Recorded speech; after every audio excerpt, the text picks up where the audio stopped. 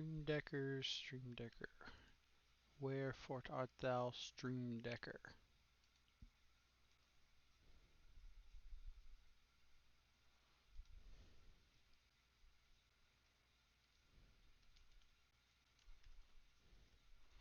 I can't spell Aether Gust.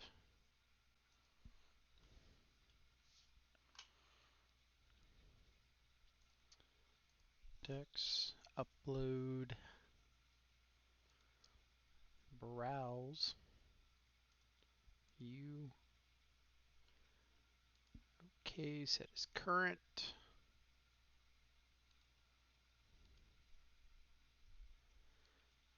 Alright, we'll give it just a moment.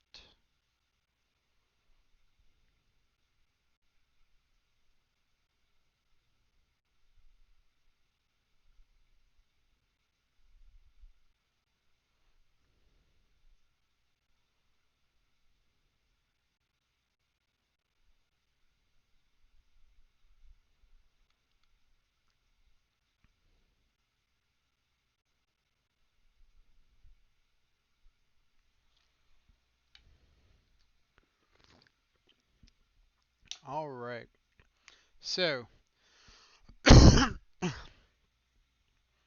was supposed to be more dramatic than so and then a cough. There are actually going to be words after that at some point. So, let's revisit. Um, I wanted to spend a day playing some Grixis Shadow in honor of Grixis winning the Modern Challenge this past weekend, or one of the Modern Challenges this past weekend, in the hands of Darkian SA, Darkienza. Hopefully, I can get some notes on how to say his or her or their name correctly before I just sit here and mess it up all day on stream. Either way, they won the Modern Challenge, I believe, on Saturday with Grixis Shadow. So I figured to honor them, we would play some more Grixis today. We played some on Friday, went 4-1. Hopefully we can get a nice little 5-0 today. Let's see. So the list that they ran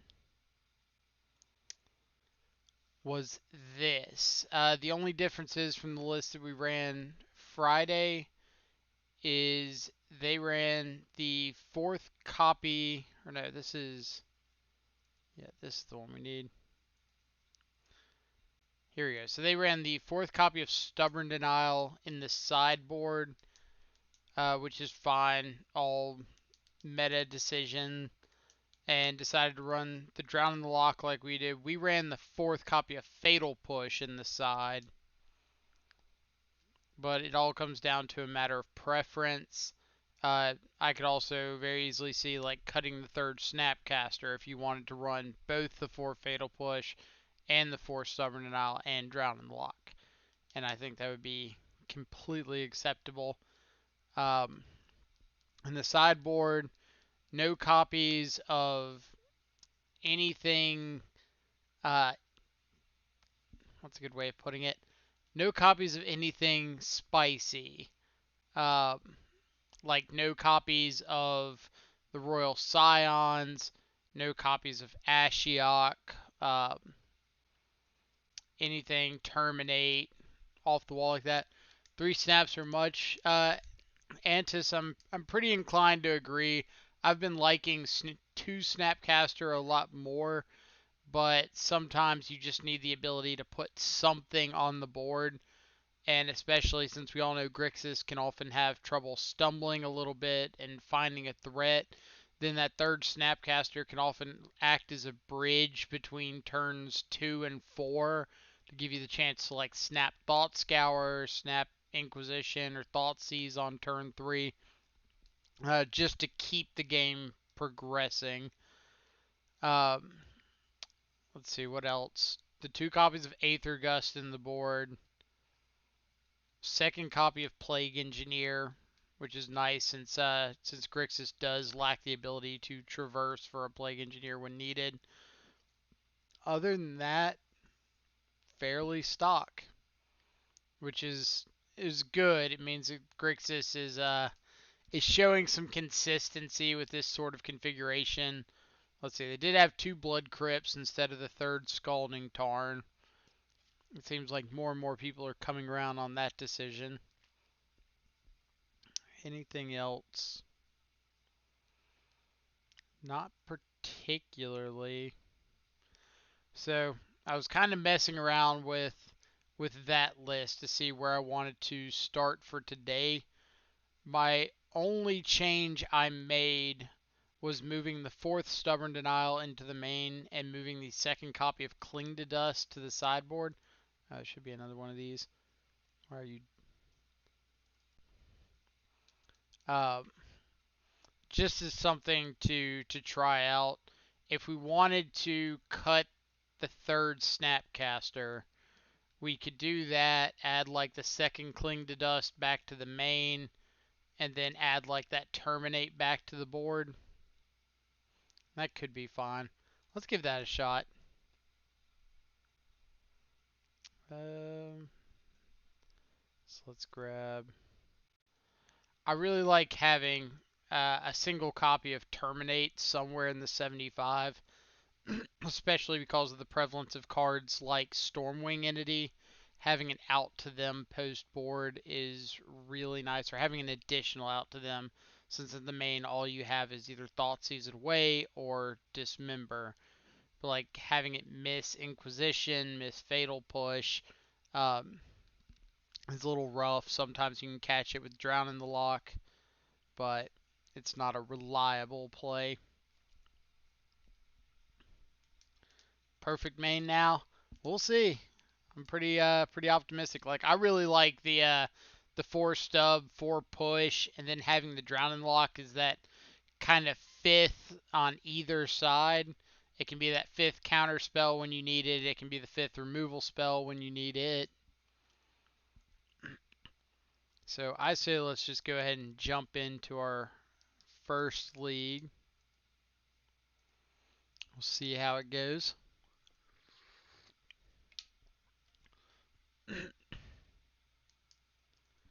Philip, thank you so much. Hopefully we have a solid league here.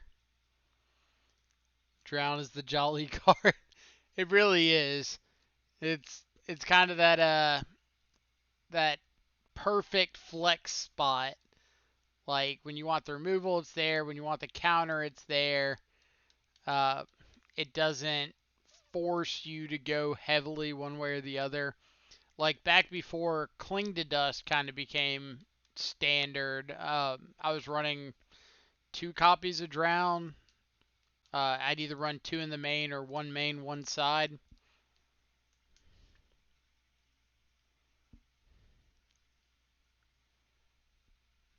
Alright. Does our opponent want to queue up against us?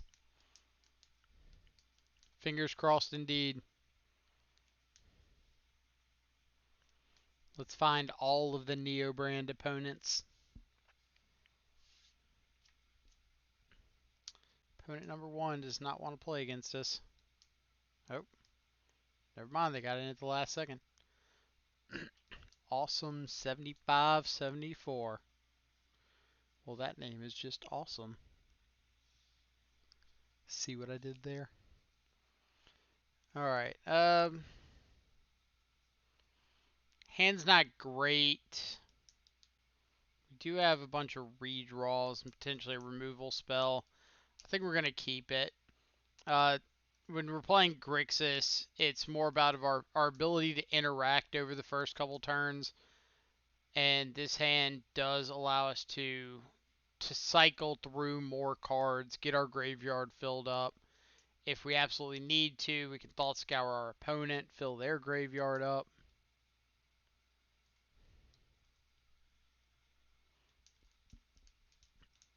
Basic Island doesn't tell us too much. Basic Island into Opt makes me think something like Storm.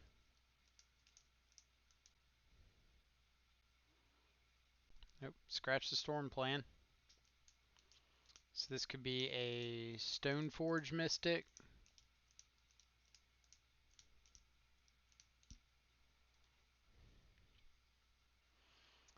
Going to get a Sword of Feast and Famine. Sure.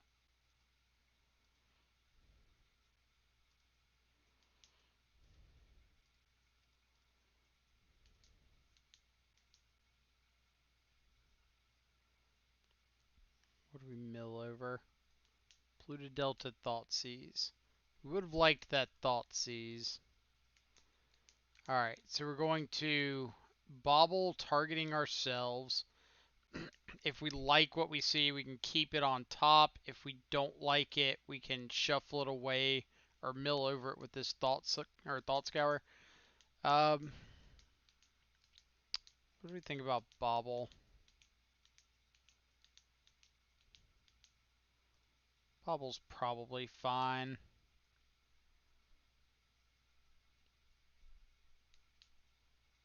Yeah, we'll keep bobble.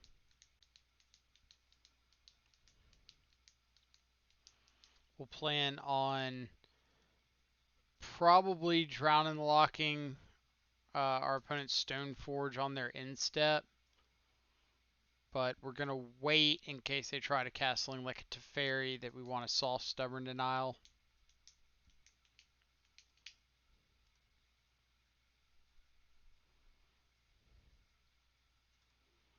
So if they want to use something like Archmage's Charm or a counter spell on this drown, we're pretty fine with that.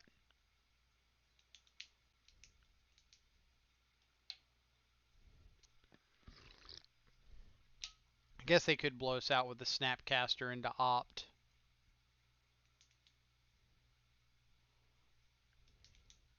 But that does just use up all of their mana.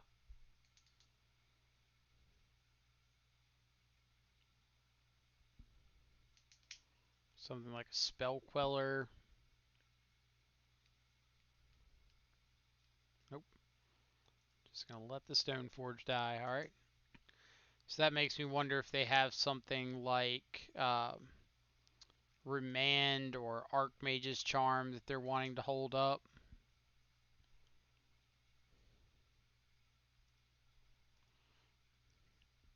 I can't really be too aggressive here. We don't want another Watery Grave, so we're going to mill over that. Alright, Thoughtseize is a really good draw.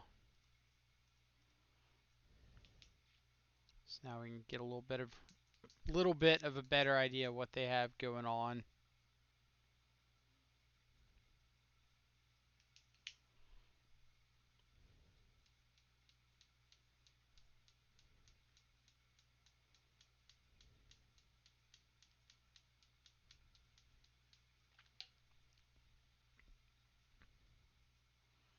So they are going to draw 2 in response.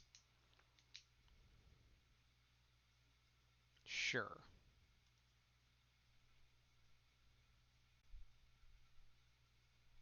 They could be just like trying to find a blue card to pitch for a Force of Negation.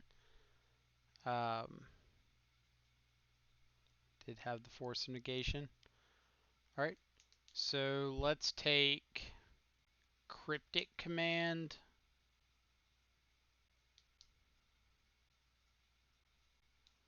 Is that our best choice?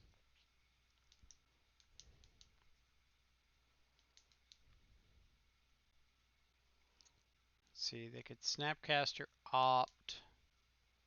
Yeah, let's take Cryptic Command. That way we can play out our Gurmag without fear of them being able to bounce it right away.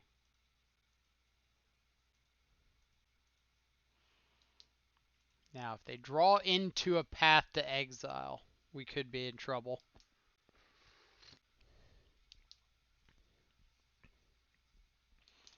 And we have to be careful knowing that they have a Force of Negation in hand now.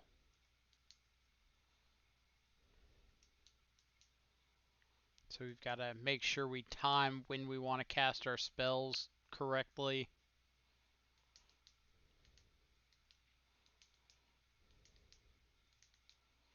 But other than that, the rest of their hand is It's not too terribly scary.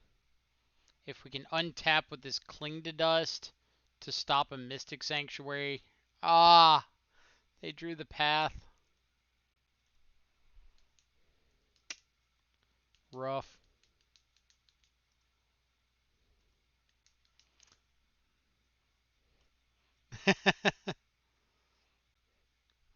Really wanted that.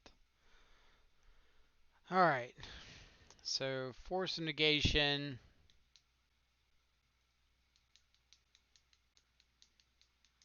We know their hand. We can Snapcaster, Thoughtseize their Snapcaster. And if they go to Mystic Sanctuary, the path, or whatever they go to Mystic Sanctuary, we can Cling to Dust.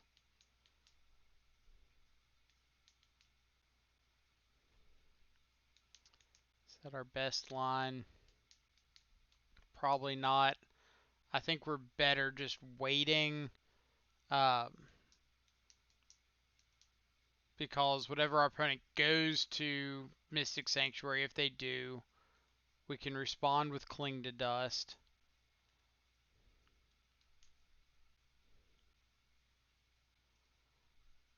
Like that. And now we get to keep up something like Snapcaster. Alright, so we are going to fight over this because we want to keep our Cling to Dust in the graveyard.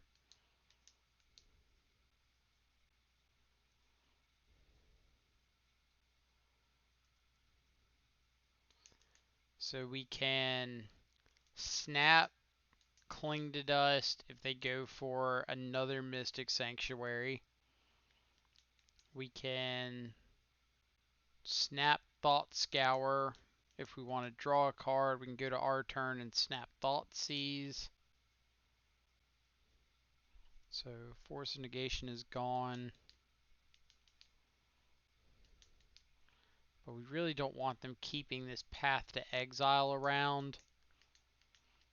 Let's see, mana tapping. Thank you so much for the follow. Hope you're having a fantastic afternoon wherever you're at in the world.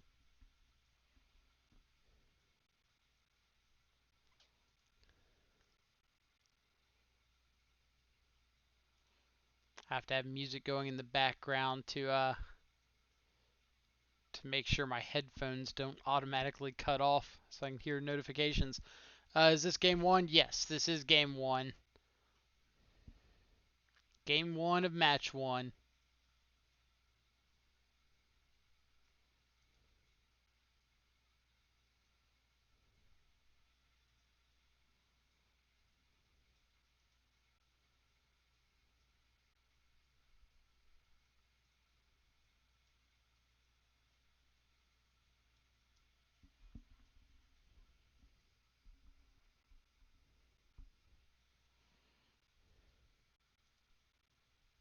We need sound. Alright.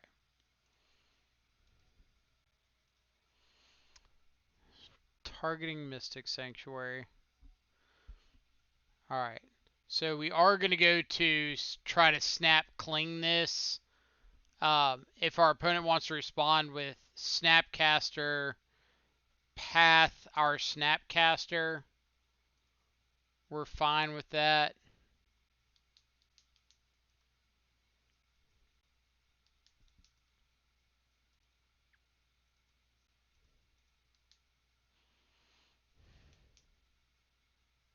Yep.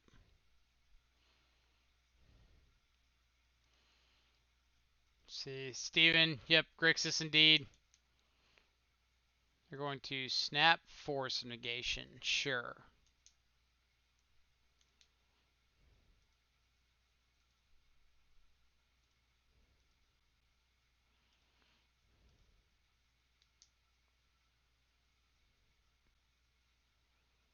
Alright.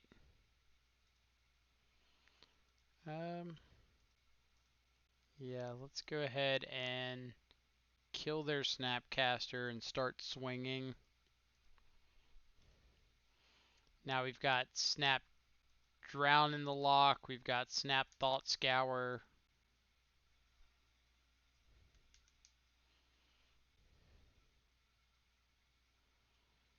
Feast and Famine. Sure.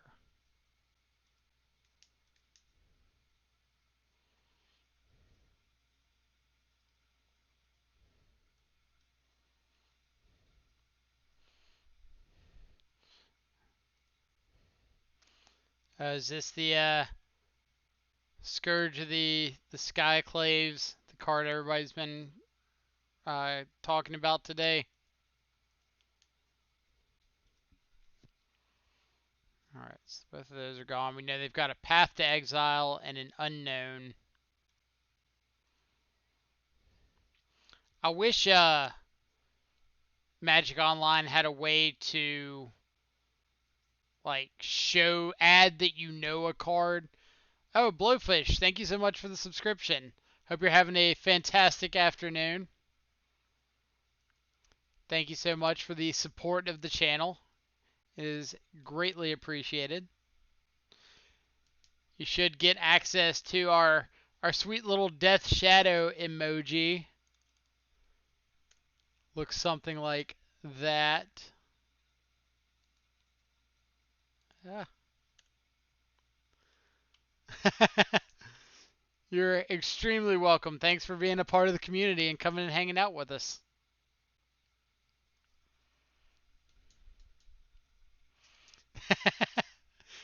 I'm loving these Death Shadows. I've got I think I mentioned it last time. I've got a graphic designer friend who's working on a little chibi Death Shadow for us. So we'll have that before too long. I'm really excited for it. She is a fantastic artist. And I can't wait to see what how she conceptualizes. Alright, so I am just going to go ahead and flash in this other Snapcaster and Thought Scour. We know that they've got the Path to Exile, so I'd really rather just make them go ahead and use it.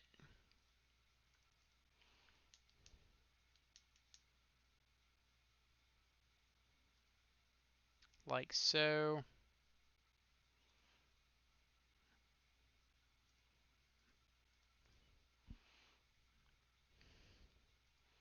Alright. Few too many lands, but we do have a Snapcaster in play. I'm pretty positive their last card is just a land, but this Thoughtseize is just going to be dead going forward, so we might as well check now.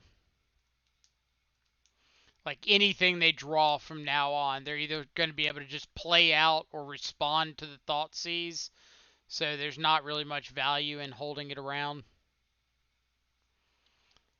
Alright, we're also going to go ahead and use this Battle Rage now. Go ahead and get value off of it because we don't want them drawing into a Path to Exile and pathing our Snapcaster. Like pathing it in response to us using our Battle Rage.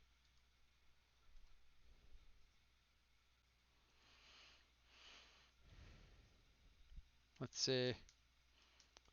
Scourge will probably see some play in the Suicide Zoo build with Swift Spears and stuff like that. May also see play in Rakdos Prowess. So one of the things I'm going to be interested in testing out as soon as Zendikar Rising drops. Looks like our opponent just drew straight lands. That's the power of Snapcaster. Sometimes you just get it down in these control matchups and it goes unanswered for like 7 turns. I'm going to be interested in trying out instead of a blue-black splash red like Grixis Shadow typically is, I want to try out red-black splash blue. Since the splash is basically free in Shadow variants, I want to see Street Wraith, Shadow, Swift Spear, Scourge of the Skyclaves, along with Lightning Bolt, Lava Spike, Battle Rage, probably Stubborn Denial is the only blue card in the main. I think I said Cling to Dust, Inquisition, and Thoughtseize, something along those lines, where you have more proactive ways of just dealing damage to your opponent. Because if you can get both of yourselves, you and your opponent, down to like the 15, 14 range, then a 2 mana 5/5 is really good and really on par with where Shadow wants to be. But it only works if you're able to proactively get your opponent down to that sort of a position. Alright, so we're playing against Blue-White Control. We won game 1. So things I want to consider boarding in are like Nihil Spellbomb to deal with Mystic Sanctuary. Mystical Dispute's just a great one-mana answer to Snapcaster, Teferi, Jace, Cryptic Command. We saw Archmage's Charm.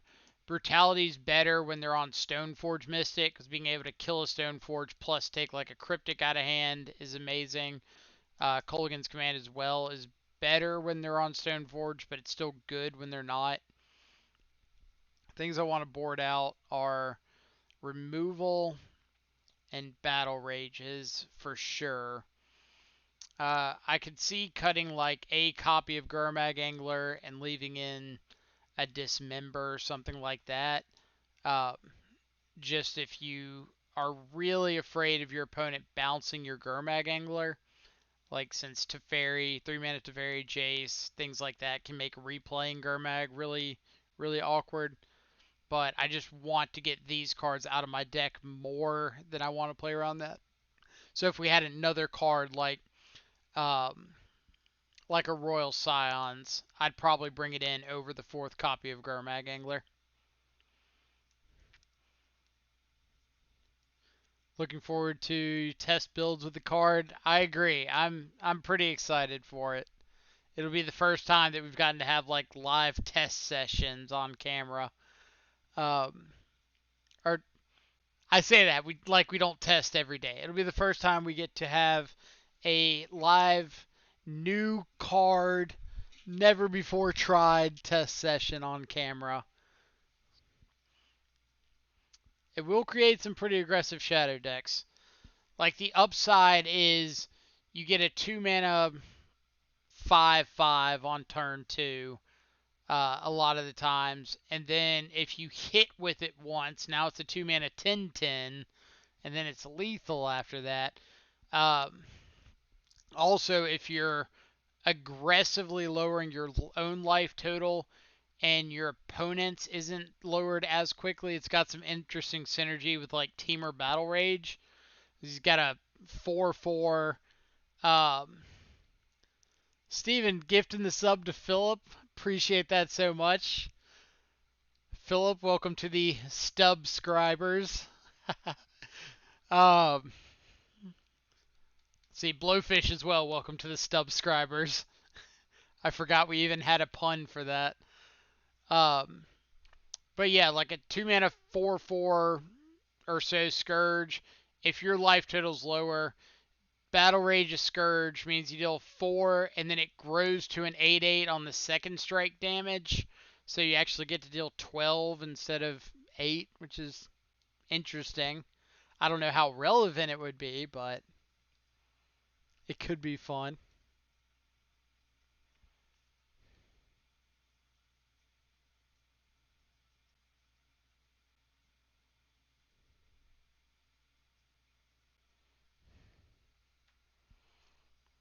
Alright, what do we think of this? I am personally not a fan. It's a little land heavy. We don't have a threat or any kind of hand disruption. So I think I'm going to ship that back pretty easily. This is significantly better. It still doesn't have hand disruption, but we've got a threat. We've got the ability to interact a bit. Bottom the basic swamp, because we really don't want to draw our basics in this matchup. Between Field of Ruin and Path to Exile, they're going to get our basics out of the deck. So we really want to keep them in our library as much as possible. Which also means that in a matchup like this, um, it's often better if you know you're going to be fetching to just get a fetch shock or tap shock land than going to get like a basic. Back when blue white used to play like Ghost Quarter a lot, um, you could often get them by them going to path to exile one of your creatures while you still had like a basic island in your deck, and you just fail to find, not get anything. And then later, when you're holding up like a watery grave and they wanted to respond or resolve like a planeswalker, they'd go to Ghost Quarter your watery grave, like, oh, he doesn't have a blue source, he didn't get one off the path, and you go get your island and put it into play, and they're like, ah.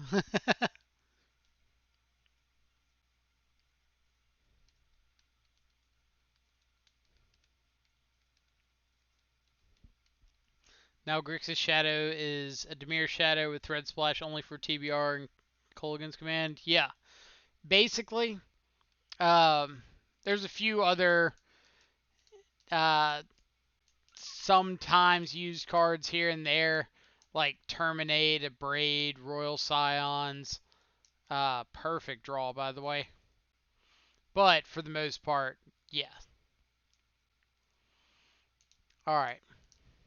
So, since we can play out this turn 2 Shadow, I'm going to go ahead and go for the Thoughtseize now. If we couldn't play the turn 2 Shadow, I'd probably wait until next turn, because our opponent could very easily, like, Force of Negation this. Oh, if they were about to Veil of Sumros, I was gonna cry. Alright, so we want to take this Mana Leak. We want to resolve our Shadow next turn. And then after that, we'll be able to hold up Stubborn Denial for the Archmage's Charm, hopefully.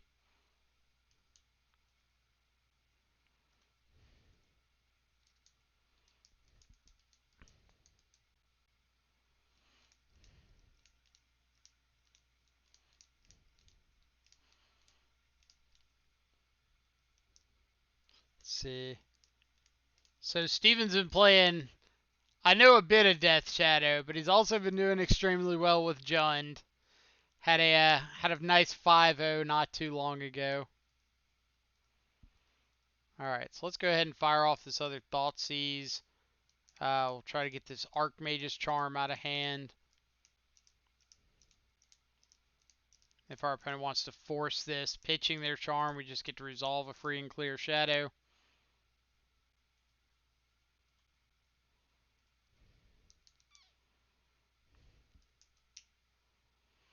Alright, so our opponent's got a draw step here, where they need to draw something pretty impactful.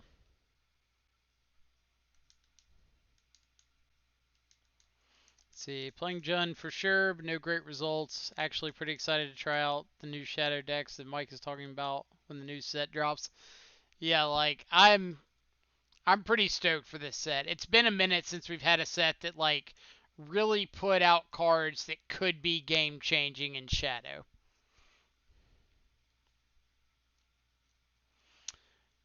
Do you think that Force is good against Grixis? Should the opponent be looking to take it out against us?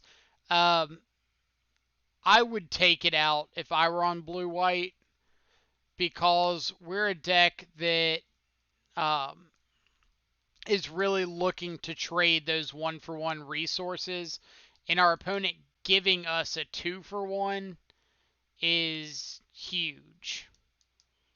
Like, that's basically saying, here's a free card, do what you wish with it.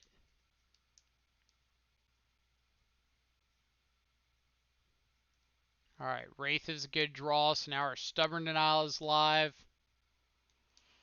That's also a good draw, because now our Death Shadow is just bigger.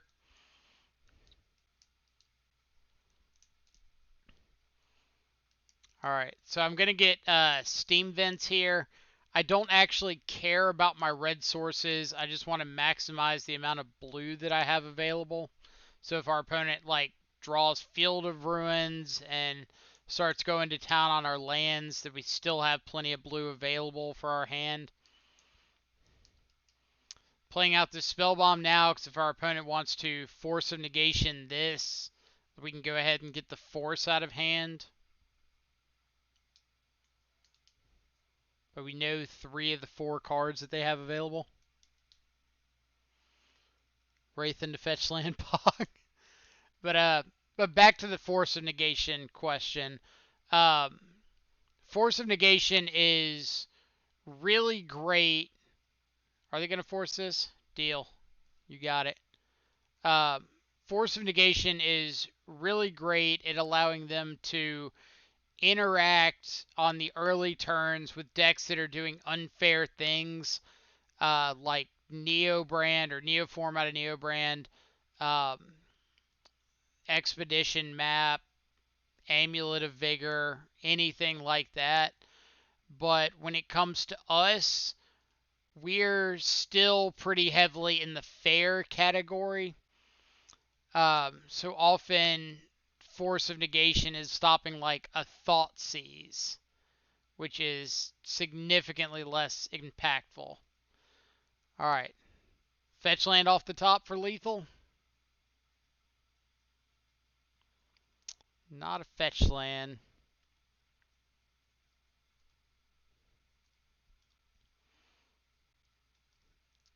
Alright. So, our opponent is likely going to put this Path to Exile back on top. So we're bobbling now in case we draw into Stubborn Denial or Thought Scour.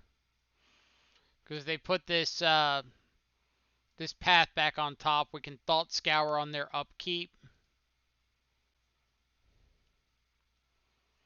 Otherwise, something like Snapcaster would be really good, just to get these last couple of points across.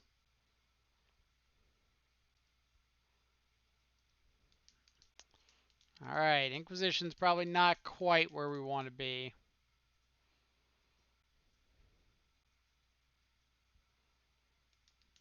Alright, opponent, what you got? Are they going to go to our turn in Path? Dangerous game, opponent.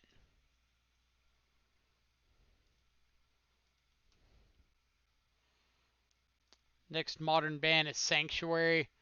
Could be.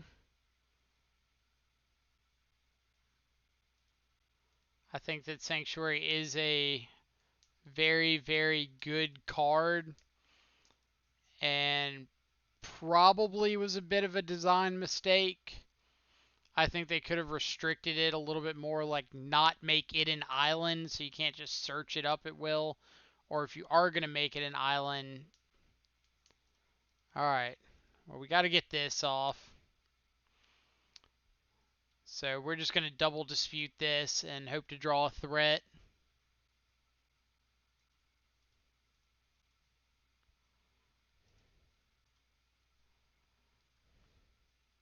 Let's see a threat. Alright. Opponent, you got 1 turn. Fetch land doesn't do it. That looks like lethal to me. Alright. GG's. Win round 1 against blue-white. I guess Bant control. We didn't see Uro, so I'm wondering what the green is for. It could just be like sideboard Veil of Summers. But we didn't see a Veil of Summer, so who knows? Personally, I'd like to see Uro lead the format. So I just think something out of like the Bant Uro decks needs to be banned. It could either be 3 mana Teferi, Uro, or Mystic Sanctuary, or Veil of Summer. So Teferi, Uro, Mystic Sanctuary, Veil of Summer. I think having all 4 of those kind of creates a perfect storm. But if you cut off one of those legs just to make them a little bit less consistent,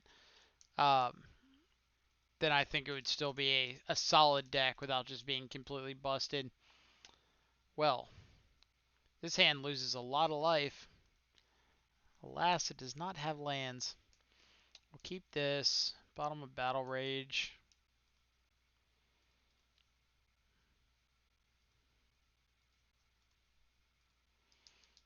Alright. So we are going to hold up Stubborn Denial here. Scipiosa, thank you so much for the follow. Hope you're having a fantastic afternoon wherever you're at in the world. Or morning, or evening, or whatever time it is. Alright. Thought, or Misty Rainforest Pass. What does that tell us?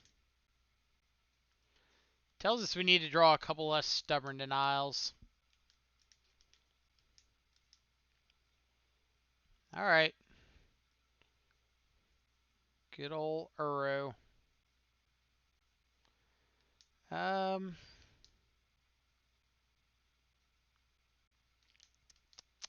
Let's take the Ice Fang Quaddle. I know they can't cast it next turn, but it's kind of just the best card against us.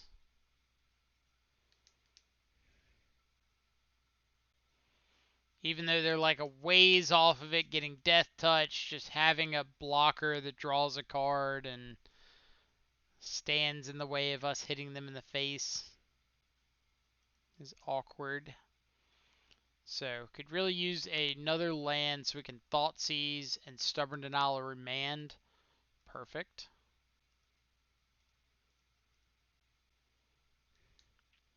So we hope they go for a Remand here.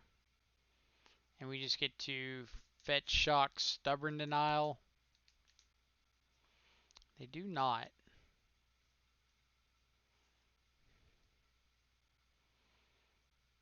So we could take an Uro just to cut them off of one of their draws.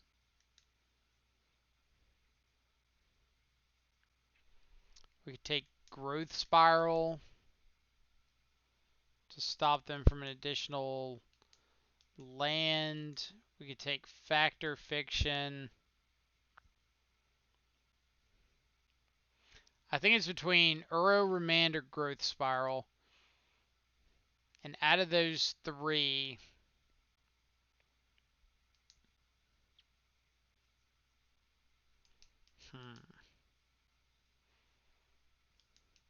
we don't really care about Remand because they're not going to be holding it up next turn.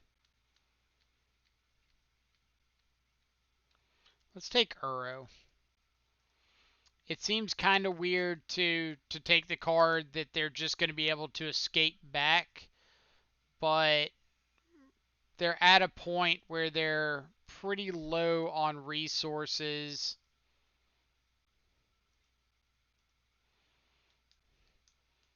Or low on impactful resources, I should say.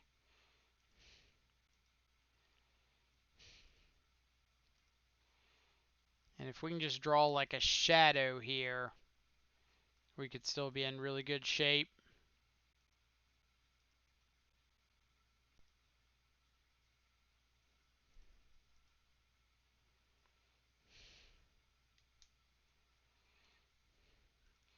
Alright, so we do have a Thought Scour in our yard, which means when our opponent goes for this Field of Ruin here, we do get to just play our Snapcaster and Thought Scour. Oh, they're not. Interesting. Surprised they wouldn't try to just set up their mana there.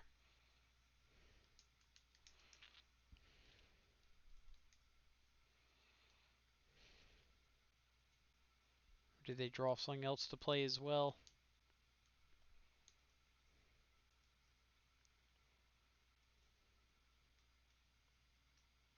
Nope.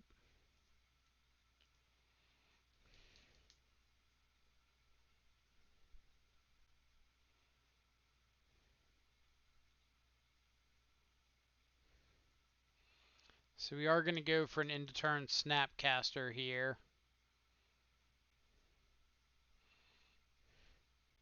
Especially now that we can't stop a Factor Fiction.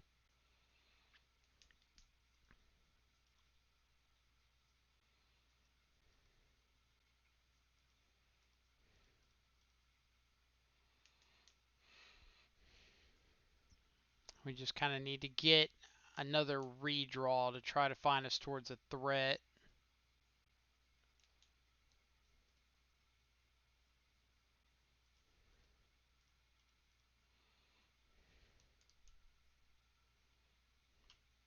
That is not a threat.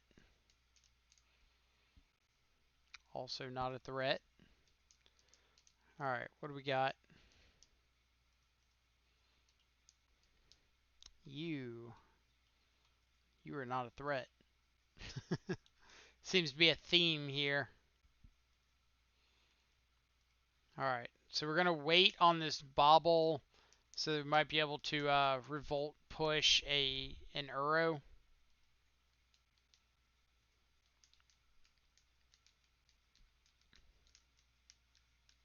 Classic Grixis indeed.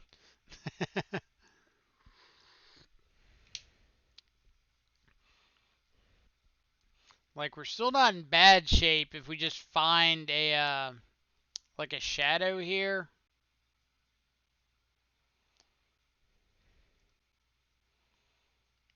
Alright. We're going to put Wilderness Reclamation versus what?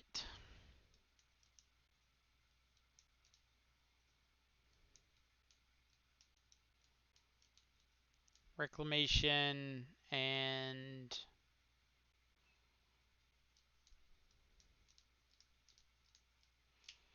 we don't want Reclamation in the land in the same pile.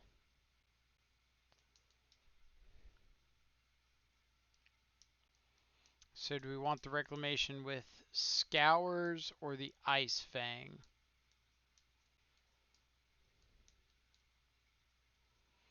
Probably the Ice Fang, because they can't cast it now and we have the Fatal Push to deal with it.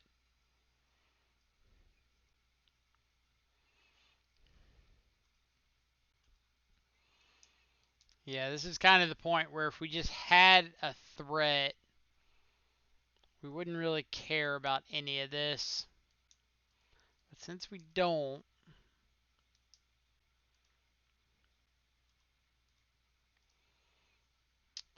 and we can't really afford to hold up this this bauble because we need to draw a creature, actual creature, not a snapcaster creature. All right, I think we're just going to be too far behind on value here. Like between the Ice Fang being live after they Field of Ruin, plus the Uro coming back, plus the Remand in hand, like we're just in a pretty awkward spot in that one. Alright, things we want to bring in. Spellbomb deals with Uro, deals with Mystic Sanctuary. Mystical Dispute hits Uro, Remand, Growth Spiral. If they're running Archmage's Charm, you can use it to hit a Wilderness Reclamation. And then Aether Gust hits Uro, Wilderness Reclamation, and most importantly, plays around Veil of Summer. Things we don't want. Dismember doesn't kill Uro. Want to board out some number of Fatal Push. I usually like leaving in one just as like an Uro answer number 5 or so. Like if you count Aether Gust and Spell Bombs, and then just add in the one copy of Fatal Push. And then the last cut. What do we want for our last cut? A Gurmag Angler is an option because of Remand, but if we're on the play, we don't really care about Remand that much.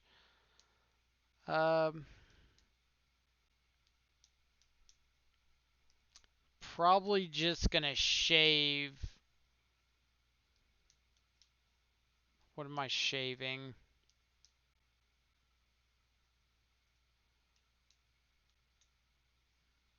Either a Bauble, a Wraith, a Gurmag. Let's shave a Bauble.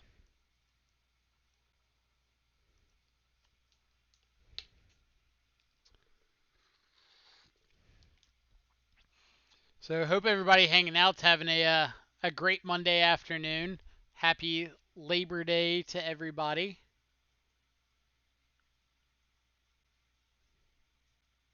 Or if you're outside of the US, happy Monday, September 7th. We'd love to play first. Oh, this hand. If one of these lands was a Thoughtseize, this would be the easiest snap keep in the world. Unfortunately, we don't have a Shadow online until turn 3. And then when we do, we might have to Cling to Dust and Uro, which could just kill our Shadow. So I actually missed the first couple of minutes. Why are we not playing 4-color? So we're not playing 4-color today because Grixis won the Modern Challenge this past weekend. And we wanted to do a little bit of paying homage to that by playing Grixis today. We figured it was a good time. So.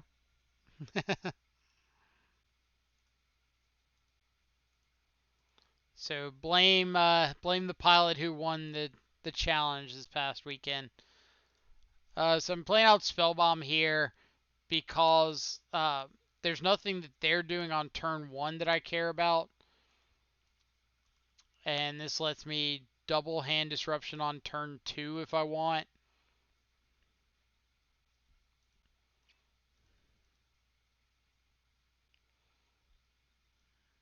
Ooh, these are magic spells. So what do we want to take? We could take Ice Fang and Remand and just plan on spell bombing away the Uro after it resolves. Um, Alternatively, we could take like the Ice Fang and the Wilderness Reclamation. I think I'm on board with that. The Ice Fang and the Reclamation.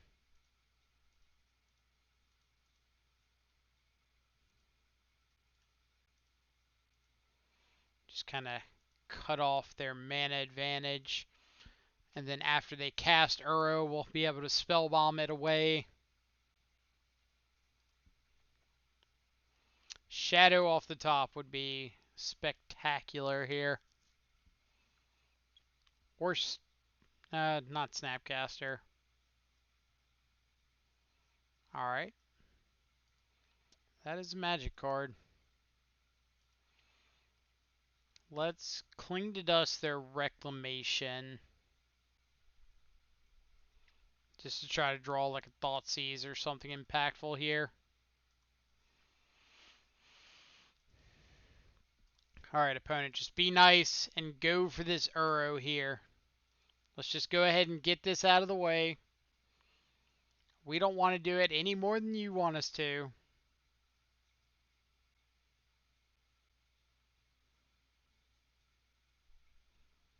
Just an EE. Sure.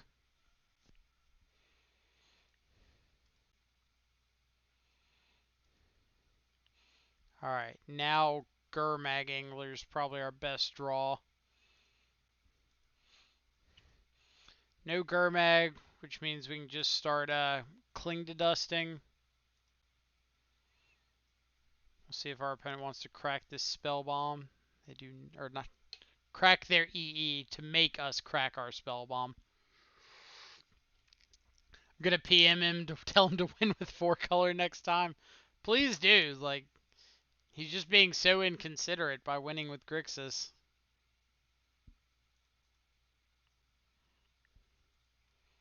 Alright, so we're not afraid of hand disruption, so we can go ahead and bobble now. Another Uro. Alright. So now they kind of get a window to play Uro. And then put an Uro in the yard. We crack Spell Bomb. And they just have a second Uro.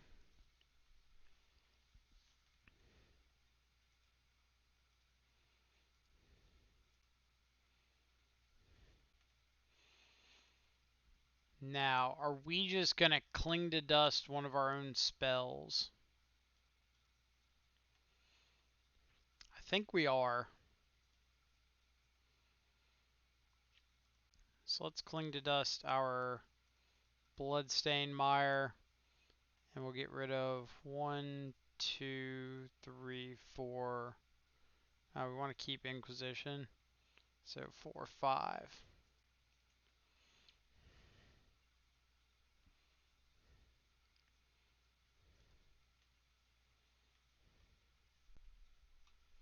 Is this a hard cast Street Wraith kind of game? Probably not, right?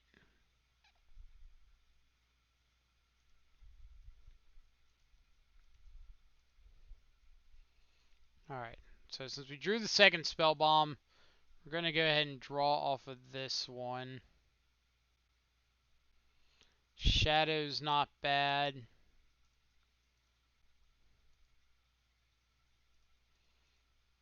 Alright, we'll play out this second Spell Bomb, because we kind of want to force them to play or pop this EE before we start using or playing out Shadows. Secret mode. That is way better than secret mode. That has happened pretty often mode. Our opponent is missing land drops, which is always good for us.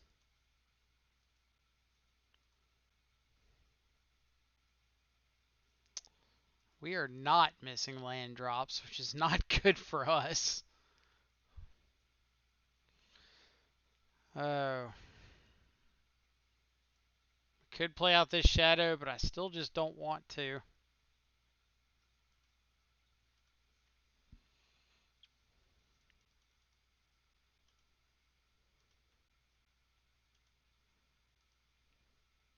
Gurmag.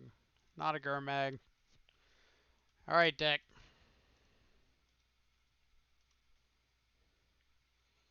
I know you want to cooperate eventually. Factor Fiction, eh? Alright. So let's put...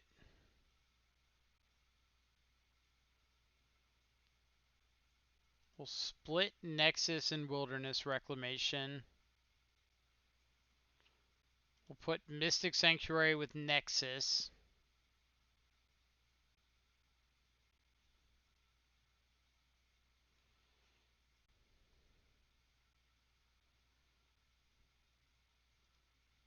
Go like this.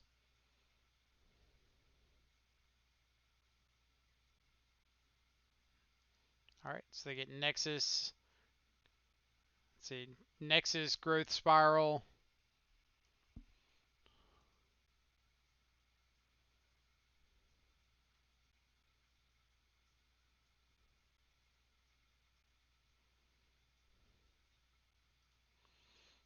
Alright, let's Aether Gust this. See if they want to try for it again. Or if they go for a Remand. We got that answered. Alright, let's go ahead and Cling to Dust. The Factor Fiction.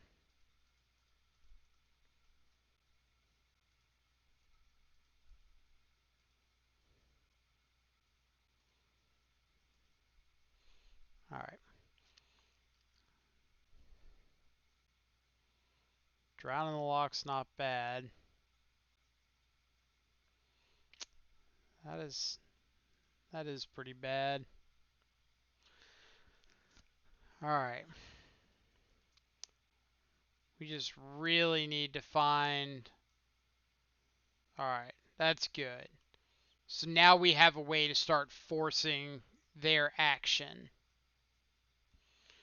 So we're playing this first main phase because if they mess up and crack this spell bomb during combat or something, I can play out the second shadow during my second main.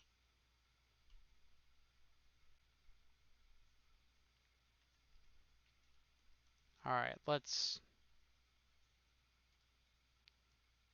let this resolve. Then replay our shadow. Guess we should have checked to see about that that Wilderness Reclamation. So they did put Wilderness Reclamation on top, so they redrew that.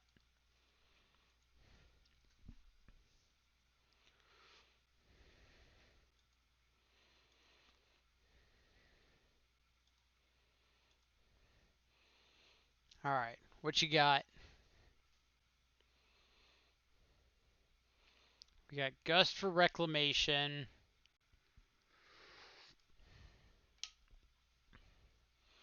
I kind of hope this is like pop EE, go for Reclamation.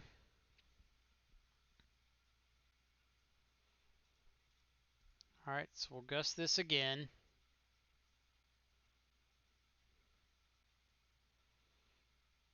Or if they have like another Remand here, that would be really sweet.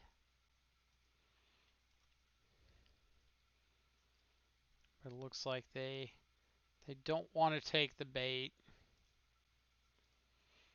So we'll go get our second Blood Crypt.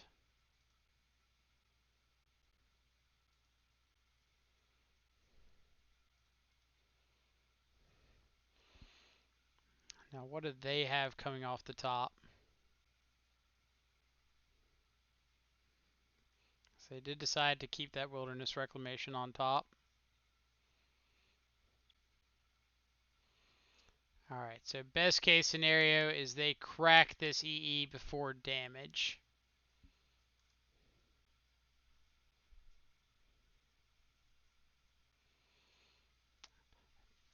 Opponent is smarter than we had hoped.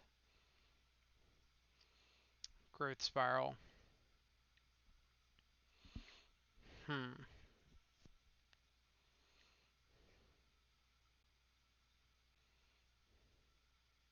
Sure. We know this is drawing them into this Wilderness Reclamation. And does put another card in their yard to get them closer to this Drown in the Loch being relevant.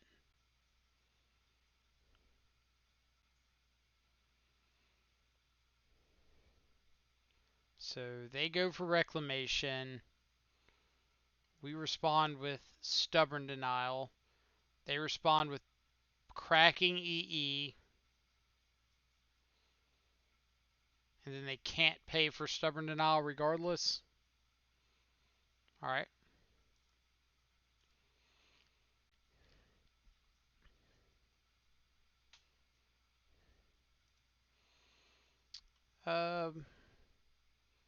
Yeah, we're going to Cling to Dust again.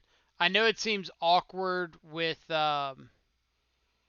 Cling to Dust and Drown in the Loch in our hand, but pretty much everything we care about drowning is going to be 2 or 3 CMC. And as soon as they put this EE in the graveyard to kill our Shadow, then we're right back to 3 CMC. Or 3 CMC being drownable.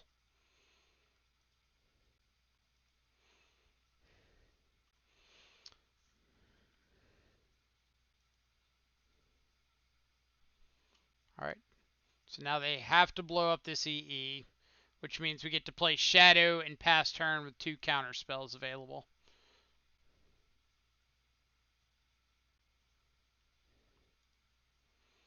Yep.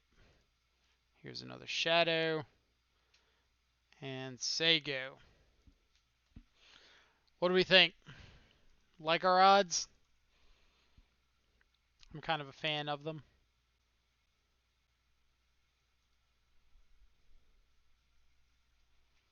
Does look pretty good. So if they play an Uro, we just let it resolve. We don't care. They're still dead. If they play Uro and then like try to put a fetch land or a couple fetch lands in their yard, we can Cling. Because we do still have the ability to gain 3 off the Cling and lose it right back with our Street Wraiths and fetch land. So this is okay.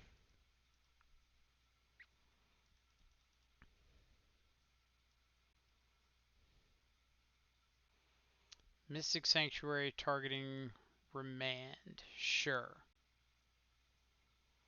Not putting it on top. Alright. So is this going to be like Cryptic Command plus Force of Negation?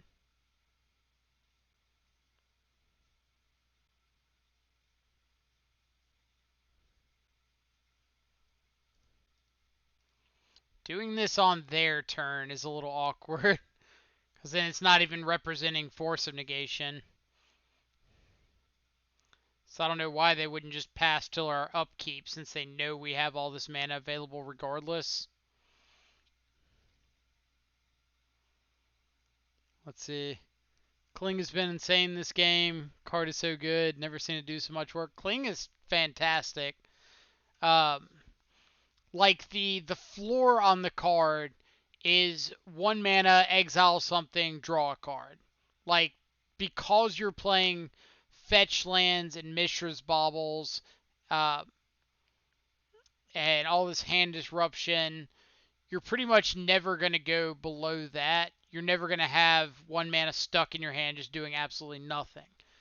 Um, but the ceiling on Kling being like 4 mana, draw a card, repeat this process 3 or 4 times at instant speed is pretty nutty. Oh. So, we've got turn 1 Inquisition.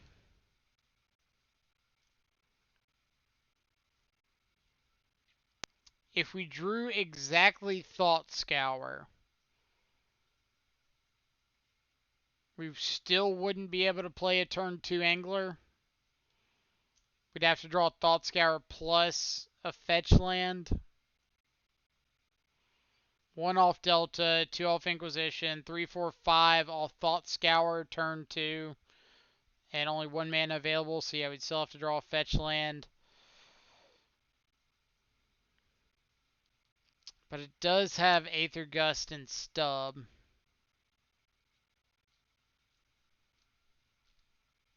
Oh, this is close. I think I'm going to ship it. Mainly because Gurmag is not reliably coming online. We have a bunch of reactionary cards.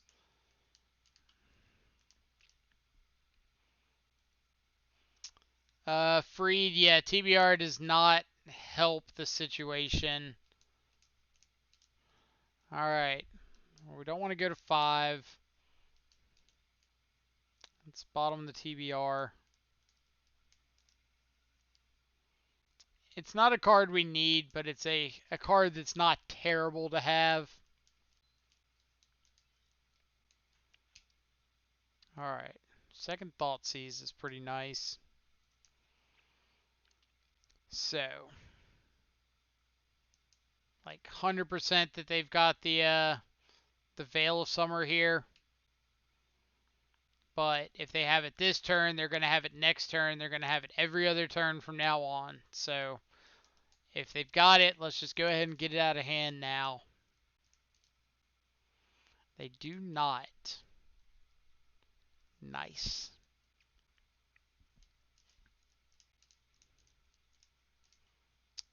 Let's see. So we could take Thought Scour. I think we're just going to take the Remand.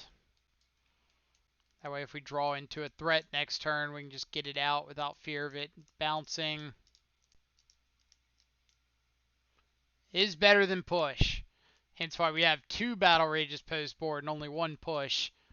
But so I cannot argue with you there. Double Cryptic Command. Alright. Snow-covered island. EE on 1. You got it.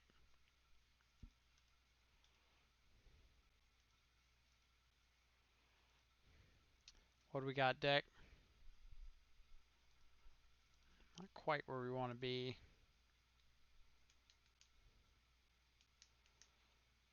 Let's just go ahead and take the Factor Fiction. Plan on getting a Steam Vents and Thought Scouring ourselves into their turn. So we know their hand is Breeding Pool, Wilderness Reclamation, and an Unknown. Why would you shock there? They draw like a Thought Scour. That way they can hold up EE and Scour.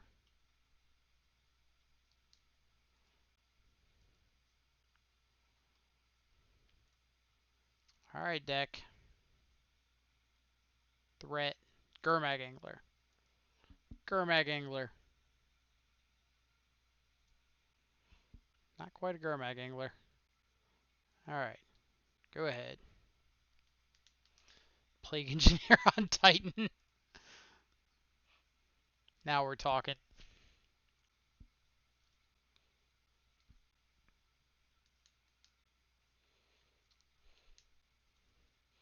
Opponent does not want to get frisky with the Wilderness Reclamation into the open mana. Joke's on you, opponent. We've got nothing. Alright. Gurmag.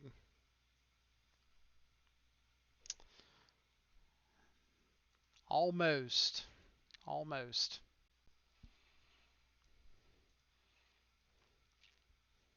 What you got?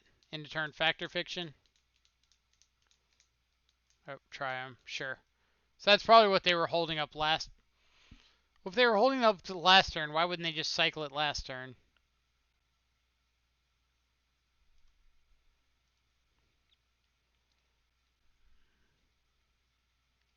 Alright, so Gurmag Angler's a 2-turn clock if we can find it. Now here 2-turn clocks are good. So, Gurmag. Do I want some floaties for this flood? Yes, please. Like 7 pairs.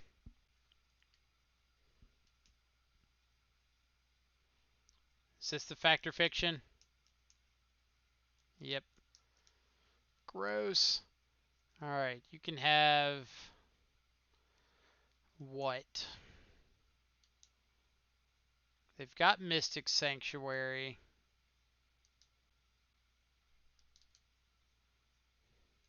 So I don't want them to Mystic Sanctuary.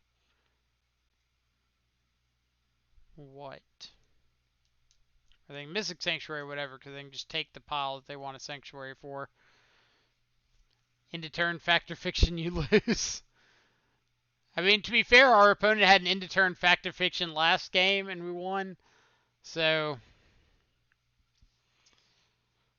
let's give them Coatl, Nexus, and the land. No.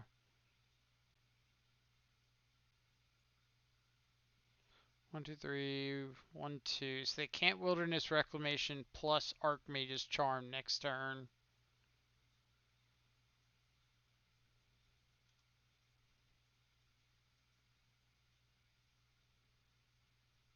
Let's go like this.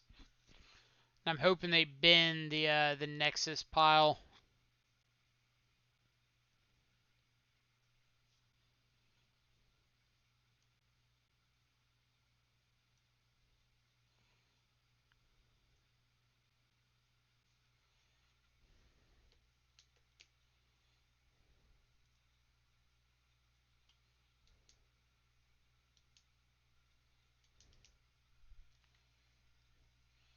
Factor Fiction is a pretty good card.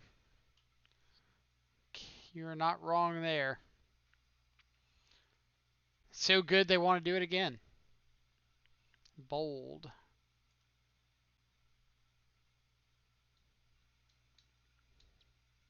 Drawing the wrong half of the deck, exactly. Like, can't always... Did they just... They Mystic Sanctuary that back their Factor Fiction and then Thought Scoured themselves. Touche, opponent. Touche. I see you over there playing these mind games. Arsonist, 11 lands in the top 20 is rough, especially when you only play 17. I mean, yeah, it's rough, but it's kind of what happens with the deck. Like, you have this deck is very easy to flood with. Because basically once you pass 3 or 4, everything is flood. even if for a lot of other mid-range decks, like 5, 6 lands would be normal, almost desired. Drew the wrong half, the land half. We did. We did. Maybe if we just put like 12 of those new spells that you can play as a land face down and deal yourself 3. Ah, take notes. Take notes. Disclaimer, I'm not actually suggesting that. YOLO. Alright. Alright. Let's see how far down the threat was. We saw 22 cards. Did not see a Gurmag Angler or a Death Shadow.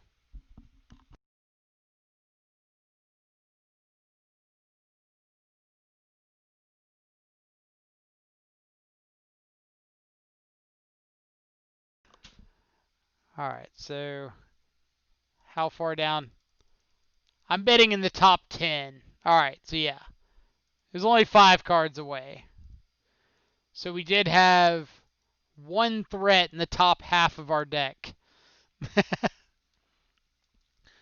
Let's see. Freed, is this the challenge list or did you make any changes? We made a couple changes, and I would be happy to go over those go over them with everybody. So the challenge list was running the 4th copy of Stubborn Denial in the sideboard. We decided to move it to the main over the 3rd Snapcaster Mage. And then in the sideboard, that spot that we freed up from the Stubborn Denial, we added a copy of Terminate. Give us another out to Stormwing entity. Philip, thanks so much for stopping by and hanging out with us. Hope you have a great rest of your day. Could have hard cast the Wraith, but they were going to hard cast a Wilderness Reclamation, and one of those is significantly better than the other, by which I mean the Wraith clearly outclasses them by a mile. So we thought we should just concede to give our opponent the feels good of being able to win this match for once. Pedro, sometimes it happens, unfortunately a lot. That is true. Grixis does not have a lot of flood protection ever since Faithless Looting got banned. So, let's see. Which one is better between what? To which ones are you referring? So no lands. Let's ship that. Ugh. This isn't great either. I think we can get a better 5. Reckon Wraith? Wraith by a mile. Not even close. My opponent's over there casting a Wilderness Reclamation and I have a Street Wraith, like, mine can kill you. Yours can't kill me. You ever seen Power and Toughness on a Wilderness Reclamation? Because I haven't. Soldier paper wraiths to buy, or soldier paper snaps to buy a smartwatch. Good investment. Alright, so what are we bottoming? Fatal Push and Thought Scour. If I ever play in paper again, I'll probably get the Sprite. Solid choice. Solid choice. Alright. So our opponent is going to have an expedition map. Now our hope becomes maybe they're on Eldrazi Tron.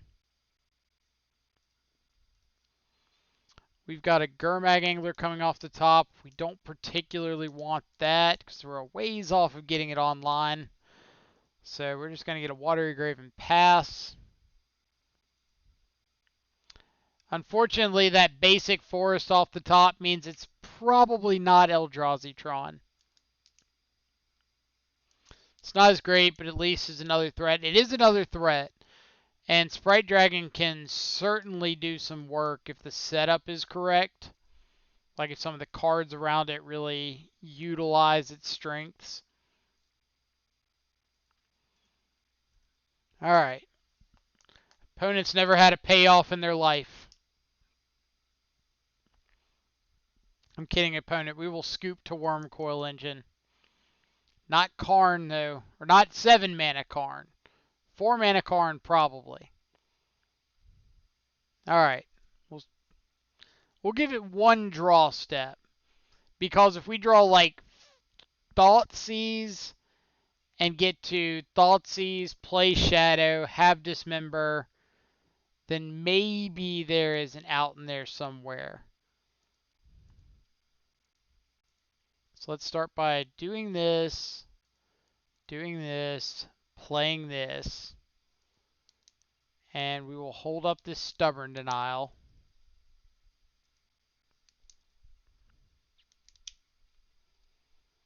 What you got?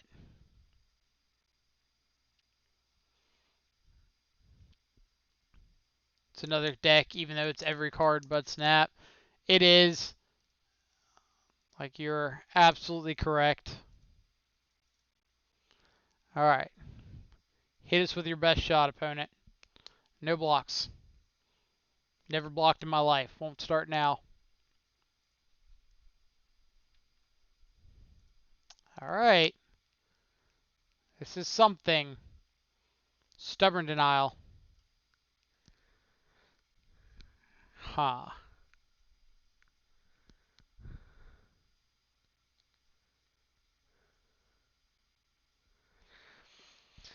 Are we just attacking into this worm coil? Yes. We've got to get it off the board. We don't have a battle rage, and we don't have the tools to sit around and not do anything until we draw one.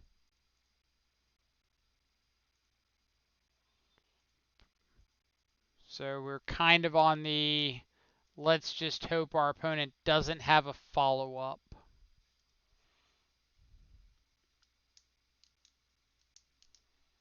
Still waiting for chess to go up so I can sell 120. Yeah, like, I think the chess last time I saw were like 2.36 or something like that. Um, and if they're able to get up to like 2.6 or so. Let's see. We're going to time out Durset for a minute.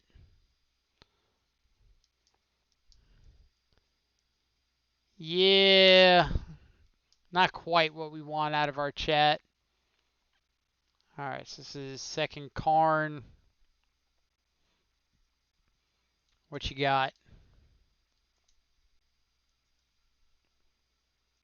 This is second Karn tick up.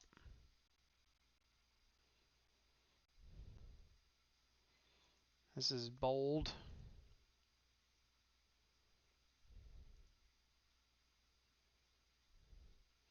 So if they have Dismember, Shadow goes down to a 1, then back up to a 4 off their worm. So yeah. Our out to bridge was our opponent ticking up. So they've decided to skip our out.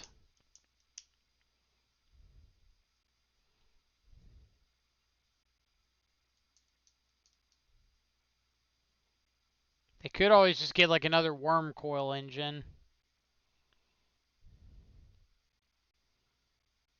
This is a 3/3 ballista. Okay. So you're saying there's a chance.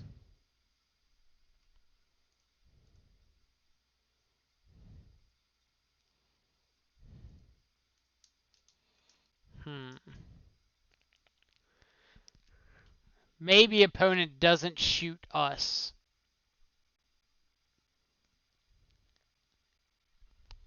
Because if they shoot us, we can't dismember.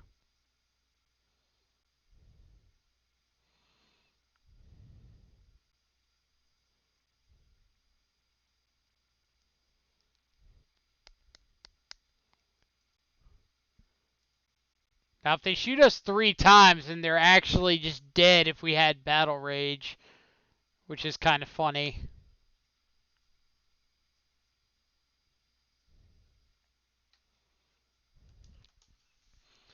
This could be like hit us, and then ping something else, just to make this worm lethal. Unfortunately, opponent, we don't fall for these tricks.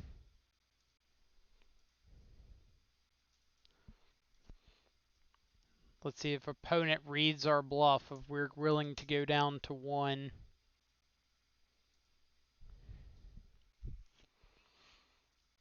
Alright, that one.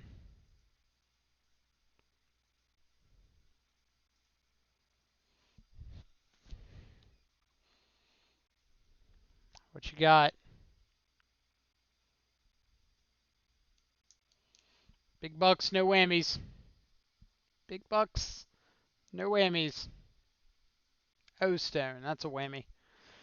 That's a whammy.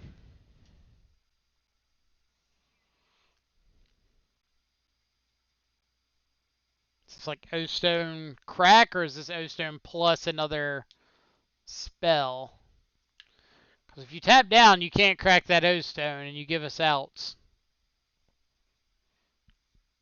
Alright.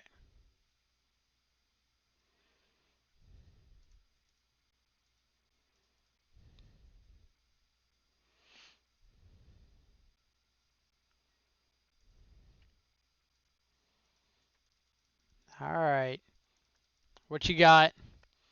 You hate Tron almost as much as you hate Uro. I wouldn't say I hate Tron as much as Uro. I hate Tron's ability to top deck as much as I hate Uro. How about that? Like the games that Tron just sees like, oh, naturally drew the 3rd Tron land, or naturally drew the worm coil off the top. Those games are terrible. Then it's like, cool, no decision making mattered. We were just dead. But the games where it's a bit of back and forth are pretty fun. But Uro, there's like no back and forth. It's just, oh, you've got an Uro.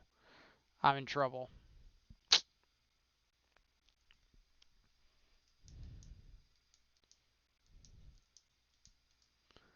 Let's see. I just hate the turn 3 Tron Karn. You don't play Magic games. Yeah, so I've been on the opinion for a while that I think they need to errata Urza's Tower to make 2 mana. That way you can have turn 3 Worm Coil, you can have turn 4 Ugin, you just can't have turn 3 Karn. Like, I agree. I think turn 3 Karn creates a lot of non-games of Magic, and that probably needs to be eliminated. But if you want turn 4 Ugin, if you want turn 3 Worm Coil, sure. Alright. So I have to give the disclaimer before we have people yell at me in chat. Mystical Dispute. I'm not saying it's good in the matchup. I'm saying I want these things 100% out of my deck. And so I have to bring in something because Magic says I have to have a 60 card legal deck. Drown is still better than these things, which is my reasoning for leaving in Drown post board. Terminate, I know I don't want because the only creatures that they're playing are Ballista, Worm Coil, and usually like Thragtusk. So it's pretty rough against all those. Gust is okay, but I still would like the ability to interact on the play with their big threats more than their small. Like if I can interact with the turn 3 Karn or Wormcoil or turn 4 Ugin, I would rather have that on the play than interacting with the turn 2 hold up mana Sylvan Scrying. Um, so let's think. We've got 1, 2, 3, 4, 5, 6, 7. Turn 3 Gurmag. I think we can do better.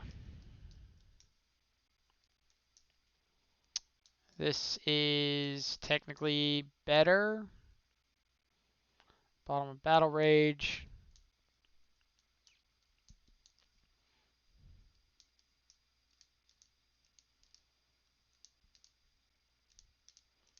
I think Free just wants to copy whatever I play so he can snipe me in the queues.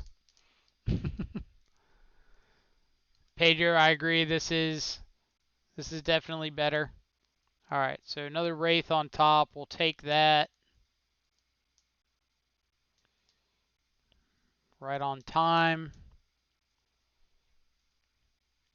Let's Inquisition. See if we can take like a map. We get paid off, and let's say go. All right, so just looking for. I was gonna say second land. Wraith works too. That allows us to get down a shadow on turn 2. They have mine plus star, sure. Gonna Wraith first, because if we drew a second black source, we'd rather get out double threat.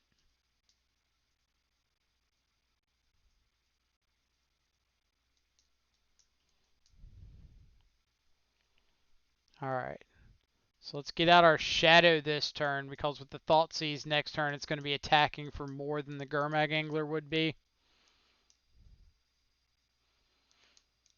You just need a land now, then you are the speed. Alright, so power plant. They crack star. They get the stirrings. Okay. Wormcoil, which we get to take with this Thoughtseize. Play Sphere. Alright. One more land deck. Perfect. Never didn't have it. Ugh. And the Karn. And they drew into the tower.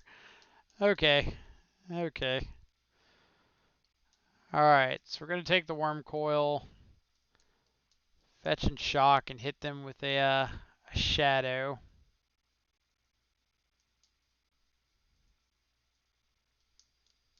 Boo hiss. Exactly. Like if they just had the payoff, sure.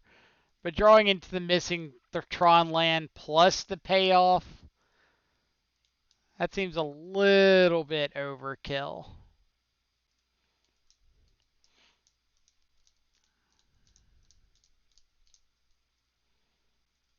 Alright. Tower power. Play Karn. I am shocked. Yep, you've got a shadow. Oh, let's start by clinging something.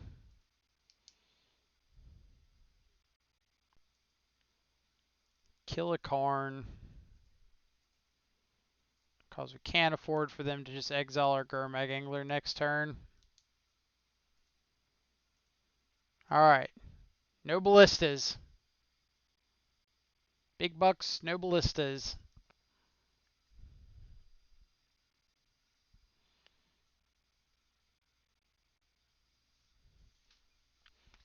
So their two draws were Second Mine, Emrakul.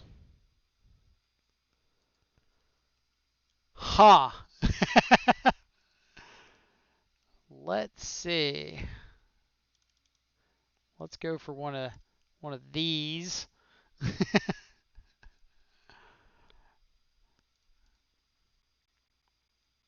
Well.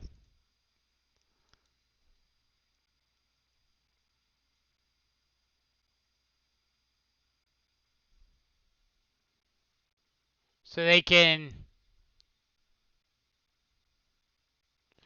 cannot K command get back a Wraith and kill us because we can't pay the 2 life, which is kind of funny.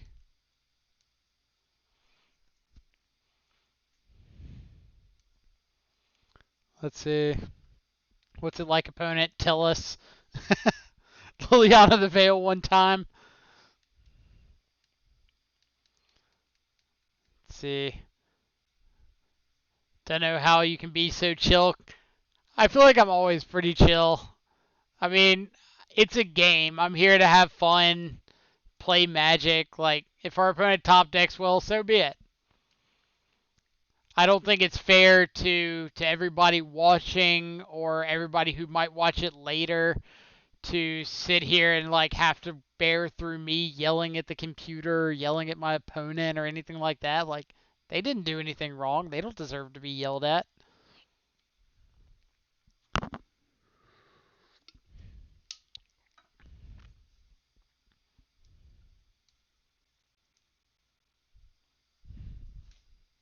You're salting there. See, that's what I get. If I keep my composure on camera and I'm polite and nice, then people in the chat can back me up when they say like, "Oh yeah, he won for that league, but he had a Tron opponent that drew pretty decently off the top. He played against Uro and drew 11 lands or something insane. Like, I got y'all. That's all I need." Alright, let's get rid of Fatal Push. There's top decking well, and then there's Saviel completely dunking on us, then spinning on our grave. It wasn't that bad. Alright. Into the Blood Moon deck, you say. Let's see what they're drawing. Mountain. No double Blood Moon, please. Alright, just Blood Moon Pillage. We'll take the one that prevents us from continuing to play Magic. And if we're lucky, opponent just plays a Scavenging Ooze instead of Pillage and we draw a second land. I can say Shadow hates me. What's your problem with it? I don't have a problem with the deck.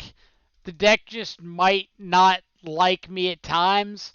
I would say my problem in terms of competitive Magic is the number of times I put my opponent on needing exactly a one-outer to win and they draw it. I've got to figure out how to stop that. I think that's why I'm so inclined to play like Stubborn Denial instead of like Jund Shadow. Because if I play Jund, then my opponent gets the top decks and I just get to do nothing about it. If I'm playing Stubborn Denial, at least there's a 4 in 60 chance that I get one of these copies to do something. Until they top deck the Emrakul and it just doesn't matter. But you get the idea.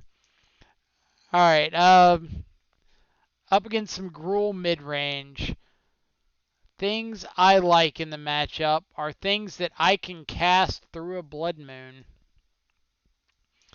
These are all ideas. Things I'm less excited about in the matchup are things that rely on the graveyard. I like keeping a copy of Cling to Dust because it can line up kind of funny against Klothys. Stubborn Denial is a little bit worse on the draw. Or not on the draw. It's a little bit worse games 2 and 3. I still like having access to some number of them. Trimming on Gurmag is fine because we expect him to bring in like relics, and between that, Skoos, Klothys, your graveyard can become a liability pretty quickly. Now, what do we want for the rest of our cuts? Let's say if we don't bring in the second Plague Engineer, and we board out a couple copies of Wraith. No, let's keep Wraith. Let's cut third copy of Stubborn Denial, and second copy of Snapcaster. Go like that. Like, I think the Death Shadow gods have been pretty benevolent towards me over the years. So I don't want to say anything to potentially anger them.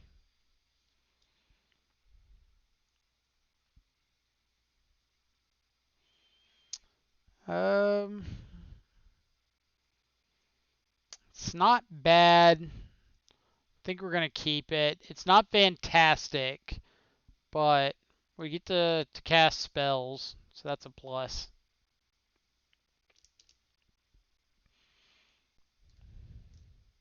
I think this is on the lower end of a keepable 6.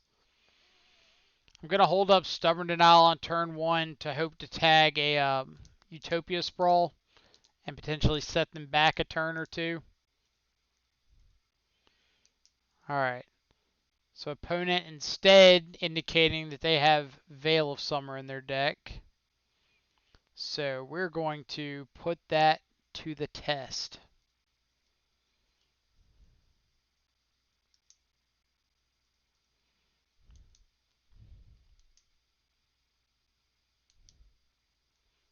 Alright.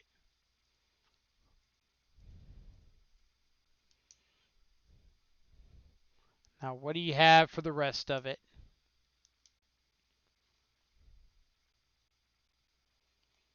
Ooh. They do not have a red source, which is interesting. So I think we're just going to take their only play and see if maybe we can draw into a third land to get these shadows online. That card is so cursed, I just shuddered.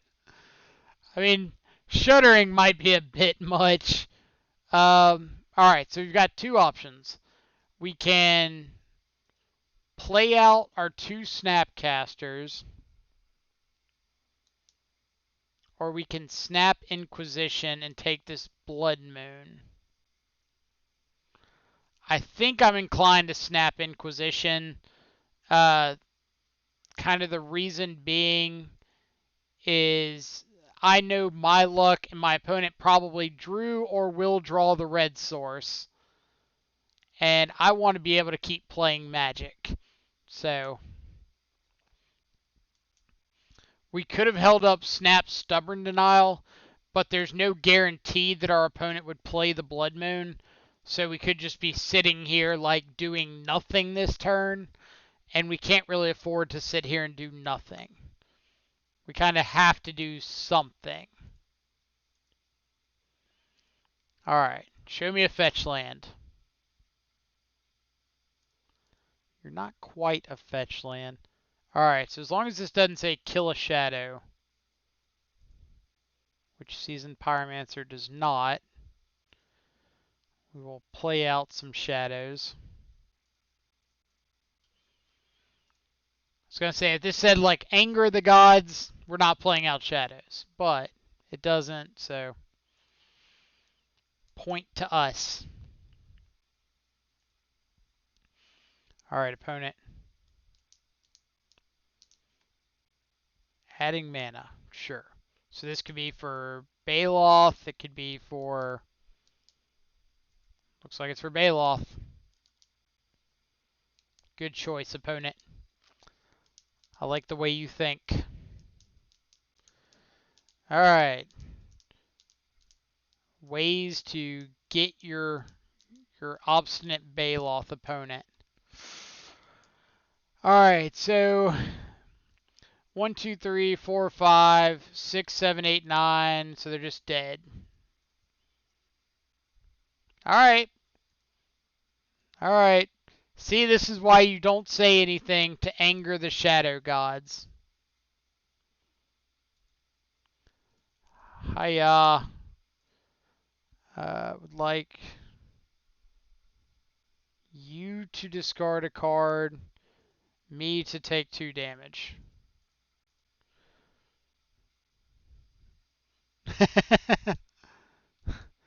Hiya.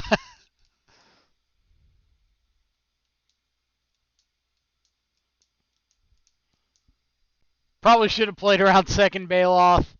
Um, oh well, we didn't. Never punished on this stream.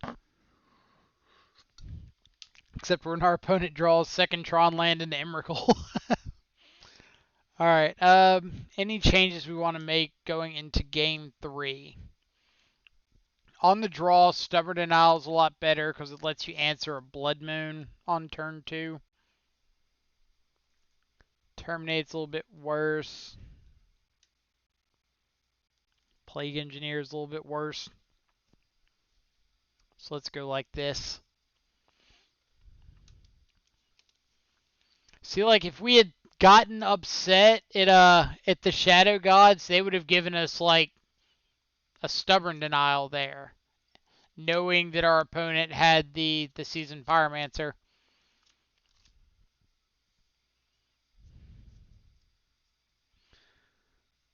No joke, I draw step K commanded someone yesterday and they drew Bailoff. I've been there. I have absolutely been there. I was playing Abzan back when Abzan was running. First, I'm another close one. I think I'm going to keep because we have a couple redraws. I was playing Abzan back when Abzan was running Noble Hierarch, and I'm at a GP, and it's like game 2, I'm against Scape Shift. Turn 1, I Thought Seize him, see a bunch of stuff I don't care about. Or no, turn 1, Noble Hierarch. Turn 2, Thought Seize, see a bunch of stuff I don't care about. Play out a Tarmogoyf. And then turn 3, go to Liliana the Veil and tick up, and he puts in a Bailoff. This is one draw I didn't know about. I was like, whoops. Alright. Opponents never had a Utopia Sprawl in their life. Well, I guess technically I was correct. Second land's really good.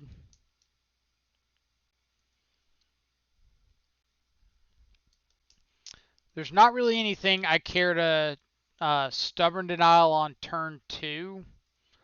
So I'm just going to go ahead and fire off this Thoughtseize now.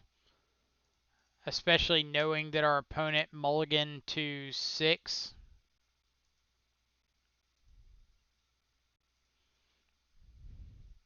Make opponent think that we've got Tarmogoyfs in our deck. The big plays. Choke. Alright. You have got a choke in your deck of Magic cards. I've also noticed, I don't know if anybody else has seen this, players who play Relic of Progenitus are absolutely addicted to responding to whatever the hell they can respond to with activating Relic. Like, they will just look for excuses to activate it like nobody's business. Like, got a Relic, gotta activate the Relic. Relic's gonna go away if I don't get to activate the Relic. Like, you can chill, I promise. The Relic's not going anywhere. No, can't chill. Gotta activate the Relic. Alright, opponent. What you got? We will take a choke. Yeah, I don't want to fire off this Cling to Dust yet. Because knowing my opponent, they're going to top deck a Blood Moon right here. Bad top decks don't tilt my people activating their relics too. It's not them activating it. It's them just like activating at times for no reason.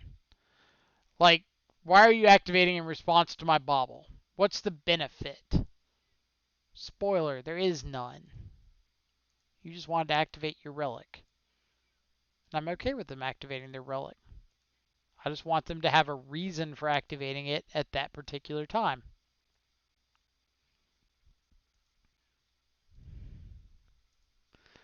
Alright. So we're going to cling to dust them. If they want to uh, respond by popping this relic, they're more than welcome to. Isn't it better to get rid of Bauble? Between Bauble and Watery Grave, it really, or between Bauble and one of our fetch lands, it doesn't really matter.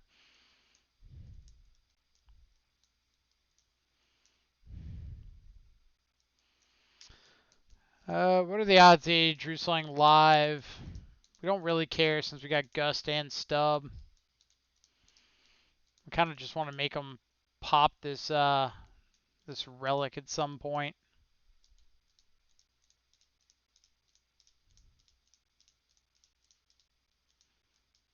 Seasoned Pyromancer off.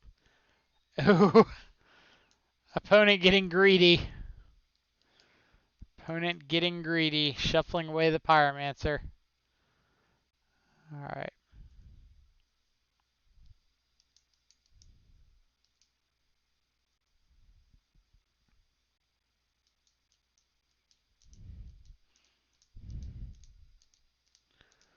They did shuffle away their best top deck.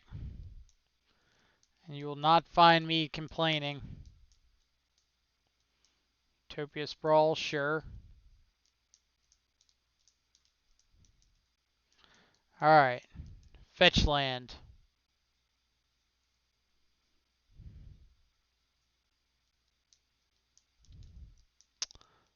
Deck, I feel like you're messing with us now.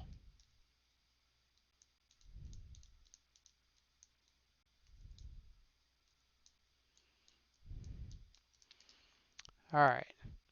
So, fetch land lets us get down a shadow. Shock land lets us get down a shadow.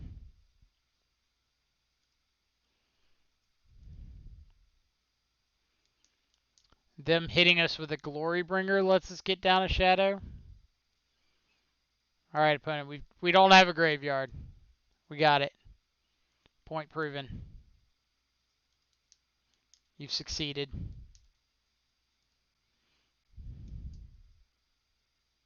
We're going to draw... I was going to say, we're going to draw the fetch land this turn. I can feel it.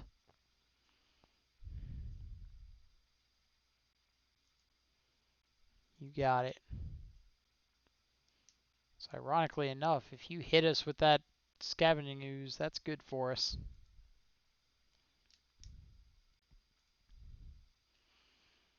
Let's see if opponent just finally decides to crack this relic.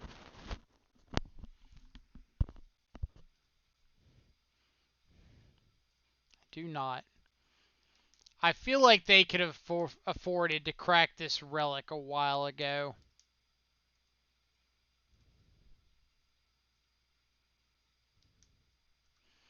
Like, just draw going for them isn't really where they want to be.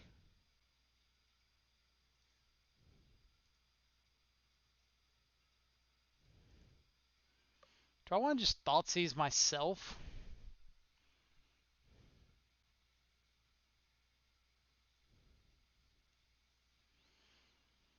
It's like if they drew a Veil of Summer, they could redraw and we don't get the life loss. Nah, we're just going to pass. Exactly, like, stopping my graveyard doesn't matter here. They need to be putting pressure on the board.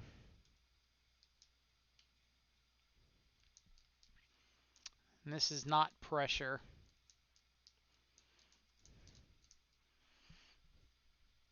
Because we're just like a fetch land away from racing this Scavenging Ooze pretty easily.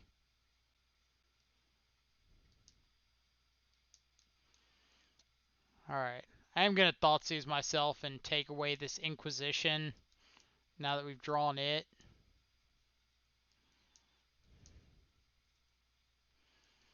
So now I can start attacking.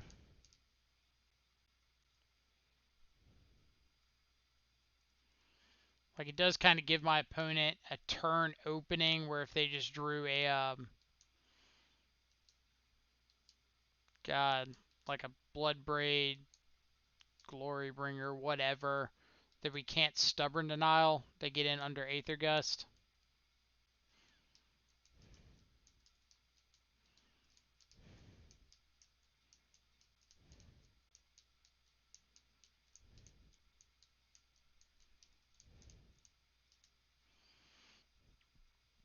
But if they decide to like hit us back with this Scavenging Ooze, it's not great for them.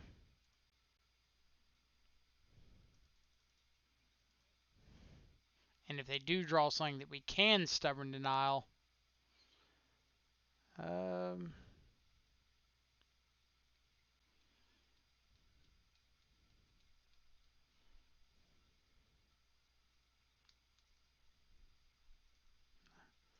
this could be bait for like a Blood Moon. I think I'm just okay with them resolving Ren in 6.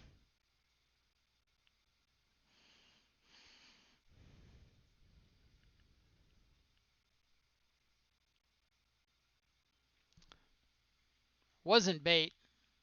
Was in fact just a good card. All right.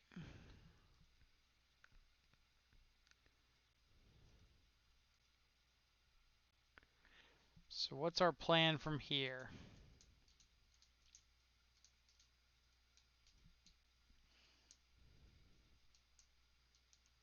Well, that had to come around eventually.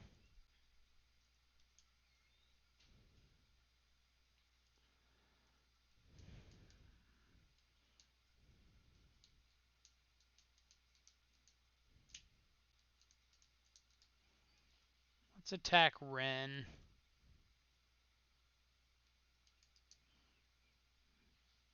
It's kind of, I think they're going to block this, yeah.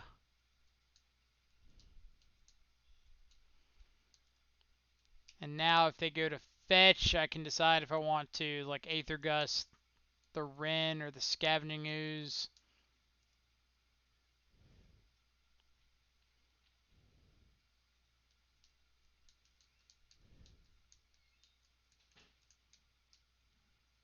Do I want to Aether Gust? No. So I really want to save this Aether Gust for something like a Gargaroth or Chandra. Not so much Chandra, but something bigger and better than Scavenging Ooze.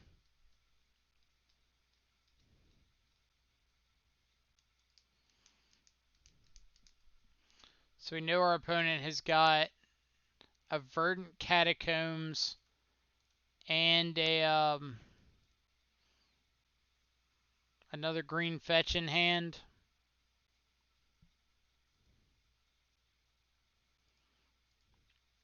And they choose to put these Scavenging Ooze on top.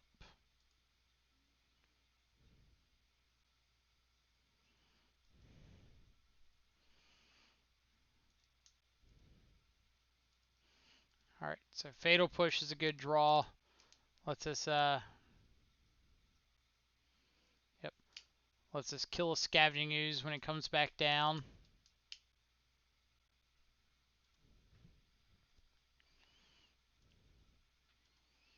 We still need a little bit of help.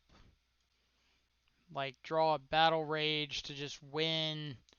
Draw another removal spell to get this token out of the way so we can just kill Ren. Thought Scour to get one of these anglers online. Anything like that would be pretty solid.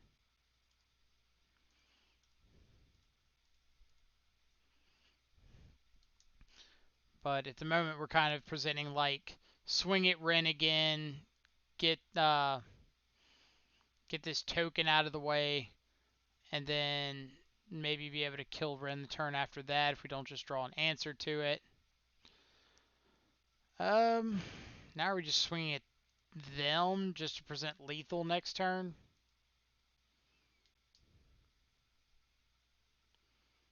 Which maybe we should have just been doing that, or been doing that from the start.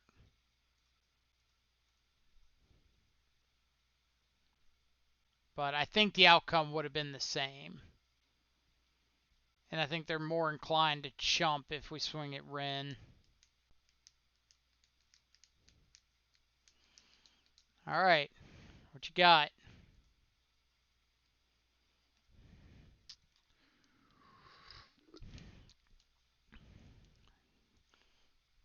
Show me a dead draw. Haha. Alright. Somehow navigated our way through that one. I mean, ours isn't much better. Nice little double blood moon in hand.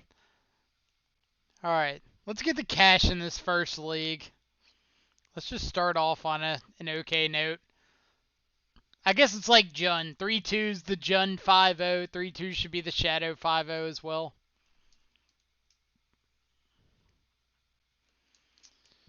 On the play, I don't think this is good enough. This is basically a mold of 6 with the second angler anyway. Then the rest of our hand is needing a couple more ways to get our graveyard filled up to even get the first angler online. So I think we can do better. This is better. So we'll keep this. And we can bottom probably the Blood Crypt. We're going to have a couple extra looks at a second land anyway. And this lets us keep all of our enablers for both Shadow and Gurmag Angler. It allows us to scry with this bauble, keep a piece of interaction. It could be a removal spell, could be a counter spell.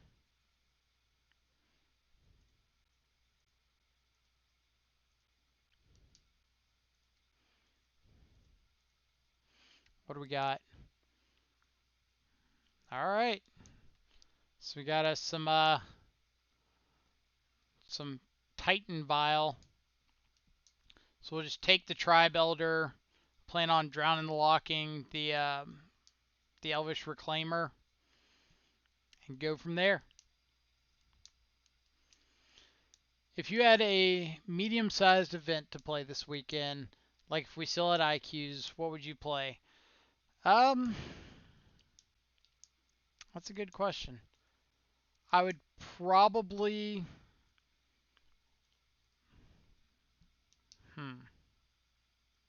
That's actually really tough. I'd probably play 4-color. Just because of the game like you saw a couple games ago against Reclamation, where Grixis does still have just a absurdly high amount of games where your inability to find a threat keeps you from winning from potentially a commandingly advantaged position. And I don't like having a subset of those games that I just have to throw away.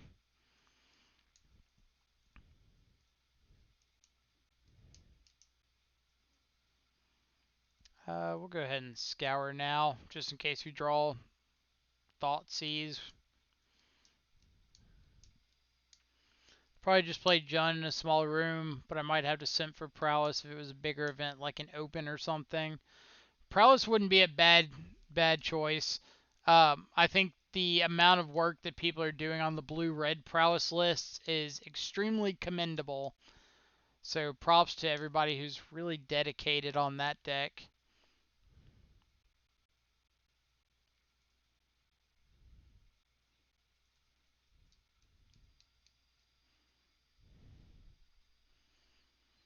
The hand you mold, if 2 anglers were 2 Tarmogoyf, was easy keep, easy win in this scenario? Probably. Like, being able to just play out 2 Tarmogoyfs is usually backbreaking to a lot of decks.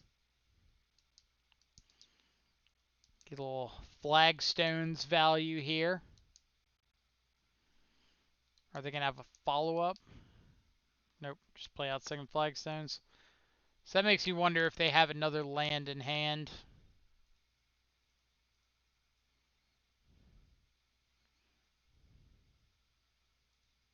I guess we get to find out. Ooh, what do we think about that one?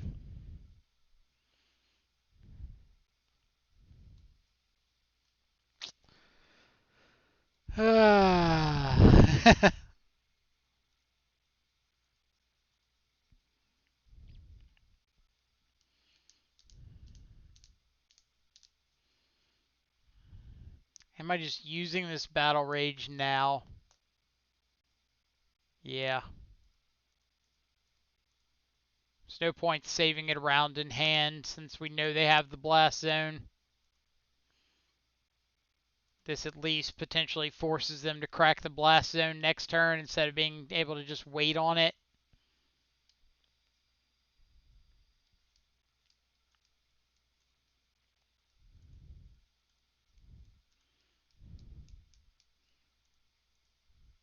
This is such a ridiculous card against us. Give me like another shadow. It's not another shadow. Alright, so they have to block or have to pop the blast zone.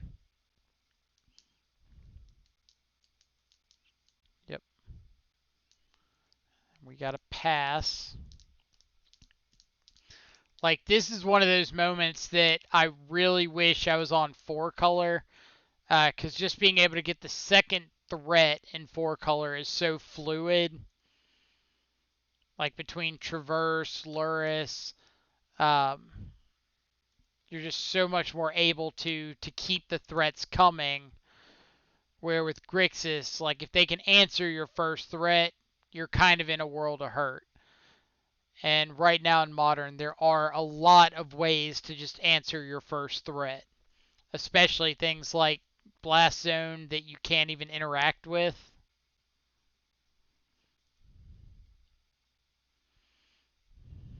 Don't tighten me.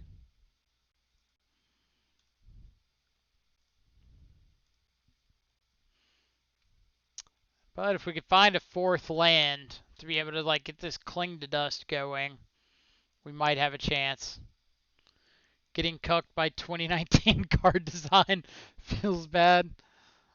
I mean, 2019 was a crazy time for Magic cards. I'm going to Stubborn Denial a Titan so hard.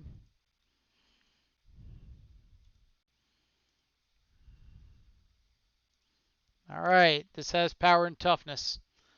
So let's go 1, 2, 3, 4, 5, 6. Play out a Gurmag Angler. We can answer Path to Exiles for days. Or at least 2 days. If you go to the 3rd day, we got nothing. For real though, War was such a rough set for Grixis. War was pretty rough for us. Sure. Play that Blast Zone. I was kidding. I was 100% kidding.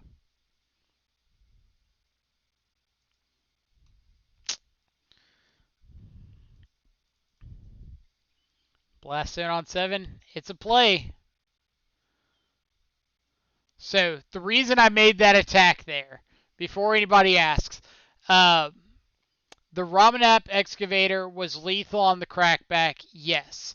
But we can play out our shadow. They have to blast zone our shadow. That gives us Revolt for Fatal Push. So.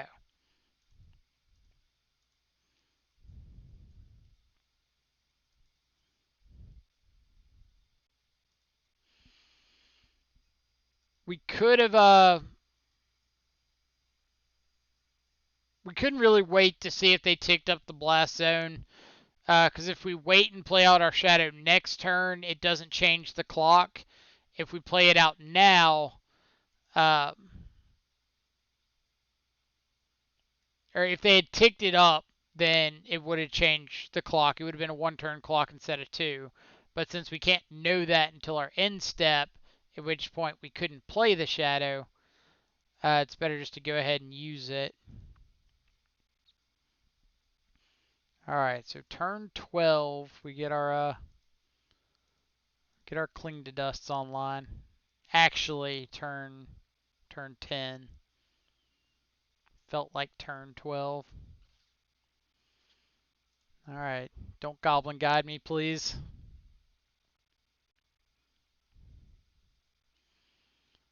All right, so opponent has got one draw step to deal with this angler.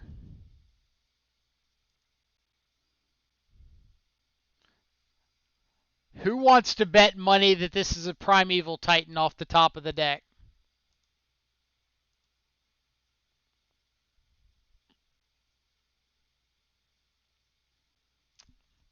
Shows how much I know.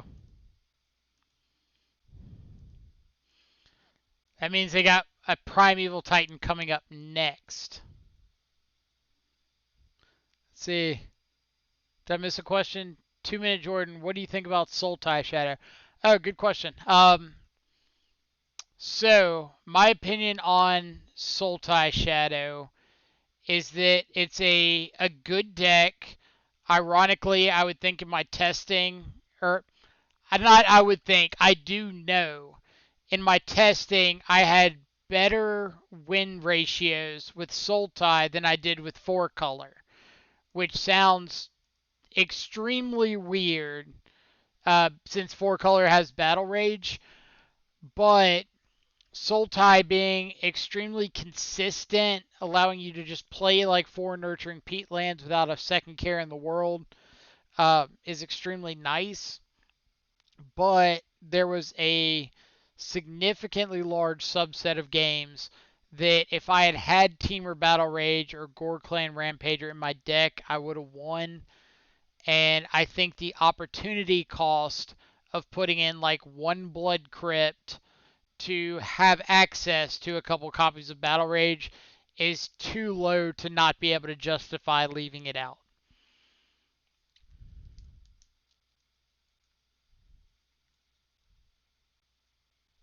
If that explanation doesn't make sense, I would be happy to dive into it deeper.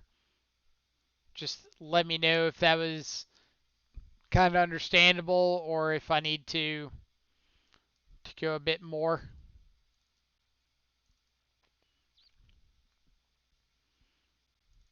All right.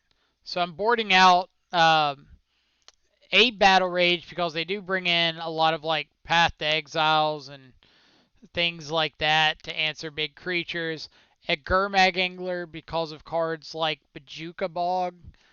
And then the 2 copies of Cling to Dust because this isn't really a matchup where I care about their graveyard. Drowning Lock because again, Bajuka Bog is a magic card.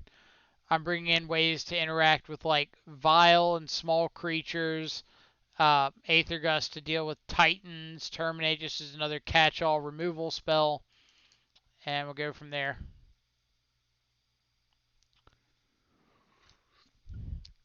Yeah, it does. Was just wondering if it was more consistent but lacking a finisher that TBR brought to the table. So, most of the games, the deck can finish fine. Um, when you're talking about situations like, oh, your opponent played an Uro on turn 3 and then tried to escape it, and you had a fatal push, then there's no difference between Sultai and 4-color. But when you're talking about the games like, oh, I played against Bant Blink, and they just had like an E-Witness and a Kitchen Finks and a Birds of Paradise on the board, and I literally couldn't win. Those are the games that you really miss Battle Rage. As well as the, oh, if I just had a Battle Rage here, I would kill my Tron opponent before they got a chance to untap. Or I would have a chance to kill my Scape Shift opponent, Amulet opponent, whatever, before they had a chance to draw an extra card. Those are all the matchups that you really want Battle Rage for. But like I said, my testing I did with Sultai, my win condition or my win rate was better than 4-color, and I think that the consistency of the mana was a big part of that. Alright, so purge and a bunch of expensive stuff. So we're going to take what? Probably just the purge 'cause it's the cheapest thing. And if we draw like a fetch land, we can play double shadow next turn.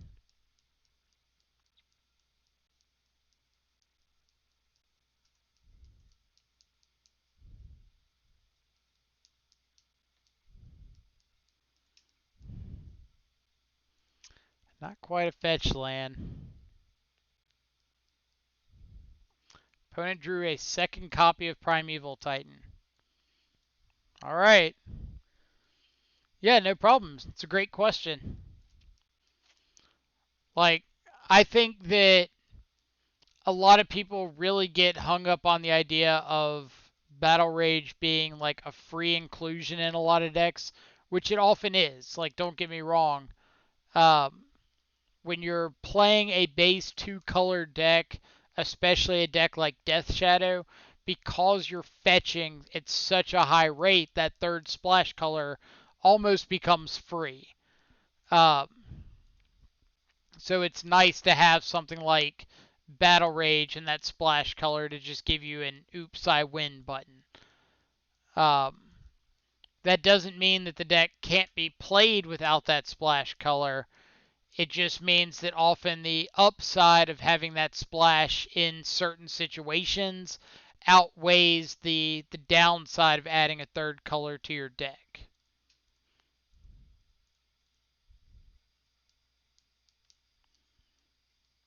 Why didn't I play Inquisition? Because we had full knowledge of our opponent's hand, and we knew that they drew into the land. Like here, we can play it if we want because it's free, because we still get to cast the Gurmag Angler afterwards.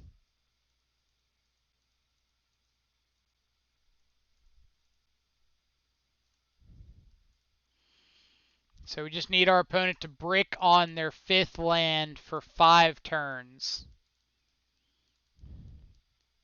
Easy ask, right? Because any land lets him activate this Garen Brig and play a Titan. It's not a land. Alright, fetch land off the top for us, please. Sweet. So let's go get a Blood Crypt. Fatal Push this guy to get in for some points.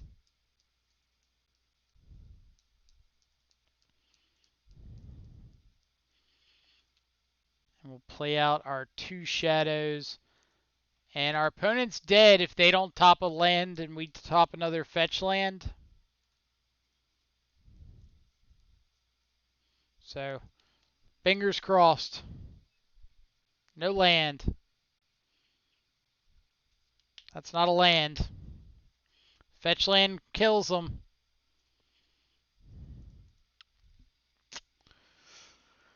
Oh, that was a game of Magic. That was something. By something I mean that was hideous. That was really not a great example of Magic. Our opponent seeing 1 land in the first 7 turns. What do we want to change going into the second league?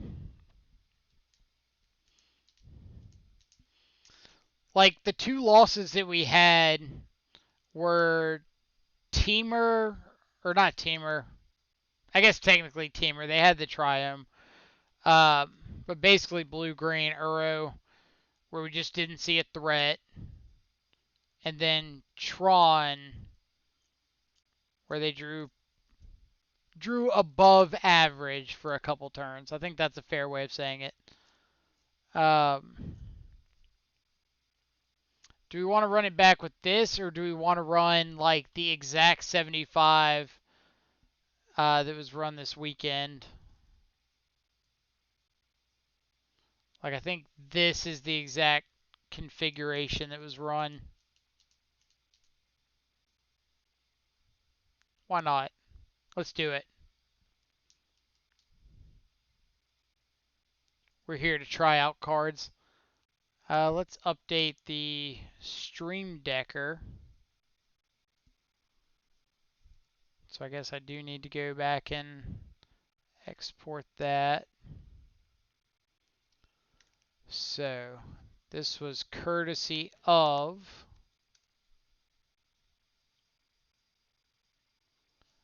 Darkienza.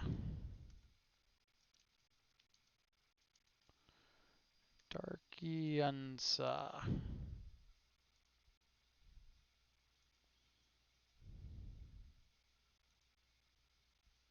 So let's go Stream Decker, Dex upload.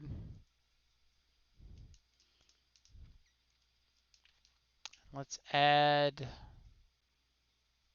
Darkienza.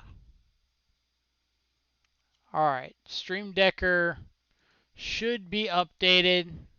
So let's try exclamation point deck list.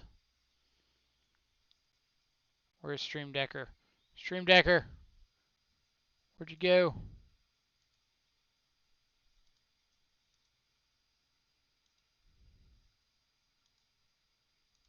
How about now?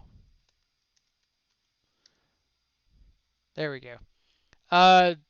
Steven, did we cash? Yes, we did 3-2 that one.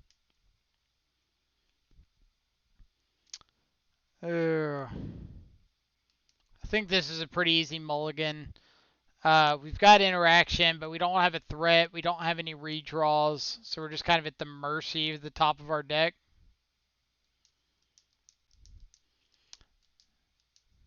This is not great, but we still have like the same kind of interaction.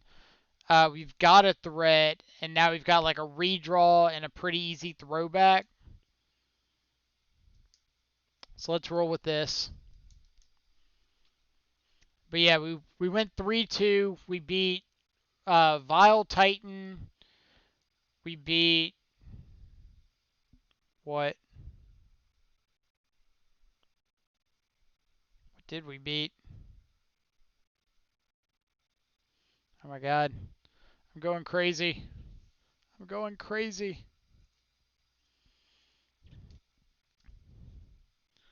Let me look at the modern metagame, see if I can figure out what we beat. We beat Blue-White Control. We lost to Tron. We beat Gruul. We beat Vile Titan. And we lost to Teamer Uro. There we go. You say Bant Control, but I didn't see much Bant. Alright, so Inspiring Vantage. I was going to say Inspiring Vantage into Swift Spear makes me think Burn. Inspiring Vantage into Swift Spear with Bobble and a Luris on top makes me think Red-White Prowess. Could also, I guess it wouldn't be Red-Black Prowess. No reason to run Vantage and Red-Black. Thought Scour is a pretty good pickup.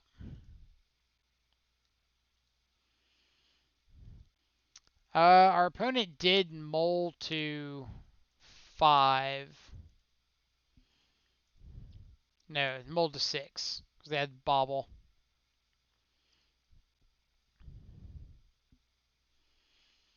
And it's kind of interesting that our opponent saw this Thought Scour because they might just think that we're trying to hold that up instead of planning on Fatal pushing. So maybe they're a little more inclined to go in on this Swift Spear a little heavier.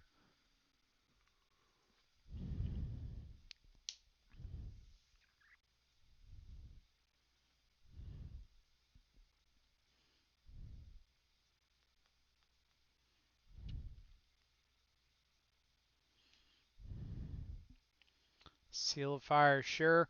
I kind of want to save this Thoughtseize for when they put Luris into their hand. then we'll likely have a chance to just Thoughtseize it away.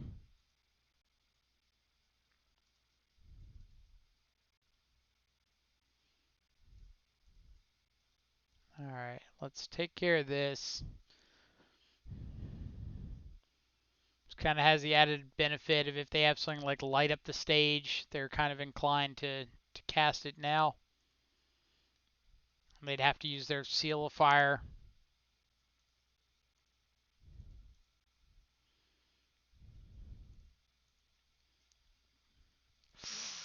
Oh, the second land's a little rough.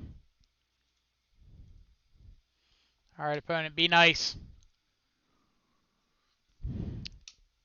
Kiln Fiend. Okay.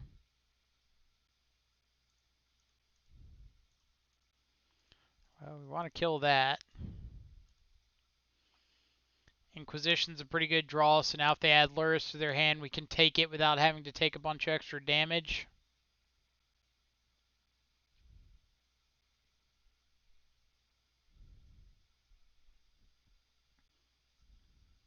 Yeah, there we go. Let's get a fetch land for a swamp. Nope. Alright, take that one. Say go. Now we can play out Gurmag next turn, and at least we have a pretty free reign to resolve this Gurmag and not have it die right away. But if we can find another like fetch land to be able to get a basic swamp, that would still be pretty ideal.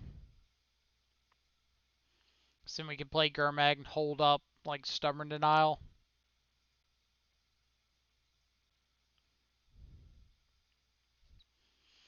Just kind of hoping our opponent doesn't run into another creature here.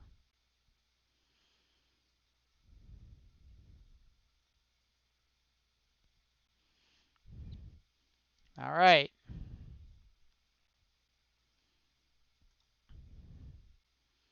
So we know they have Morphos, Crash Through, and an Unknown.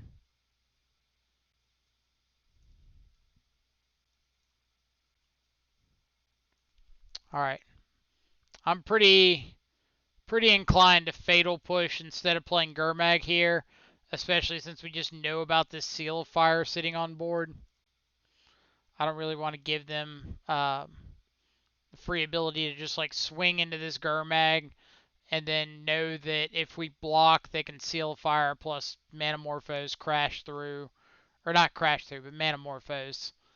Um, and if they have another spell, just get this Soul Scar out of range of trading with the Gurmag.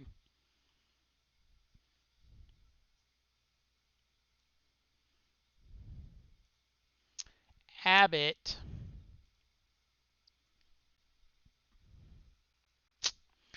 That's pretty good.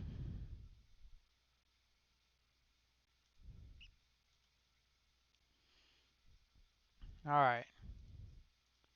So we still want to find our second land.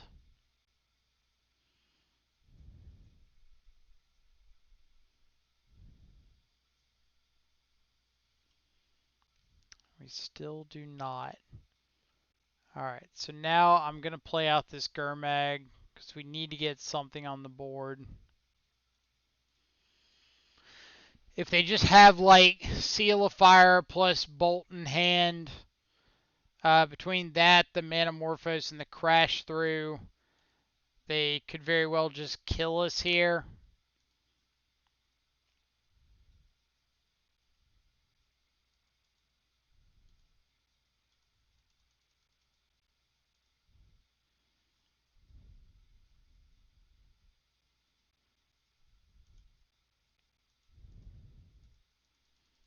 Alright.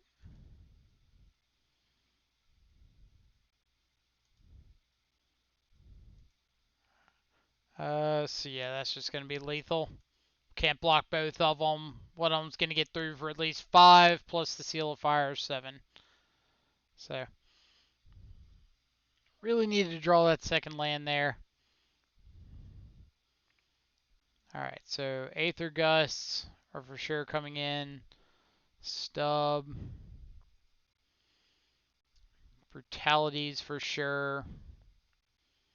Other considerations are K command, Spell Bomb, but having Lurrus means no Bedlam Revelers, so Spell Bomb gets a little bit worse.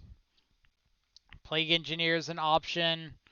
Can kill Abbott just straight up, and since every other creature in their deck is a human, except for Kiln Fiend, it could serve as just like a pretty nice roadblock. Then K Command's an option if we just want another removal spell. Let's think about what we're taking out. Street Wraiths. We can trim on Thoughtseizes. If we're taking out some number of Thoughtseize, I'm more inclined to take or bring back in some number of Street Wraith. Kind of go like this. Let's see how it goes. I'm hopelessly optimistic. So how's everybody doing today? Everybody have a good weekend so far? Are you enjoying your Labor Day if you're in the States? Or your Monday, September 7th if you're not? Anybody do anything exciting this weekend?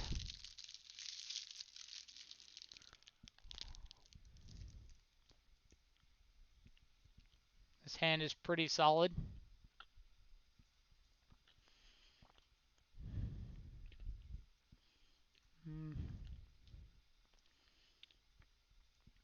So I'm bobbling them just to get an idea of whether or not I want to fetch or shock or not.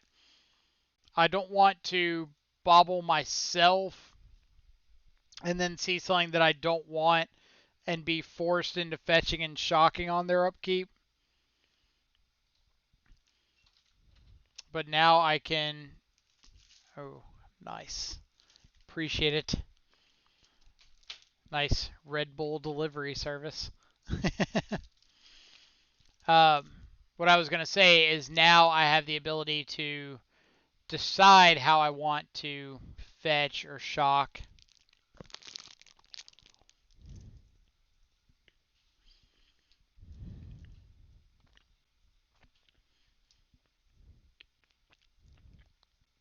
So,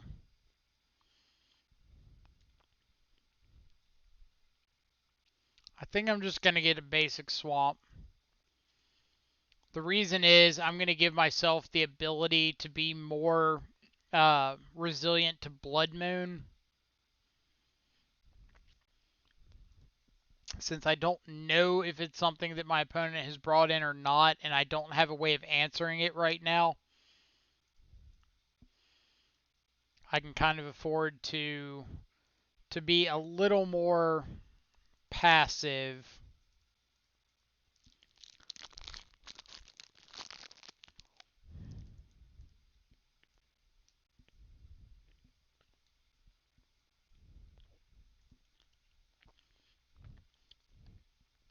So our opponent did leave in Kiln Fiend, which is interesting. I don't think it's necessarily a great card against us.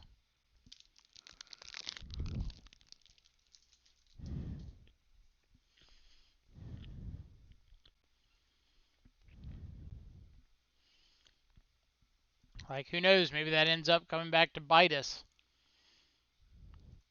But typically we have a lot of ways in our deck to deal with Kiln Fiend, so you can't really put mana into something that's not guaranteed to get you some sort of a result. Like Soul Scar you can play out because the opportunity cost is 1 mana and the upside is you just get to kill whatever your opponent has got going on. But with Kiln Fiend, it's the upside is sure killing your opponent, but the downside is sorcery speed, 2-drop, can't do anything till the next turn, and dies to everything in the deck. And that's a pretty big reason to kind of keep it on the sideline. Alright, opponent has opted for Lurrus. So I'm going to cling a Bauble. I was going to say to try to draw a fetch land, but this is better.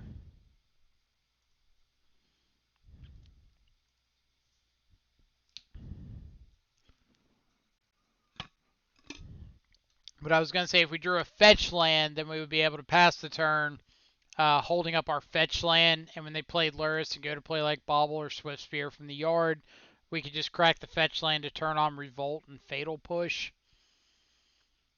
But our opponent decided to be nice and decided to be nice and let us draw into the Inquisition, as they obviously intended. Alright, so another hand is Spike. What was it? Spike, Spike, Dart, Unknown?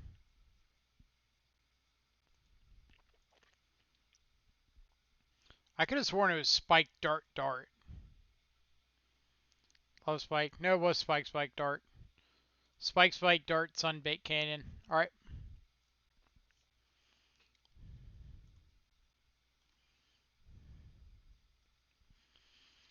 So, we really want to find our fourth land so that we can get this Cling to Dust in our yard going. Then we can kind of choose as we go if we want to draw extra cards, if we want to exile some stuff to gain some life. It's kind of dependent on what we draw into. For instance, if we draw into a Gurmag Angler, uh, then the gaining life becomes a lot more appealing. But if we're just sitting here playing like draw go for the next couple of turns, then we would really like the ability to just draw a couple extra cards. Especially if our opponent is over there just trying to rack up a lethal amount of burn.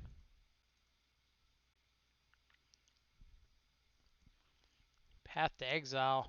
That's not nice. So 3, 6, 9, 10, 11 points of burn.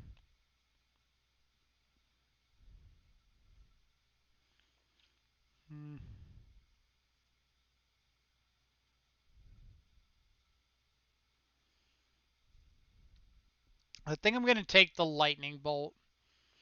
It seems weird in the face of Path to Exile, but I think we're going to be in a position where we might just let our opponent path our shadow. It's going to act to get our fourth land to get this Cling to Dust going so we don't die to all the burn. And we don't really care about the Soul Scar because we just have this Fatal Push.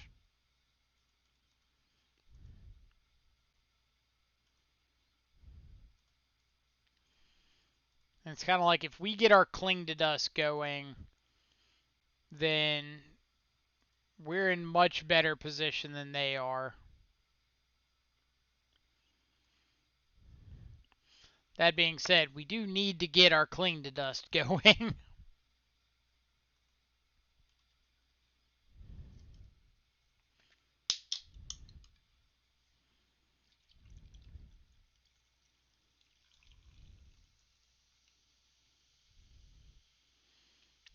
Alright, Bauble's not bad.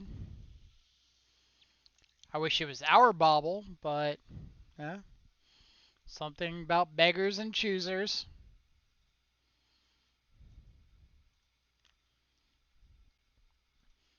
What do we got, deck?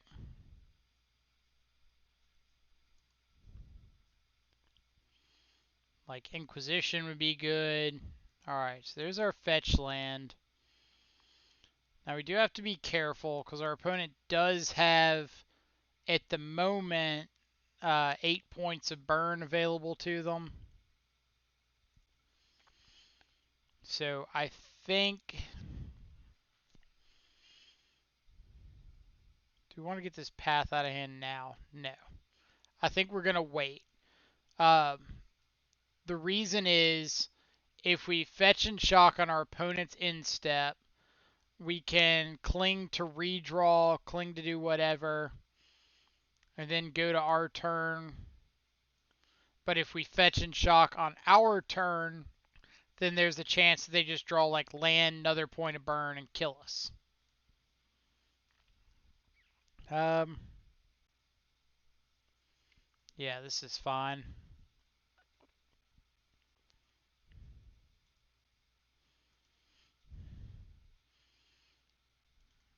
Alright, so do we want to cling to gain life? No. I think we just want to cling to draw a new card. So let's target a Mishra's Bauble. I don't think it matters because, again, them having Lurrus as their companion means that they can't play Bedlam Reveler in their deck. We didn't bring in K Command, so we don't care if we leave Shadows in. Or if we don't care if we exile Shadows out of our graveyard. Snapcaster's not bad. So now we can snap Inquisition. So we can't Thoughtseize because that just leaves us dead to uh, the known burn in hand. But we can absolutely snap Inquisition.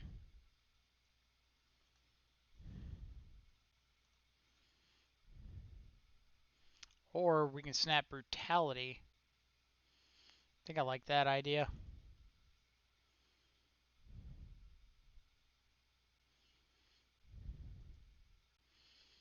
So let's escalate 2 modes with flashback. You reveal. Let's drain some life. Target you. Discard Thoughtseize. This is what we're talking about. Snap Brutality. You thought 2020 couldn't get more wild.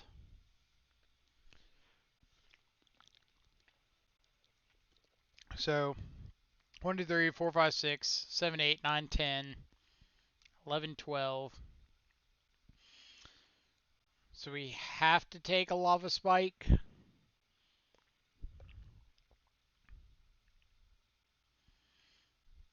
If we took a Dart, they go 3, 6, 7, 8, 9, 10.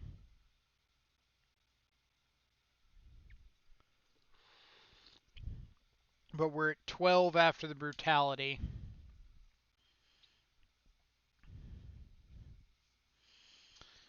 We could... Yeah, we can't take a Path. So we've got to take a Spike.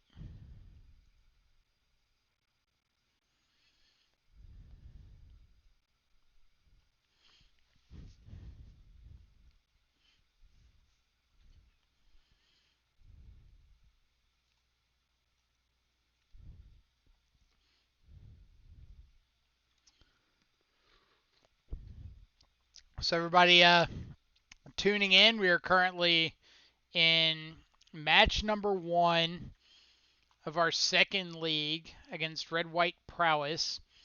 Finished up 3-2 in our first league. We beat Blue White Control or Bant Control, but we never actually saw any green spells. We beat Gruul Midrange, and we beat Vile Titan. We lost to Teamer Uro and lost to Tron. Y'all can ask Chad about the fun draws we saw at Tron. But we are testing the 5-0 deck list, or not 5-0, the challenge winning deck list that Darkiansa, I think that's how you say it. That's what I'm going with. I hope he comes around to correct me at some point. But what he or she or they won the Modern Challenge with this past weekend. Alright, so best draw would be Stubborn Denial. That's a close second. That is a pretty close second.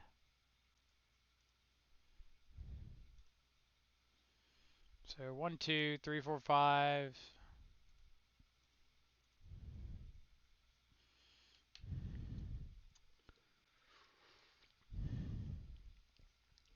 So if they want to go dart, dart, that's fine. We know their hand is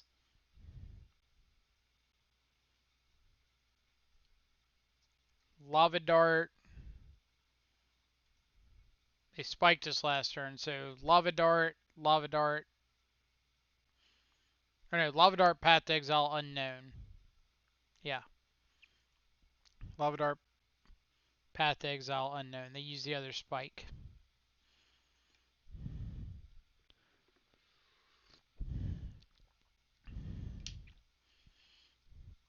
Double path to exile. Okay. Hmm.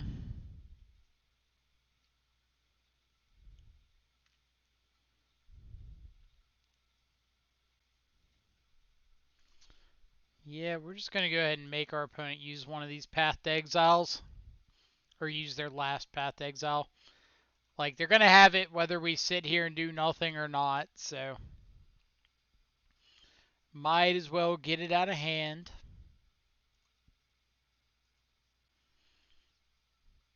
I was really hoping to take that and just give them one draw step to get around this this battle rage. So we got 1, 2, 3, 4, 5 points of burn currently.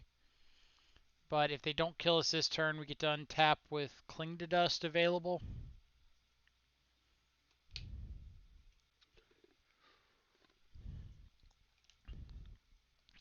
We just have to make sure that we do not try to Cling to Dust their Lava Dart that's sitting in the yard. But I'm pretty sure we're going to be gaining some life regardless.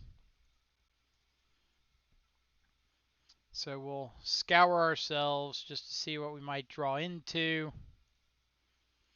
And swing.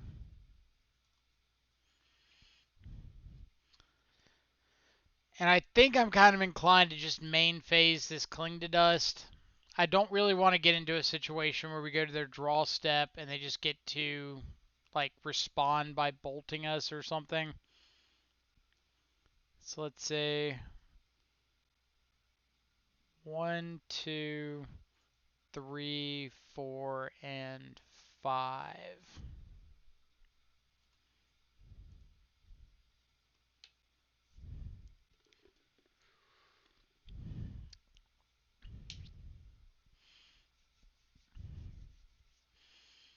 All right. Go ahead, opponent. So we know Lava Dart in hand. They have an unknown, a Seal of Fire on the sideline, and another Lava Dart in their graveyard. So they've got a potential 5 points of burn lined up. So I really want to stay in that that 9 to 10ish range.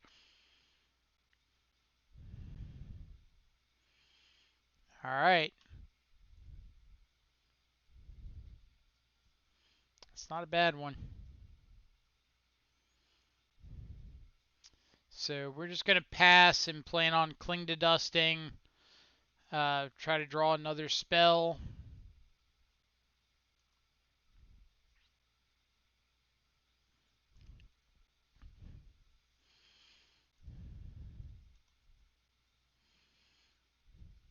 We might set up a point where we can go to Aether Gust this Seal of Fire, and they can either shuffle it away with the assumption that basically any draw in their deck is better than Aether Gust, or they could keep it on top,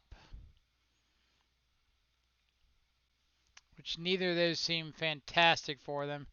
So we'll get rid of Inquisition, Push, Snap, Thought Scour. No, we don't want to get rid of Thought Scour, just in case we want another draw effect. But we can get rid of a couple of these pushes.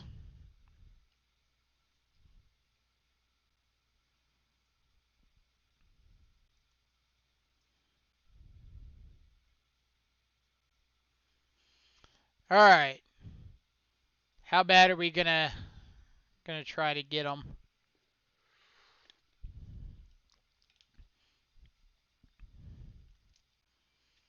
So we can't play out the shadow this turn, but I think we are gonna go for the end of turn Aether Gust the Seal of Fire to try to give ourselves a window here. Or they just play that and they give us the window. I am okay with that as well. So we can start by Aether Gusting the Seal of Fire. See if they want to keep it on top or put it in the yard. Or not yard, put it on the bottom. Or sack it targeting us. Because if they sack it targeting us, then we might just pay full retail for this Dismember.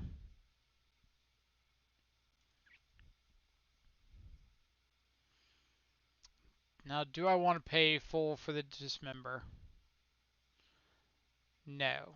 I think I just want to go to my turn, play out my Shadow.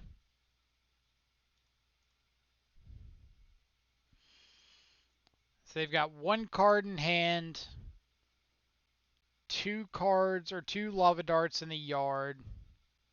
So at most, we're looking at 5 damage from burn. So if we go to 7 with 2 interactive spells,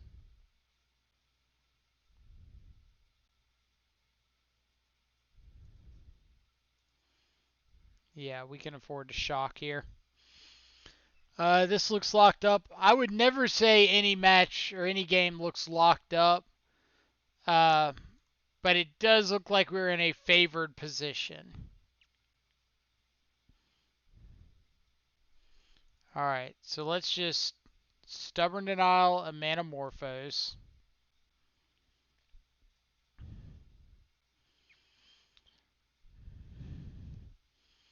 Like, I'm trying to avoid casting this Dismember on their turn. I want to wait until I untap so I can not have to pay life for Dismember plus have Battle Rage. Alright, so we're going to block, because if something goes horribly, horribly wrong, we want this Kiln Fiend to be blocked. Now, if our opponent's doing this, we can just Aether Gust the Kiln Fiend.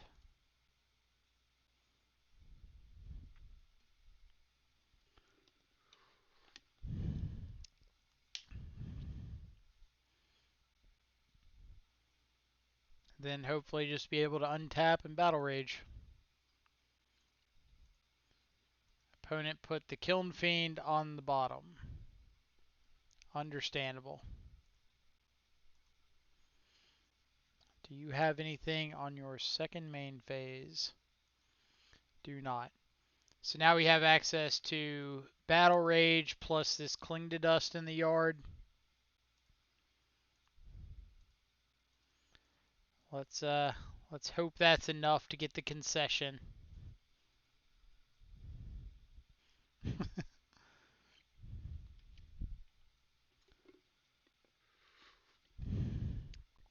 All right. Not gonna lie, I forgot that was only game 2, so we get a whole nother game of this nonsense. So they left in Kiln Fiend. Kind of makes me more inclined to have something like Cake Command in the deck. It's a little bit worse on the draw, but it's probably still better than... Is it better than Street Wraith? They showed Path to Exile.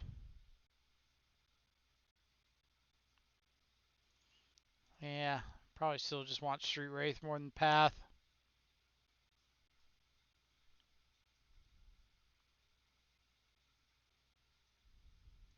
Alright. Let's see.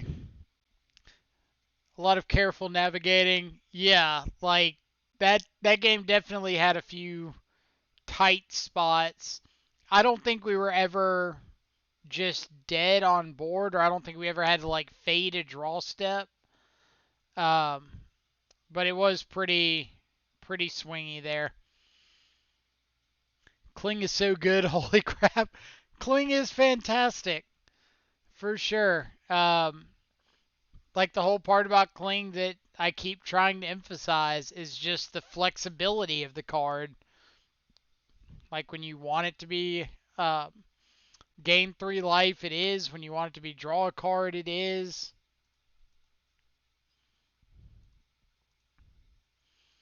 What do we got? Stub off the top. I don't think I want a Stubborn Denial. I'm going to fetch now because I don't want to give my opponent a free window to resolve some. I swear I just shuffled you away. I'm not crazy, right? Uh, what I was trying to say is I don't want to give my opponent a free window to have me spectacle myself. I don't even know if they're playing light up the stage. We didn't see one games 1 or 2. Um, but I don't want to fetch on their turn and just give them that.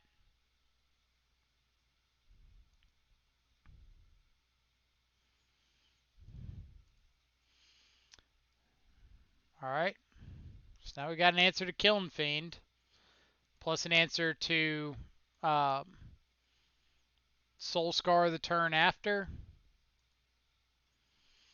So let's fetch around Blood Moon, which we haven't seen. We don't know that they have, but we've got the chance to just freely fetch around it, so why not? I'm a pretty big fan of fetching around things for free.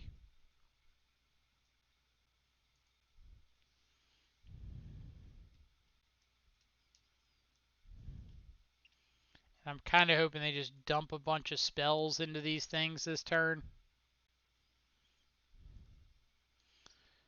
Thought Scour first, make them think we just drew into the Fatal Push.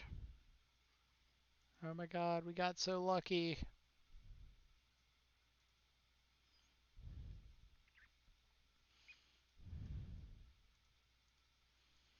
That one.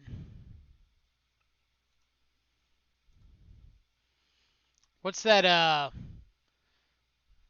Apostle's Blessing? They could wreck me with one of those pretty bad.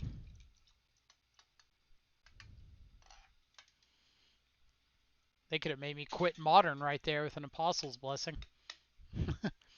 Push draw there was pretty sick. Alright.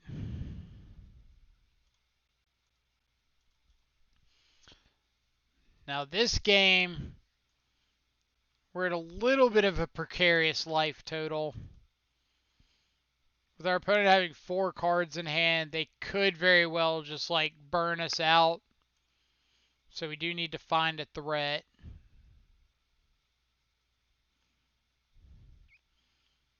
But having creatures answered pretty well is extremely nice.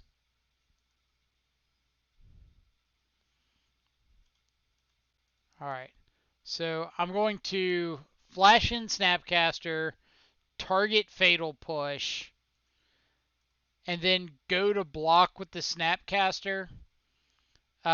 Because if they just like let this trade happen, then I will gladly just take this trade and not flash back the Fatal Push. But if they go to cast something, then I want to have the ability to kill the Soul Scar instead of just letting it eat the Swift Spear or eat the Snapcaster. This also dissuades them from playing another creature this turn, which is really nice.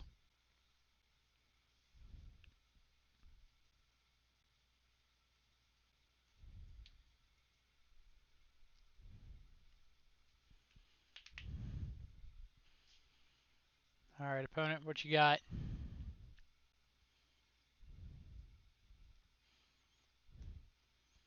Now, our best draws are like Gurmag Angler, Death Shadows, obviously, still really good.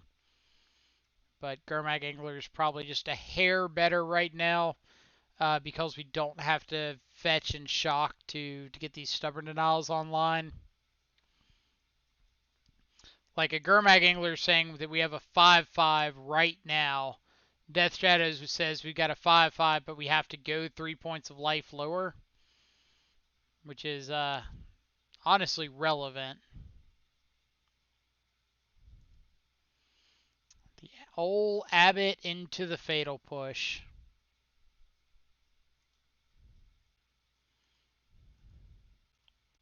You got it.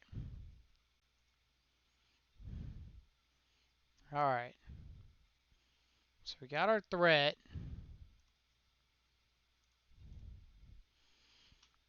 We're not sitting back on him. I don't really know why they would do that. Maybe they just wanted to get the Fatal Push used up so that they could add Luris to their hand and have it go free.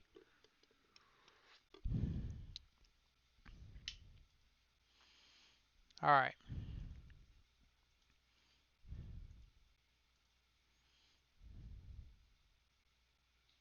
So there's our Cling, which is really nice.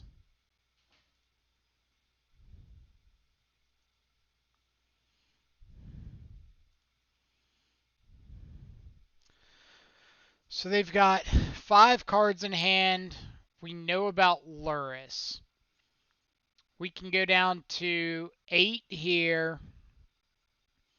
6 on our turn. Hit for 7. No. That's not good enough. Shows what I get for talking. I was going to say I wanted to set up an opportunity where if we could go down low enough to guarantee we would be able to kill them next turn, then we want to do that. But since we couldn't guarantee that we were going to kill them, we wanted to stay above lethal burn range, which is kind of like, I know we've got 3 counter spells in hand, but we really only want to have to deal with like 2 things maximum. Which means that if we go low enough to where they could have 2 spells that we interact with and 2 more resolve, and those 2 can kill us, then that's a bit farther than we would like to be.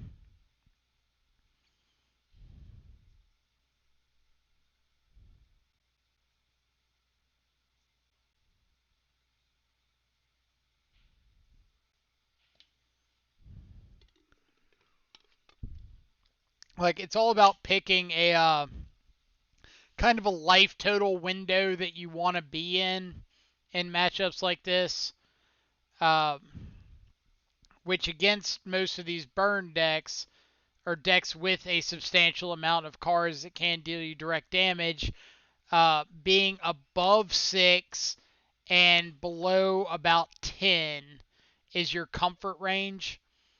And the reasoning for that is being above 6 means you're not just dead to 2 burn spells, and being below 10 means that your shadow's not dead to a lightning bolt. Alright, Kling.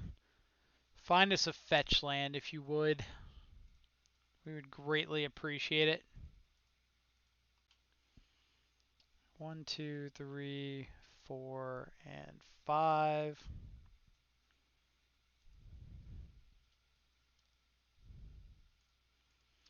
Alright. So now we can attack them. If they don't block, they die. If they block, we Aether Gust the Soul Scar and they die. Something, something, something, they die. Like, they have to block with both to not be dead just as is. Or no, they're just dead as is. Yeah, this is 16 trample. Never mind, don't listen to me. I can't do math. They're just dead. Unless they have a gut shot, in which case we could respond by Aether Gusting the Soul Scar Mage. So, opponent has figured out the same and figured that they are just dead to Battle Rage, so they shouldn't really play around it. And voila. Do we have a Prowess is by command? Is that a thing? GG's C-Reactor. Really, GG's. Those games were fun.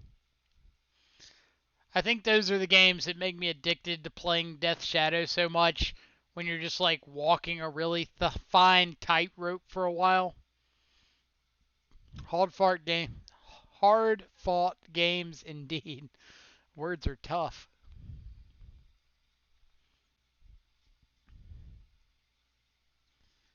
Let's see. You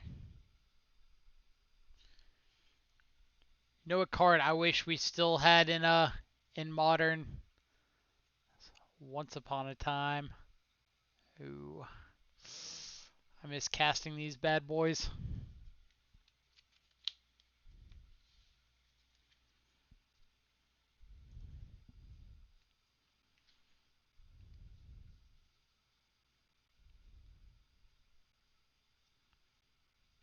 Also miss casting. Faithless Looting.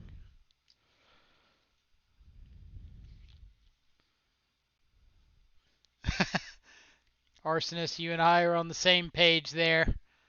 Like being able to dig yourself out of some mana flood situations. Whew, super nice. Alright, so we've got a hand that's really high upside, especially if we find a second land. We're on the draw with a redraw. I think we're going to keep it. If this hand didn't have the shadow, I'd be a lot more inclined to throw it back. But because we have the shadow, we could just die anyway. But step one is living through turn two. And this hand does that pretty well. Alright, so I am going to lead on Watery Grave Pass. The reason is if we Thoughtseize them and we see like both Blood Moon and Pillage or two Blood Moons, we're just dead on the spot. Nothing we can do about it. But if we pass holding up Stubborn Denial and we can interact with the first one and then have the chance to Thoughtseize the second one, then there's a window for us to potentially sneak getting a threat into play and going from there.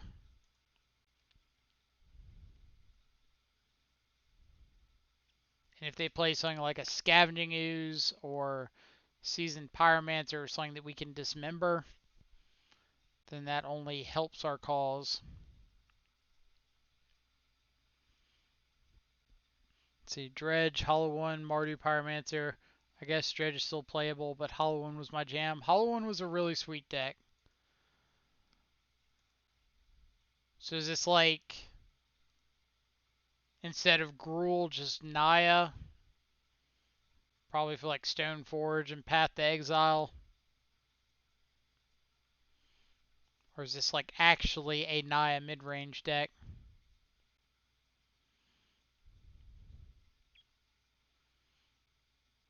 Like I have to assume if you're playing Utopia Sprawls and Basic Forest that you're still just playing Blood Moons.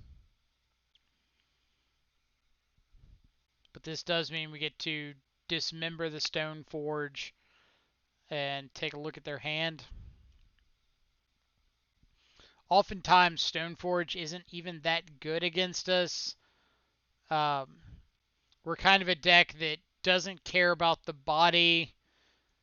We just like not having dead spells in hand. Alright, good draw. So let's see what they got going on. Like, we don't care about the sword now is what I'm saying. Nahiri the Harbinger. What do we think about Thoughtseize of Blood Moon and Soft Stub and Nahiri? Alternatively, we could take the Blood Moon and just play out our Shadow.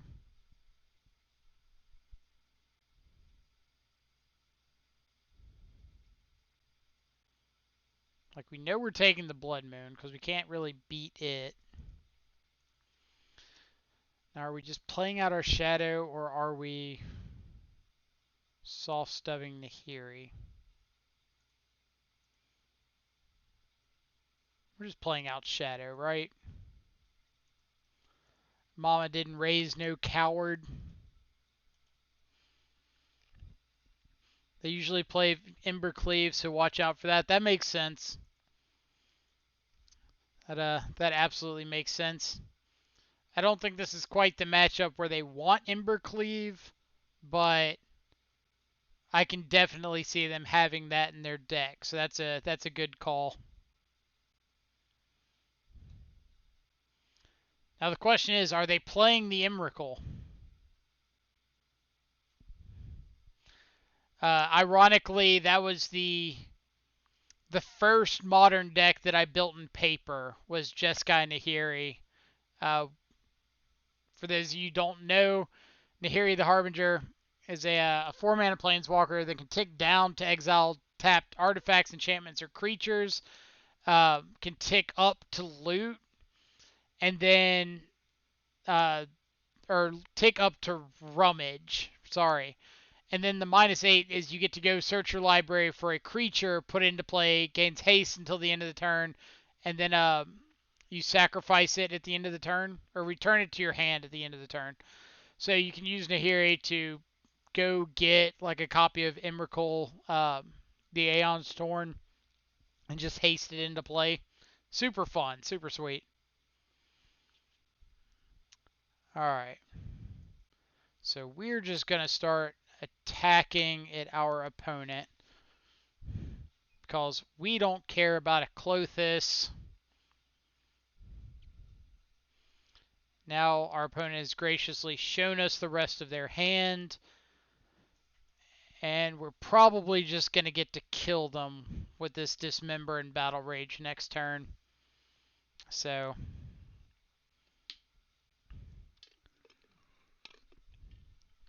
I think they would have to draw like exactly Path to Exile here.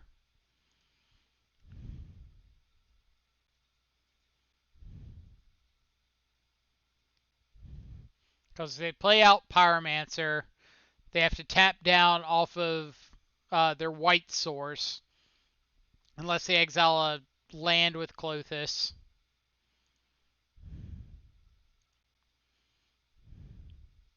Which they do not.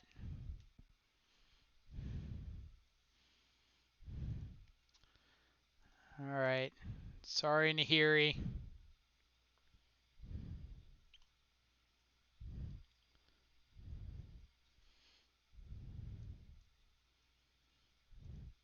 Well, when I say that they need to draw a path, I mean them not knowing our hand. They need to draw a path to exile to have a chance at living.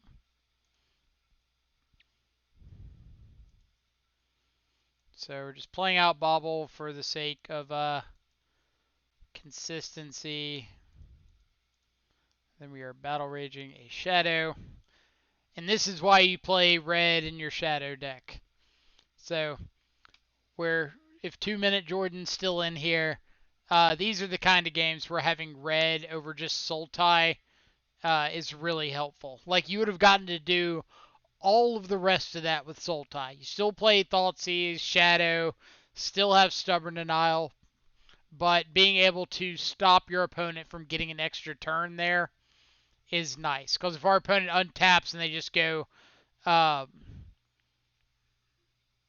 Seasoned Pyromancer, draw a couple new cards, get a couple blockers, that's huge.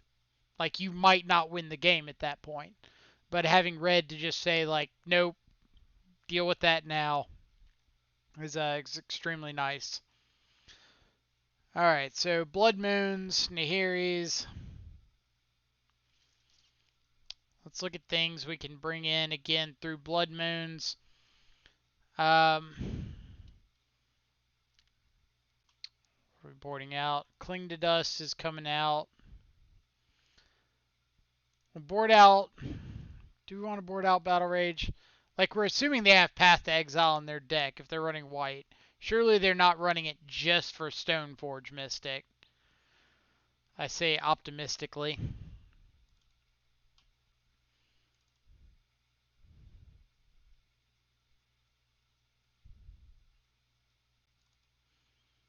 Like, I could very much be wrong. And we could get, like, Stoneforged out of this game. But I don't want to board out a lot of my removal.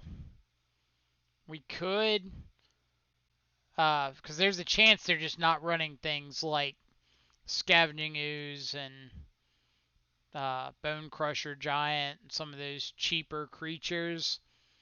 But I would rather have the removal in and just force myself to keep a proactive hand than take the removal out and lose to Scavenging Ooze.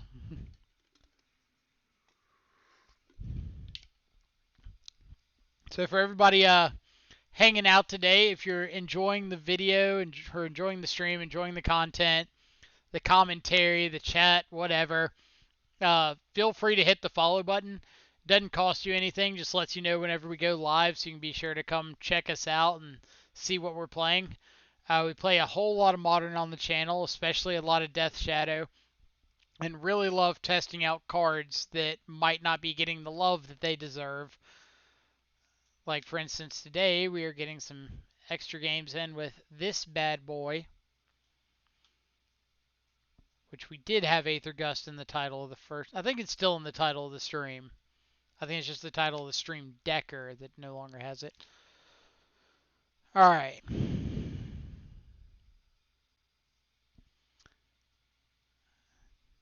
What do I think? On the draw, turn one Bauble and Scour. Can't interact with the turn 2 Blood Moon unless they have Arbor Elf into it.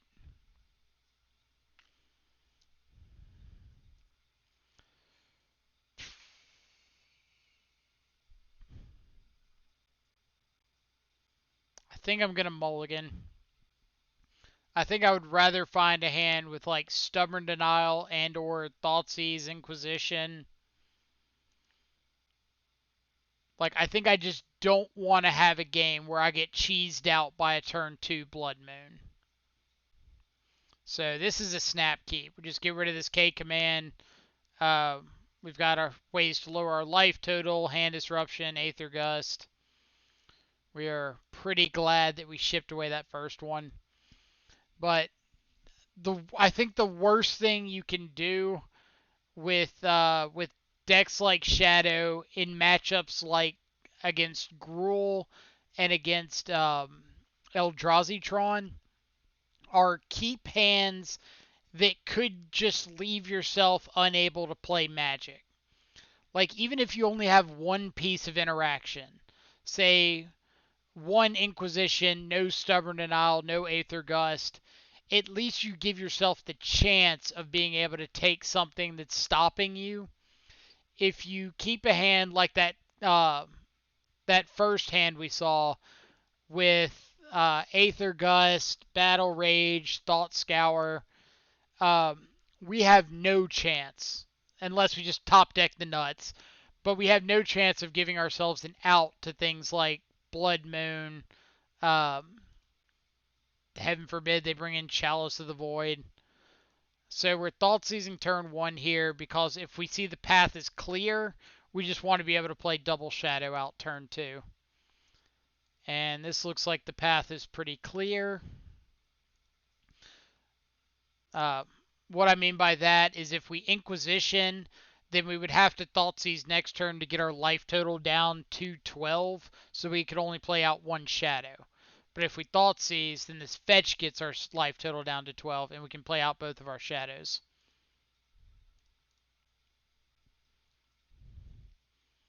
So I'm just going to get Blood Crypt here. Not cycling the Street Wraith yet, because we don't really have a reason to. Like, us being at 1 or 3 isn't changing our play here. Or the Shadows being at 1/1s or 3/3s isn't changing our play here. So weird seeing an opponent with a dysfunctional hand on Magic Online. I mean, it happens. You saw us draw a whole bunch of lands against Uro. Like,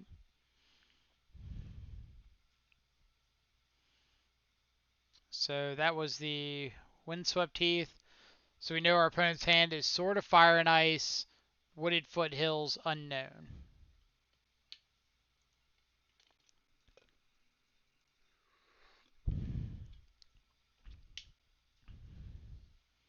Now the question is, are they going to play out this Fire and Ice? Arbor Elf, sure. So Fire and Ice, Unknown. That's a really good draw. That's a better draw.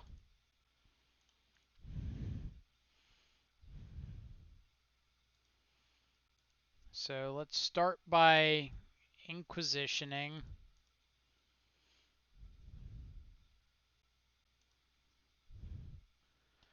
Um, so we can Aether Gust the Arbor Elf, and then we have lethal next turn if they top the Arbor Elf. Is that better? Let's think about their outs. If we Aether Gust the Arbor Elf, then Nahiri doesn't do it, Stoneforge doesn't do it, any sword or any one removal spell doesn't do it.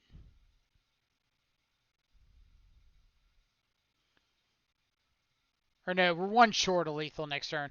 All right, so since we're one short, we're not going to Aether Gust the Elf. I don't know why I was thinking it was lethal. Bloodbraid Elf into something maybe. That is a possibility. So holding up this Aether Gust kind of helps to protect against that.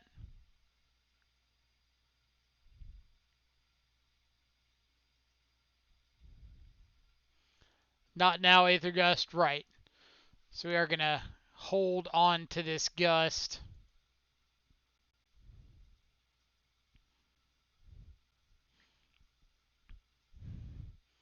Now if our opponent doesn't cast anything, we can just go to our turn, swing with our shadows. The opponent has seen the writing on the wall. Hold on to your Gust. Don't let them out of your sight. So 2-0. Pretty smooth win over Naya, or I guess Naya Stoneblade. Is that our official deck? Um, let's see. I have no idea how to say either of the names that are following. Followed Un Astra Noir. If I'm saying it anywhere close or completely wrong, please correct me. Thank you so much for the follow. Hope you're having a fantastic afternoon or evening or morning, wherever you're at in the world.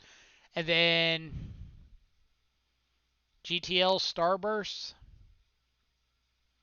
I don't know if it stands for anything. If it does, please tell me. I would love to know. But I hope you're also having a fantastic afternoon or evening or morning, wherever you're at in the world. For those of you joining the follow train, feel free to tell us a little bit about yourself in chat. Who you are, where you're from, what got you into Magic, why Death Shadow is the best archetype in all of Modern.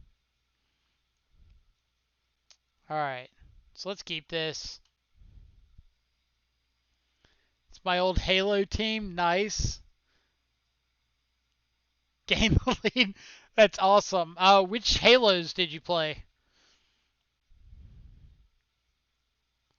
Like, I played a lot of 2, 3, and ODST.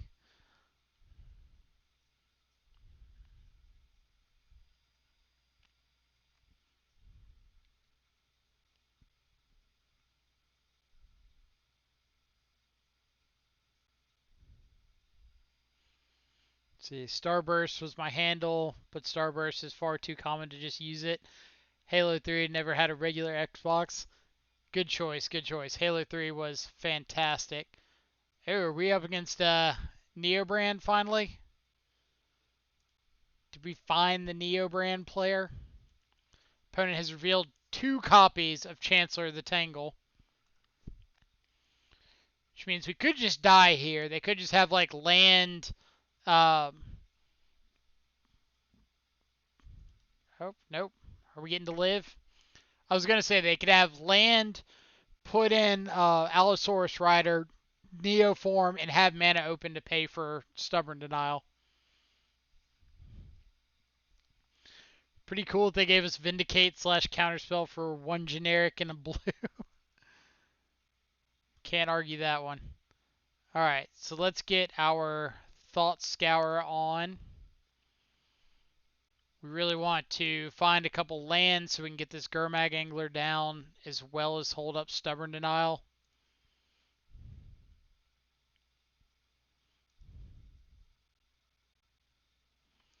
Alright. Second land. Not second land. See how our opponent scryed off of this Serum Visions. Top. That's scary.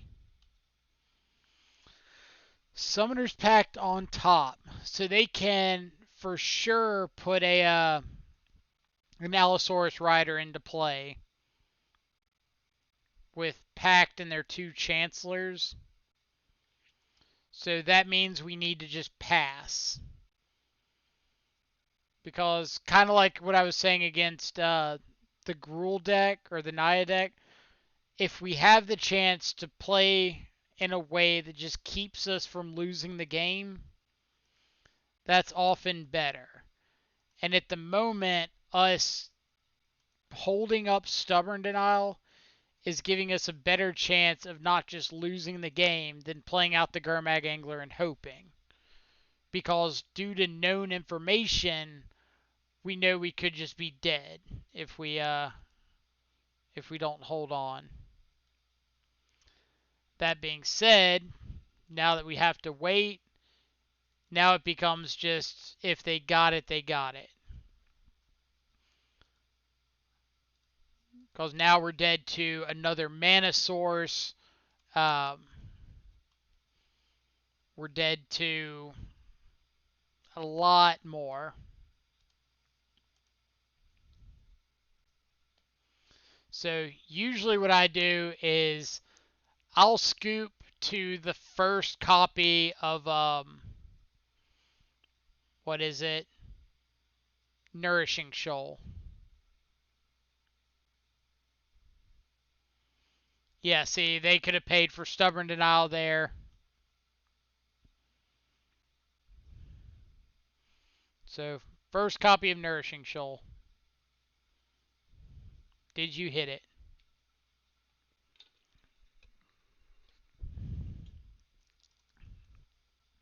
Oh, that was a small Nourishing Shoal. Now you gotta have another one. Alright. That'll get it. Energy Vial, thank you so much for the follow. Hope you're having a fantastic afternoon, evening, morning, whatever time it is, wherever you're at in the world. So I always joke on this channel that we're just sitting around looking for the Neo brand players. And now that we've found it, we've got to capitalize.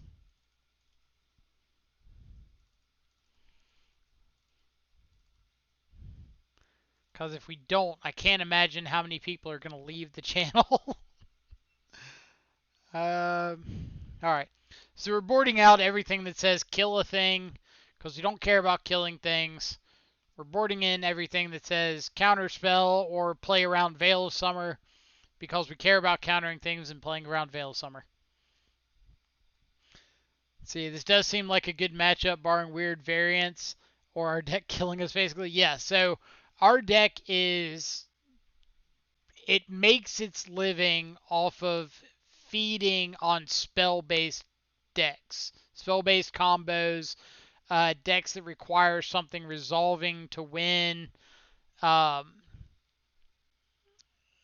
that resolve a non-creature spell to win. That's where we really earn our paycheck. So decks like Neobrand that have to have a namesake Neoform or Eldritch Evolution resolve is where we want to be. In the past, it's been combo decks like KCI that really needed to resolve a Cart Clan Ironworks. Um, Decks like Storm that need to resolve a multitude of non-creature spells. Like those are where we want to see. Ad nauseum as well. Good call there. Let's see. Would love to play first. So this is a hand that doesn't lose turn one, which is nice. So we're keeping it because we've got several redraws, looks at threats. Let's see, I'm trying out Spreading Seas. Got to seize a sprawled land against Ponza turn 2 and they scooped. Oh, for anybody who's unfamiliar, Utopia Sprawl says specifically that you have to enchant a forest. So if Spreading Seas makes that forest into an island, that Utopia Sprawl just falls off and you get no value out of it anymore. Opponent mulled to 5, which is really nice. They revealed a Chancellor, which is less nice.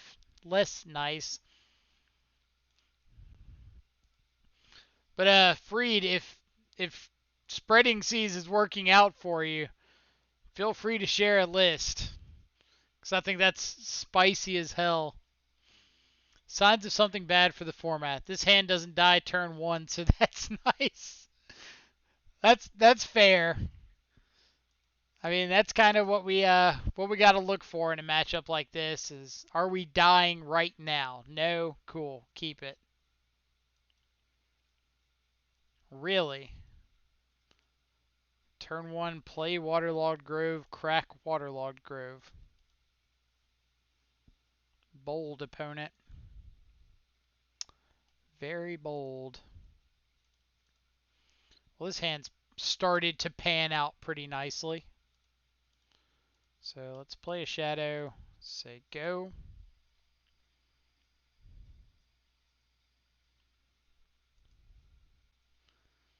Let's see, must be flooded. Probably is. Probably is at least a little bit. What's up? Mike Will Naded. Nade it. Hope you're having a fantastic afternoon. Yeah, we'll thought scour. So, in typical Us League fashion, we've drawn pretty well off the top of our deck. I say typical Us, that's not typical Us at all.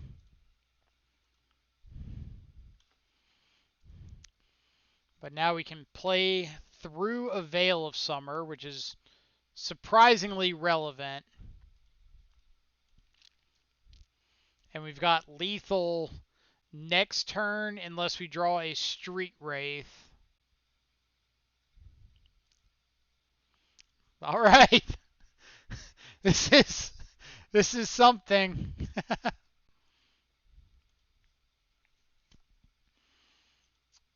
So we would like to hit you with a Death Shadow. We can now beat double Veil of Summer.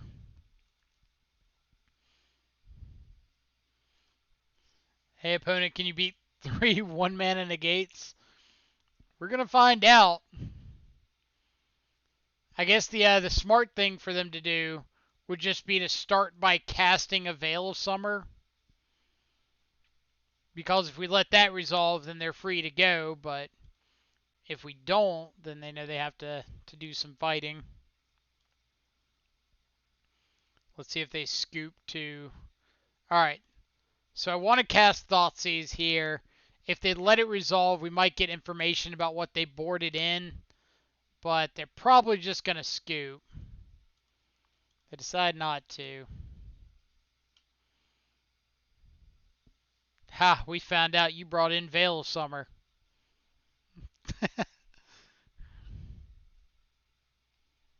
Alright, on to game 3.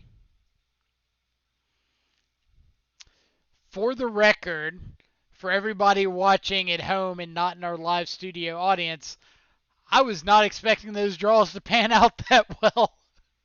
That was a little lucky. Nothing is resolving today, nothing except our stuff. Our stuff's resolving. Their stuff can take a hike. Ooh, their stuff's bad. Ha, we found out you didn't board Veil of Summer out of the main deck. Got him. Got him.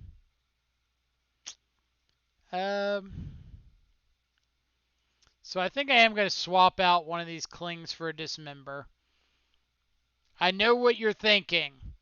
Dismember against the combo creature deck. That's bad. There is a chance that our opponent can just go on the mono play out, what's his name, Allosaurus Rider plan. So having in one copy is not a bad plan. Alright, again, this hand doesn't die to a turn 1 Neo form. I guess they're on the play, so we could die. We could absolutely die. Probably will die. Opponent, you got free reign. Kill us. We're F6'd. Where'd my notepad go to? Let's see if I'm doing this right.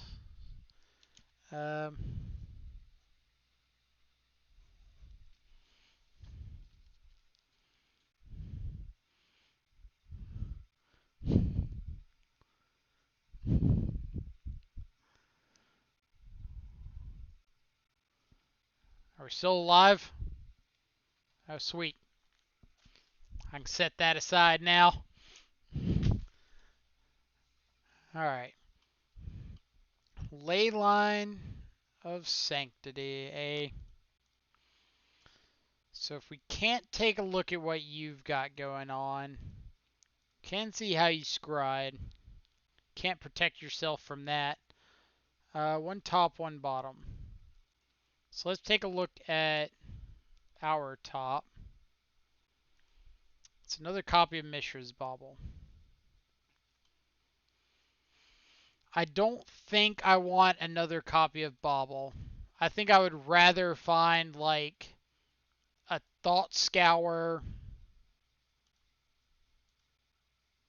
another counter spell like a Stubborn Denial, Aether Gust, something like that.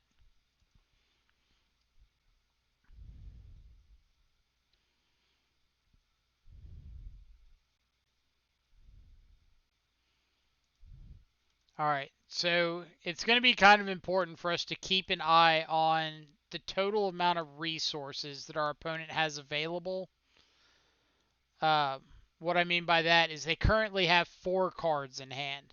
So if those 4 cards are Allosaurus Rider or Summoner's Pact, 2 green cards, and a Neoform or an Eldritch Evolution, then they have the ability to kill us. So if they have more than 5 cards, or more than 4 cards, then we know we need to start taking into consideration things like Veil of Summer. Or like Simian Spirit Guide to pay for a soft Stubborn Denial. But if they have less than 4 cards, then we know they don't actually have the resources to combo us off right there.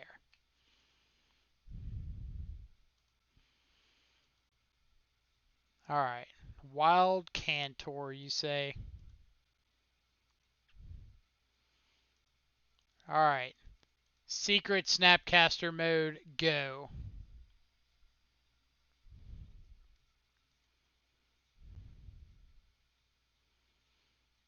Alright, what did I say we wanted to find? That one.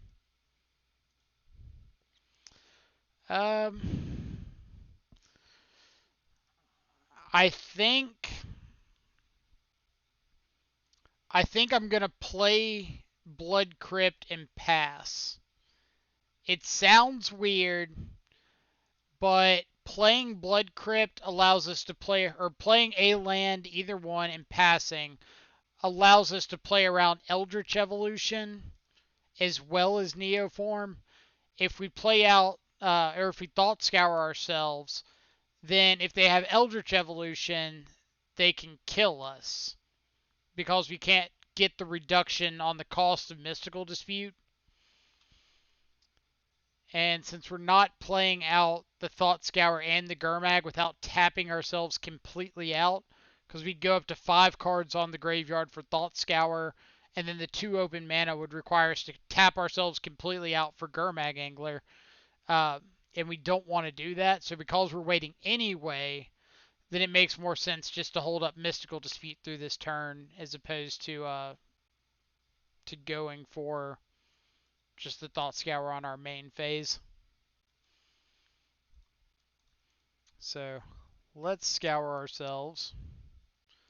Polluted Delta is a really good draw because this allows us to play Gurmag Angler and hold up a full retail Mystical Dispute. Stub is also a really great draw.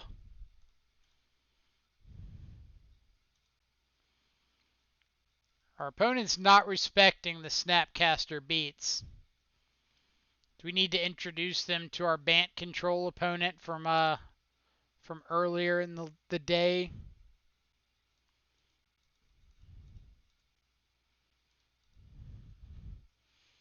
Alright, here's a Gurmag Angler.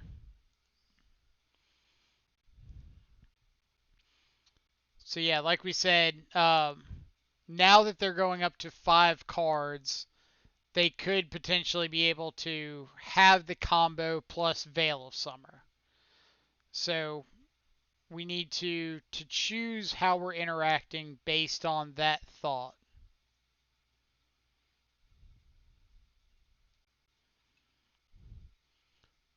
Like, if we don't need to tap down again, and we can hold up this to play around them having combo plus Veil of Summer.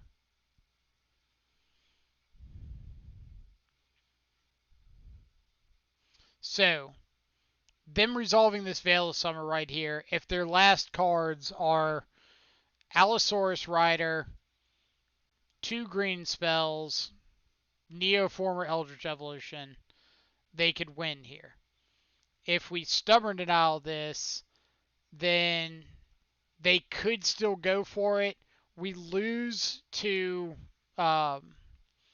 Eldritch Evolution, but we beat Neoform.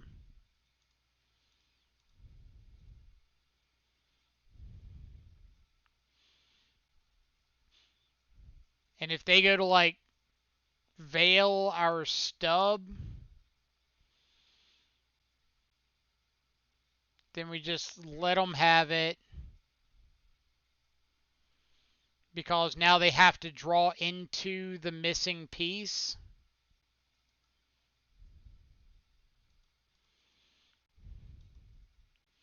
Now, if they drew into the missing piece, there's nothing we can do about it.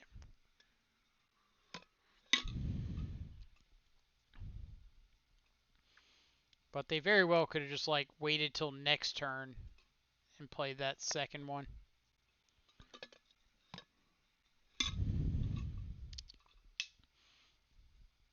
So their cards have to be how long has Vans had a sponsored stream? Well, it's not a Van sponsored stream. It's a me stream, and then Vans has expressed their wish to have people promoting in the area, so I offered to be a part of that.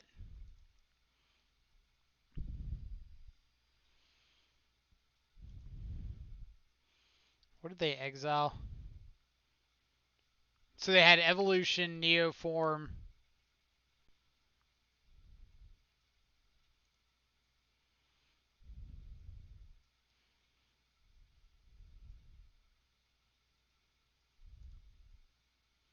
All right. We'll uh we'll let them go crazy here. See, I'll never understand why they allow Grizzlebrand to be legal. It's never doing anything good for the format. I wouldn't say it doesn't do anything good. I would just say that uh, it's often a part of decks that are specifically built around cheating it into play, which is it could basically be any big dumb creature and still be good, but obviously Grizzlebrand having the pay 7 draw 7 ability on it does differentiate it from a lot of other options. Um, but you could easily say like ban Allosaurus Rider and this deck no longer exists. But you just have the perfect storm of options that go together and line up the way that they do. Like having access to Allosaurus Rider, having it be on color with things like Neoform, Eldritch Evolution, Chancellor the Tangle, Autochron Worm, all these things, and happen to be exactly 2 CMC less than Grizzlebrand so that Eldritch Evolution works. Um, it's just like a whole, or be 2 CMC more or less than Allosaurus Rider. But it's just this perfect culmination of things that makes the deck work.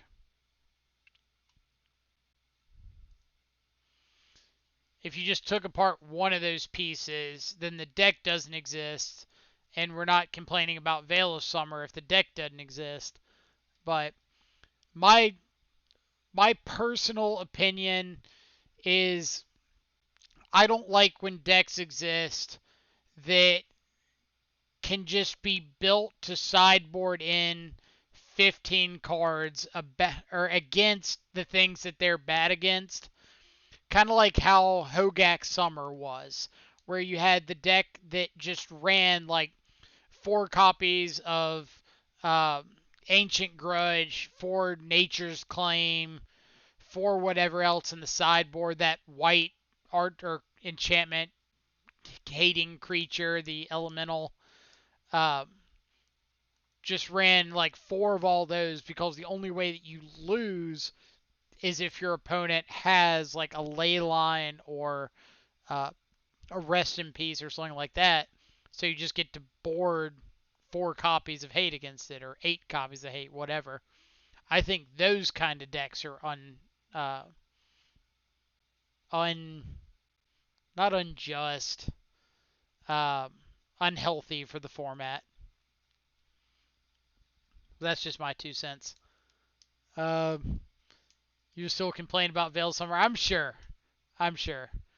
How about this? You can ban Veil of Summer if I get to have Mental Misstep back.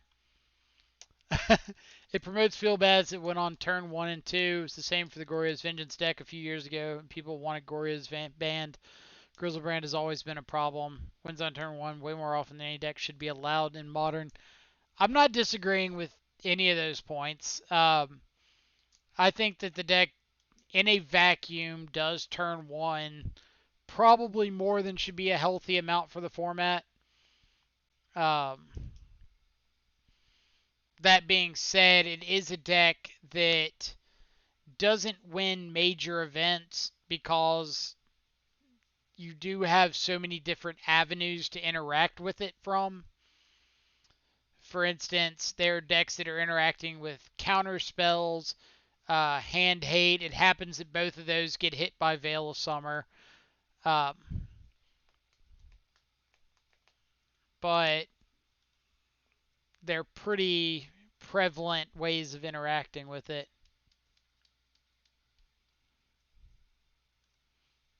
You get another Tron. So you get Force Negation on the draw. You do get Force. So I don't want Polluted Delta, so we'll shuffle that away. I'm probably going to plan on like flashing in a blind Snapcaster at the end of their turn too. Well, not now because we drew the Thoughtseize. But I was going to say flash in a blind Snapcaster, hit for 2 on my turn, then dismember my own Snapcaster to get a shadow out. Because we kind of need to speed up the clock pretty significantly. Oh, Eldrazi-tron. Way better for us. Eldrazi-tron with a pretty not great hand. So we're going to take the dismember and just pass. I don't want to play this shadow out into a potential 1/1 walking ballista.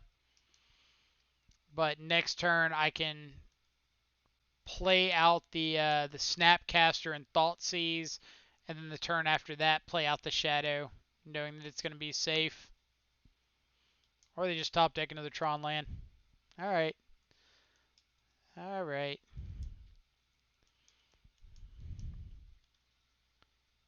The old draw both basics in the shadow deck. It happens. Not much we can do about it.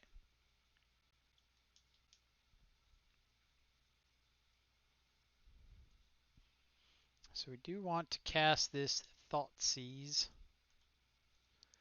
I think we're going to take a Karn the Great Creator.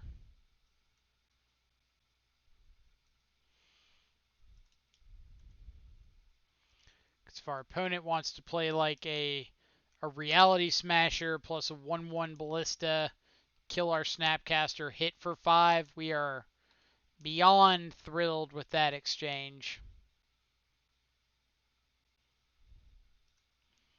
Alright, so opponent has got Ballista, Waste, Tower, Reality Smasher. I wonder how different Tron would be if Expedition Map were errated to say, put the card on top of your library instead of into your hand.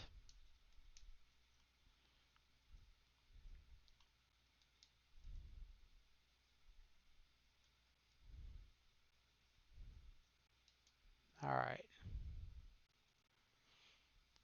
So, this is where the fun begins.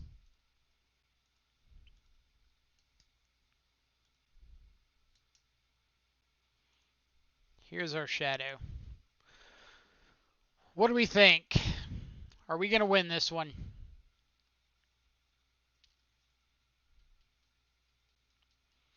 Our hand lines up fairly decently against what they're doing at the moment. Like, we can dismember this Reality Smasher. We can Fatal Push a Walking Ballista. And we feel pretty solid at that point. Depends how whitelisted your opponent is. Let's see. Tupac, what up?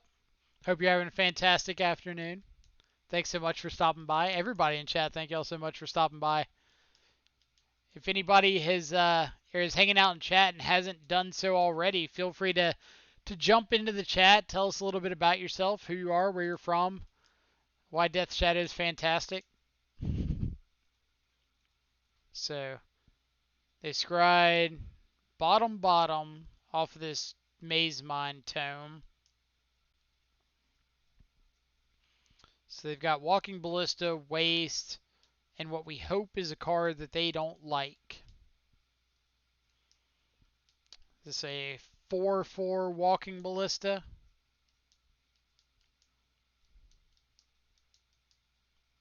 It is a 4/4 Walking Ballista. Alright. Are you going to attack?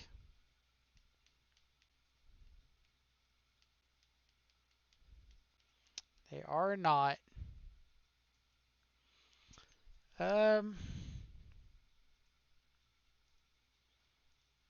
Let's Fatal Push. Because I really want to Fatal Push plus cast this Thought Scour.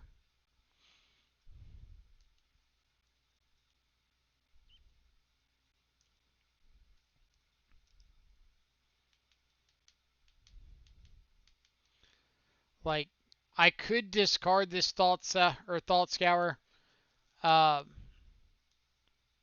but I really like the idea of potentially drawing like another threat so that I can play out or swing with the shadow, play out a second threat, have access to Dismember plus a card to discard for the Reality Smasher, and another threat to protect my face. So if they top deck another Reality Smasher, I'm not just dead.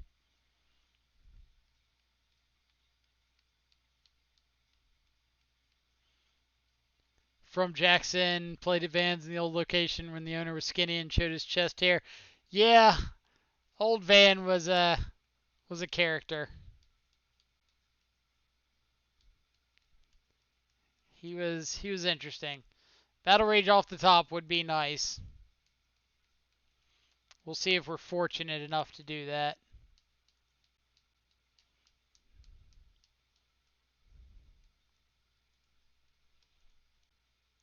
Just in case. Alright, so that's perfect. That means we get to, like I said, attack with a shadow, play another shadow, hold up Dismember. We do not know anything left in our opponent's hand. So we're dead to something like Karn the Great Creator, just getting like Ensnaring Bridge. We're dead to another Walking Ballista.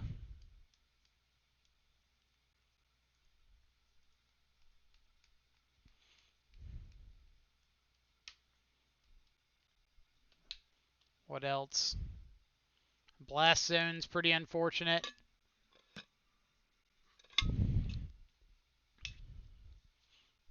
Which also means that Expedition Map is a live draw. So they can just play and crack map off the tower, go get Blast Zone, play it, and have mana available to activate it. So putting on top makes me think one of those things. Hopefully it's like a Thought Knot or another Reality Smasher. Never mind. This card. This card.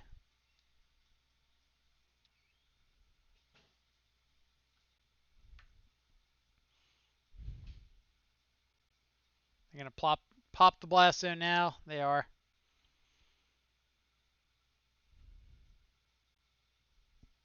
What is this?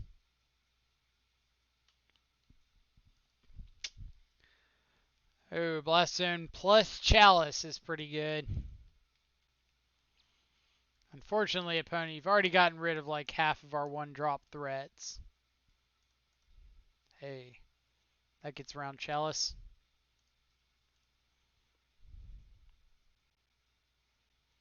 Polluted Delta, probably not what we want.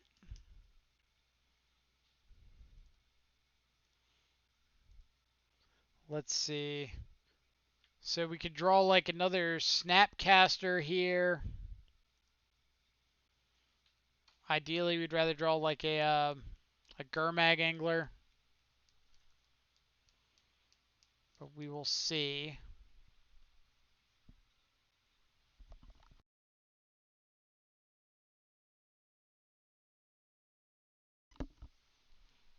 What you got?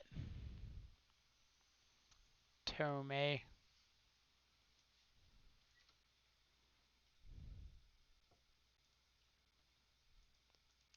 That's not the best draw. We'll probably end up just hard casting it, but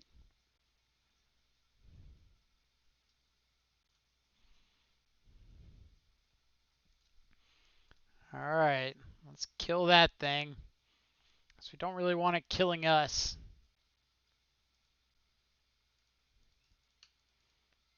Alright, opponent.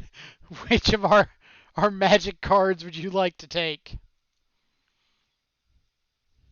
Spoiler alert, both of them we can play through a Chalice of the Void. Opponent, you fool. Leave us the one with power and toughness. Alright. Hiya. Call this an 8-turn clock. Opponent doesn't know the power of True Name Nemesis.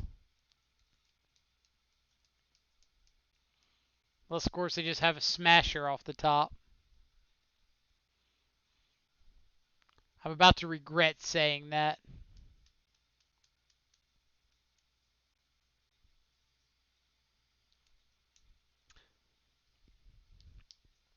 We just had a Street Wraith.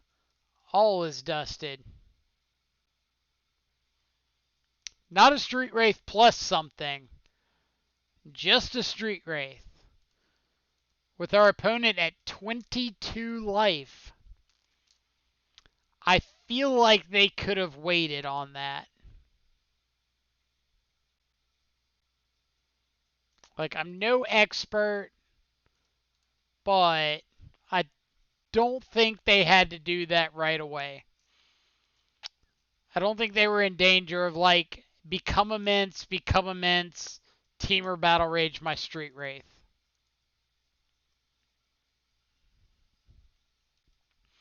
Why isn't Mike casting this Cling?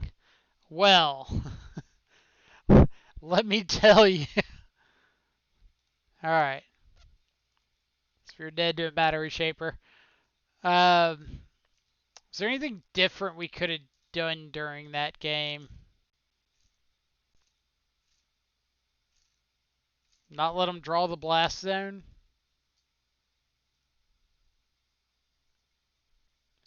Is that our plan? Just like they go to draw a blast zone and we're like, no.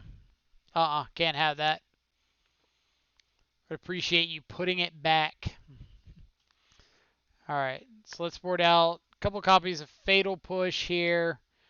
Drown in the Lock and Cling to Dust. Board in our fourth copy of Stubborn Denial. So our threats get bigger than theirs very quickly. So play into that. Just getting out a dude is often enough.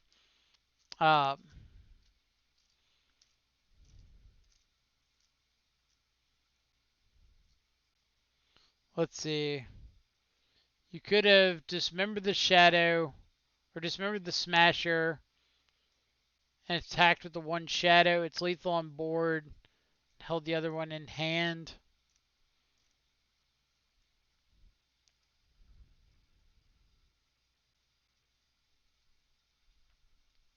Okay, I see what you mean. Yeah, that is an option. Like it's the same time or same amount of turns to present lethal regardless. Or no, our line had them lethal next turn through a second creature. Through what was the life total if they gained the 4 life off of Maze Mind Tome? Did we still have them lethal? I might have to go back there and review that one. So we're keeping this one. We've got answer to Chalice. We've got interaction for something like Ensnaring Bridge. We've got a threat. We can Fatal Push aggressively if we like.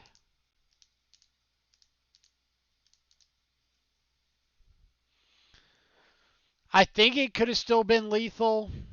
Because I think we would have gone down to 1 off of the Dismember. And I think they only went up to 22 off the Maze Mind Tome. So it was probably still lethal. I think it's kind of like playing out the Shadow plays around creatures. Playing out the... or not playing out the Shadow plays around spells. Alright, double Smasher. The rest of the hand's not great. I think I'm just going to take this Maze Mind Tome because we can K-command the Chalice if we want to. So we don't really care about the Chalice. Mike will need it. Thank you so much for the follow. I greatly appreciate it. Alright, what do we got? Stubborn Denial off the top. I'm a fan of the stubborn denial. Arsonist, thank you as well for the follow. Hope both of y'all are having fantastic afternoons wherever you're at. Let's see. Do we want to stubborn denial a chalice? Tarmatwin, thank you as well for the follow. A little bit of a follow party here. Let's see. So they played out the Tron land that we know about.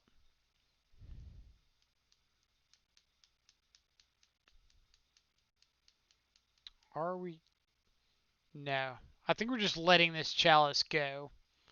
Like, we're playing out our Karn next turn, or playing out our Gurmag Angler next turn regardless.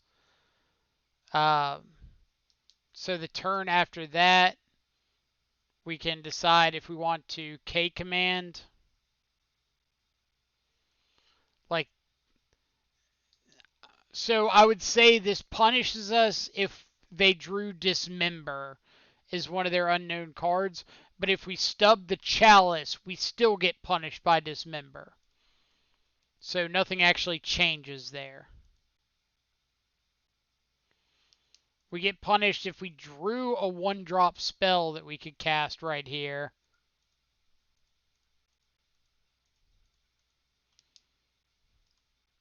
But we still had to play even if we didn't.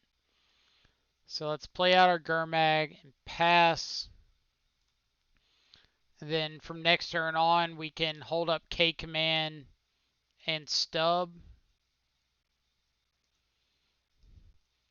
Opponent is one land off of these reality smashers.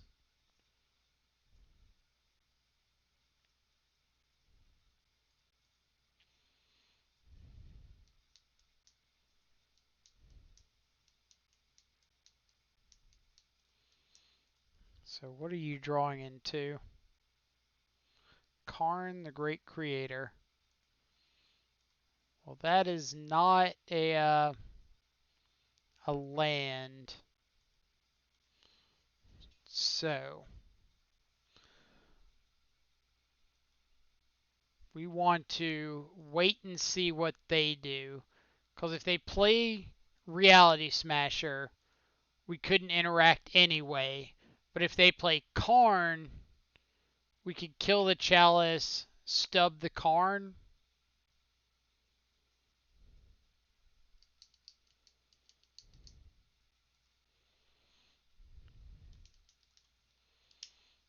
Alright, so they hit us with a Smasher. We're going to be able to K command, blow up the Chalice, make them discard.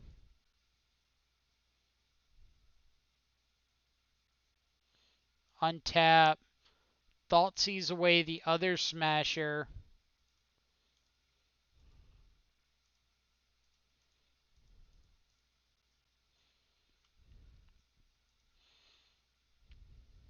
Assuming they pitch one of these Karns.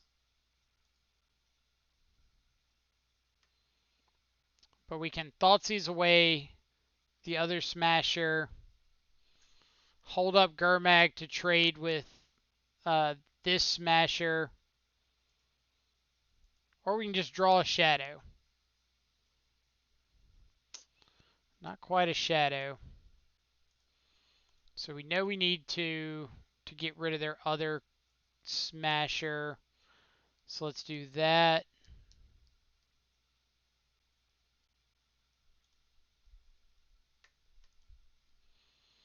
And pass.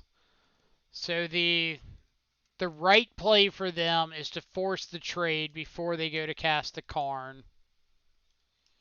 We can K command to make them discard and get our Gurmag Angler back.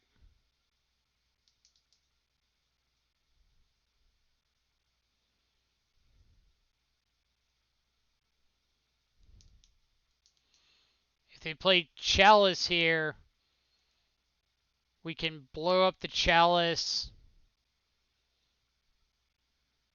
and either make them discard or get our Gurmag back.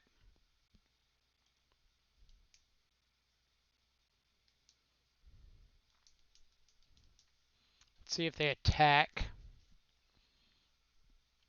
If they attack, it's pretty easy. Block, trade off, kill the Chalice, get back Gurmag. Since they didn't block, then we can make them discard this Karn, blow up the Chalice.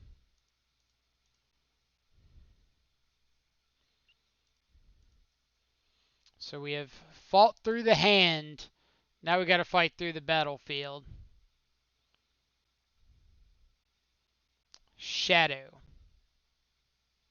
Shadow or second Gurmag would be best draws. Not quite. Not quite.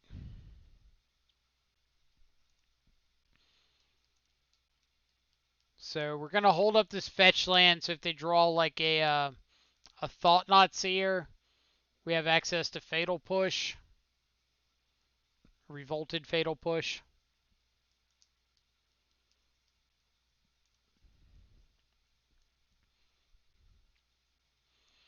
So I actually think that our opponent should be attacking with this Reality Smasher. Like, we're forced to block. If we have Battle Rage, I guess they get kind of blown out. But their top decks are far better than ours. So them going to a top deck war is significantly more impactful than us being in a top deck war.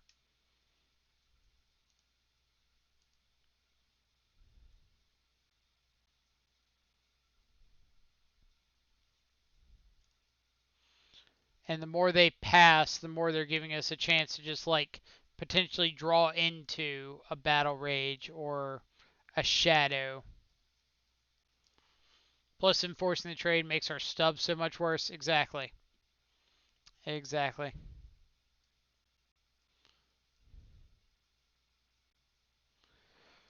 Alright.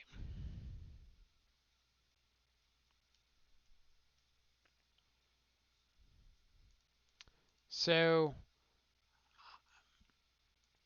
I'm going to play the Shadow, but I'm not going to attack. The reason being is, as we just saw last game, our opponent's got a propensity to top deck blast zones, and I don't want to just leave myself dead to a blast zone. But here we can attack like next turn with our Shadow. Yeah, we'll Stubborn Denial that. We can attack this next turn with our Shadow. If we draw like a Dismember, we just win. Battle Rage, we just win. But we can attack with our Shadow and then force lethal the turn after.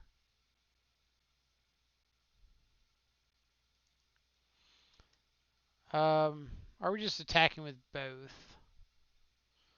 Attacking with both forces the chump, or forces the trade with the Gurmag Angler. No.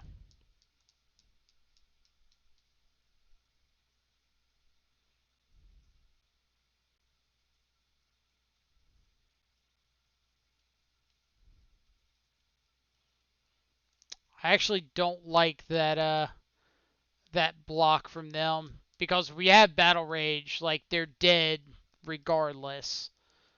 Um, so you're just throwing away the Smasher.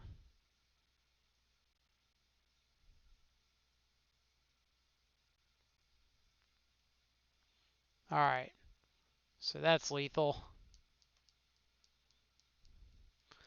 Alright, we get to go to game 3. Always a fan of having another game to play. I'm guessing they're just making us show that we can lower our life total down farther. That's a pretty good draw. But it is really interesting to see the difference in win rates against Eldrazi Tron with Grixis as opposed to like 4-color. Like, let me see if I've got it right in front of me. Excel.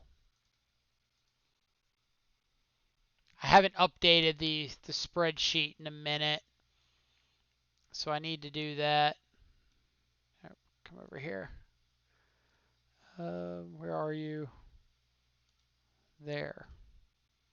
So we'll run it back, but it was. Let's see. Eldrazi was like, I think winning 40-ish%, 35-40% with Grixis. But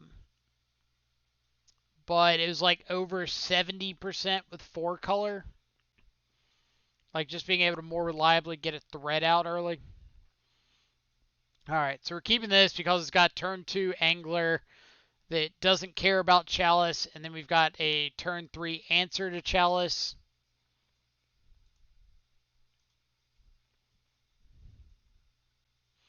If this hand were missing either Angler, Thought Scour, or K Command, I'd probably pitch it.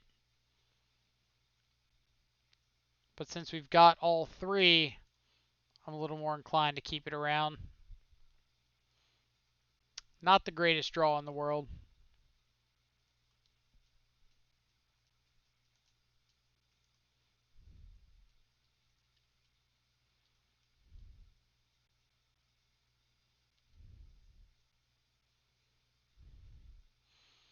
Alright, what you got? This is a Chalice. Looks like a Chalice. Looks Chalice-y, as one might say. I think that's a word, right? No? No. Alright, so let's respond to this Chalice with the Thought Scour. Let's see. Sergey for the win. Grixis definitely falls into the tempo category in Modern, but would you call 4-color a tempo deck? So by definition, I would say yes, 4-color is a tempo deck because you're looking to have a quick threat down and then work to either protect your threat or keep pressing the advantage on the board. And in my mind, that makes it a tempo deck. You could also make the argument that like 4-color is not a tempo deck because you're playing much more of an aggressive role than Grixis is. But I view it as a tempo deck.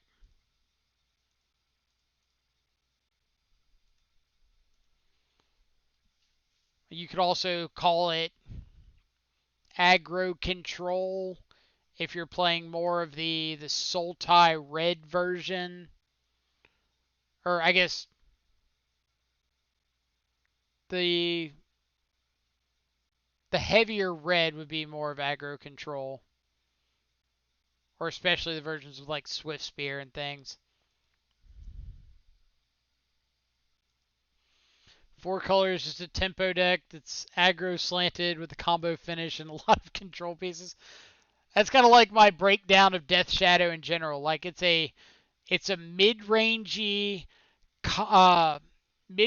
tempo deck with aggro draws and a combo finish with some controlling elements.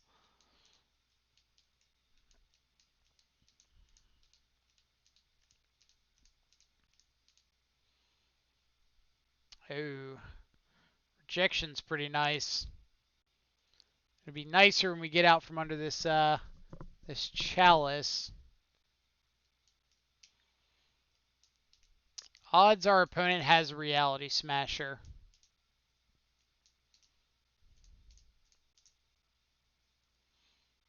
Probably good enough for us to not attack. I don't really want them to resolve a Smasher and then us just be like dead on board, like not be able to deal with it, be lower on life total.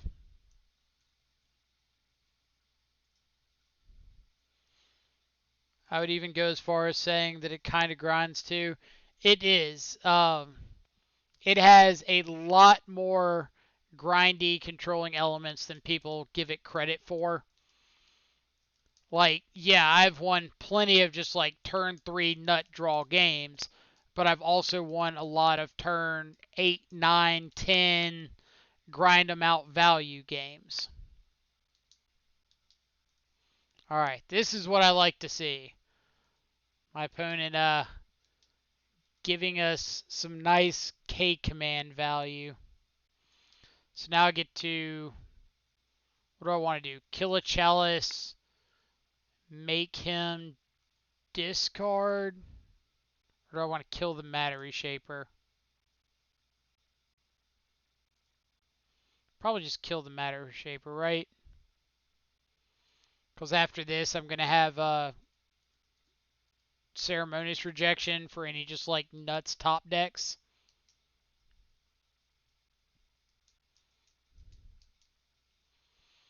What are you revealing to a Matter Reshaper? Karn the Great Creator. You got it.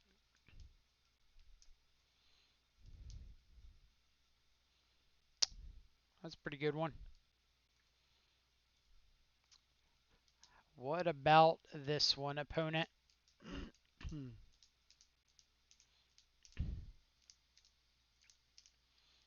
Hit Reshaper. Sergey, I agree. I agree completely.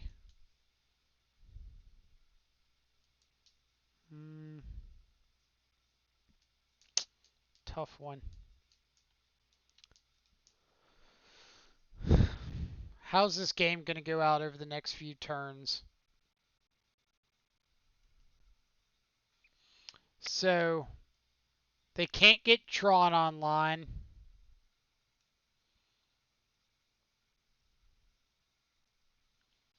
It's weird, but it's Relic right. We want to convert the snap. I'm pretty inclined to agree. The Karn we've got covered from multiple angles. So the Relic keeps them off another redraw. The Relic stops Snapcaster and gives them another redraw. The Karn we just have covered.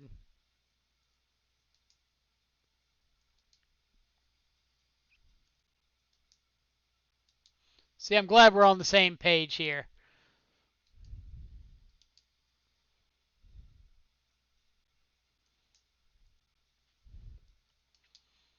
So this could be like a Scavenger Grounds or a second Tron land.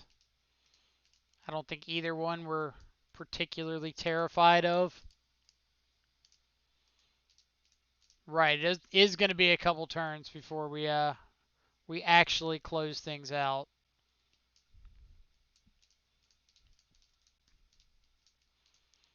And the fact that they can't or draw a card plus play a threat is extremely nice. It's like if they just top deck a threat, we don't really care about it because they're playing out spells on a one turn at a time basis where we are excelling extremely well at answering things one at a time.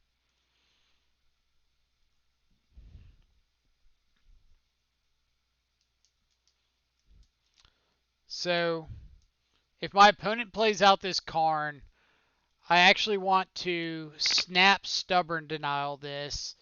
The reason is they typically play a copy, maybe two, of cards like Scavenger Grounds that you can sacrifice to exile graveyards.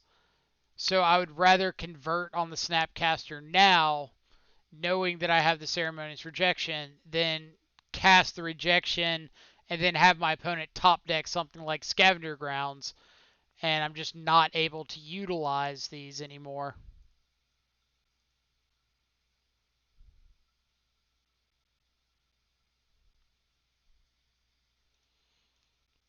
Only tight plays my ass. I punt like crazy. What are you talking about?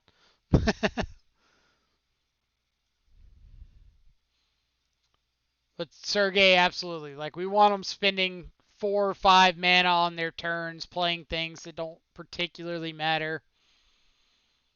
Alright, so even with the gain 4 off of Maze Mind Tome, it's a 2-turn clock.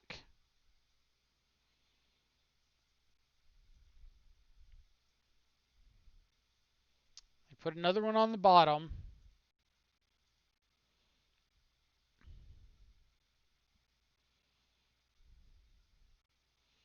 Second copy of Tower we don't care about.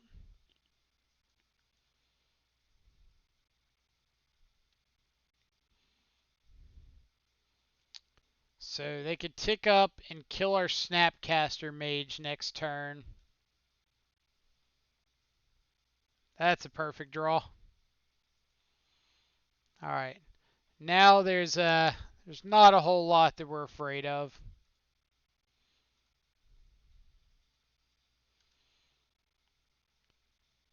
To be fair, our opponent hasn't drawn spectacularly so far.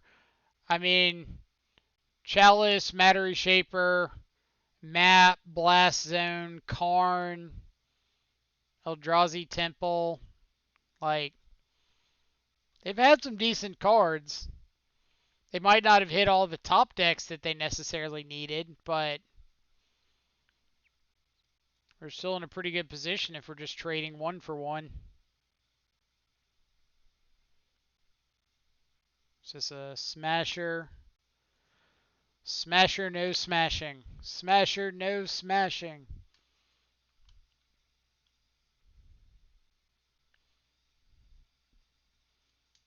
We took care of their opening hand, but they bricked off after that. That's fair. Like, we also have to consider that it wasn't a very long game. Like, it was turn 7, sure. But I mean, we've had games this league going turns 10, 11. So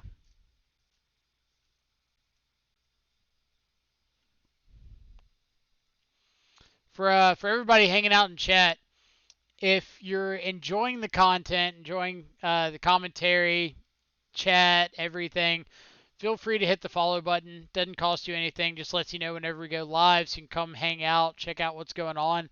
Also, if you have things that you're wanting to see, deck list ideas, cards that you'd like to see tested in a shadow variant, there is a suggestion box down below.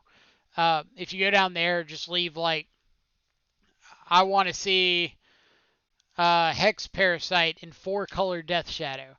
Something like that helps us keep a steady stream of test suggestions coming along. Doesn't cost you anything to suggest something. If you really are like me and you're impatient and you want to see it right now, there is a donation option down there. It's like $5 to test out a specific card. And when I say test it out, I don't mean like put one copy in the sideboard and hope we draw it. I mean multiple copies, board it in frequently. We'll all see it, get checked out. Uh, there's a $10 option to play any deck with Death Shadows in any shadow variant, because I feel fairly confident doing that. And then there's a $15 option that is to play any deck in Modern, and that's because I would have to go off stream, play a league or two with it, kind of get a feel for the deck, and then go from there. His hand's not great. I think I'm going to ship. Like, we've got the threat, but we're not getting this threat online very quickly. This is better. Spot him a crypt. Say go.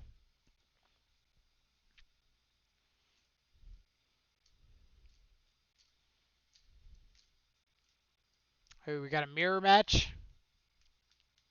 Nice. Love me some shadow mirrors. Alright, go. I guess we don't want to auto yield. We could consider interacting with a thought scour here. I don't think we're going to. But I am going to cling to dust something out of here. What do you think about that one? Alright.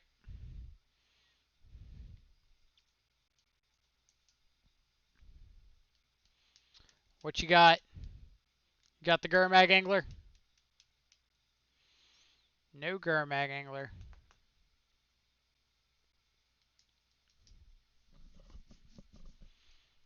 Alright, so now I just want to focus on hitting land drops.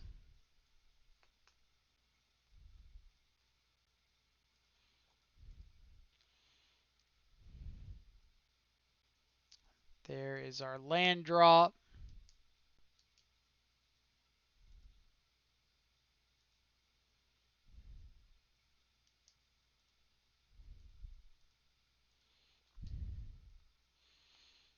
So I'm casting Thought Scour here. If our opponent wants to counter this, they're more than welcome to. They did not, so I'm just going to play out Gurmag Angler. 3, 4, 5. And we'll get rid of Thought Scour. Sure. Alright, show me Dismember.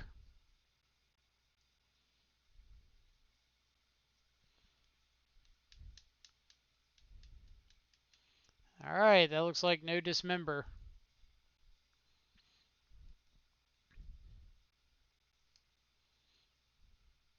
Alright. Thoughtseize. Inquisition. Gurmag of their own. You got it.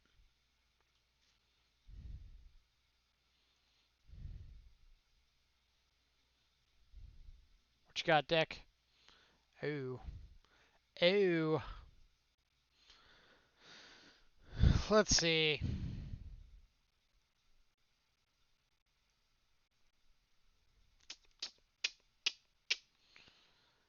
So we can attack with Gurmag.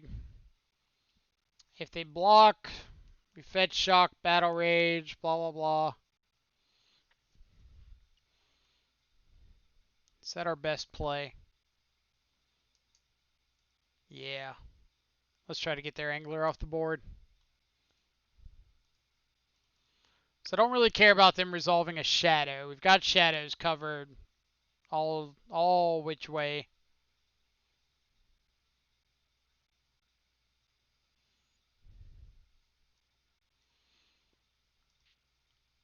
And if he goes for like a battle rage on the way back, we've got it covered pretty well.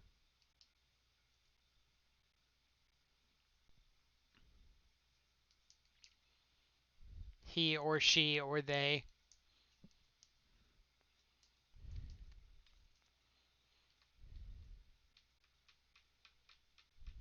If they have battle rage plus double stubborn denial,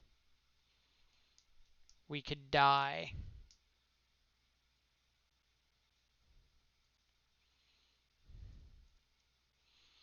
But I think I'm just going to go for a Snapcaster Cling to Dust here.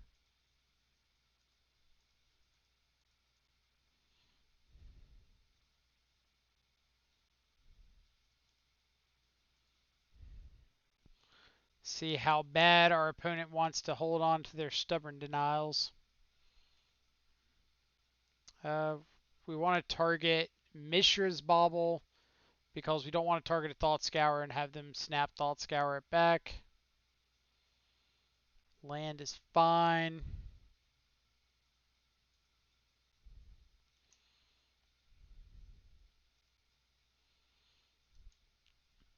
Alright.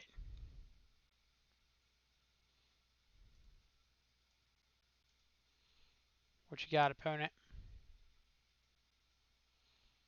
We gonna fight over this?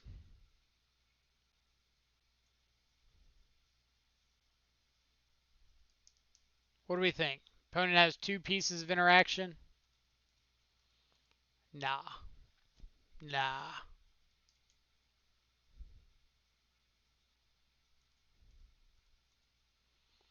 Got another one?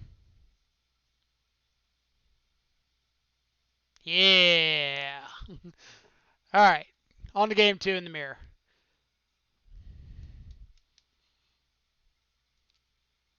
I think the mirror is like one of the most fun matches.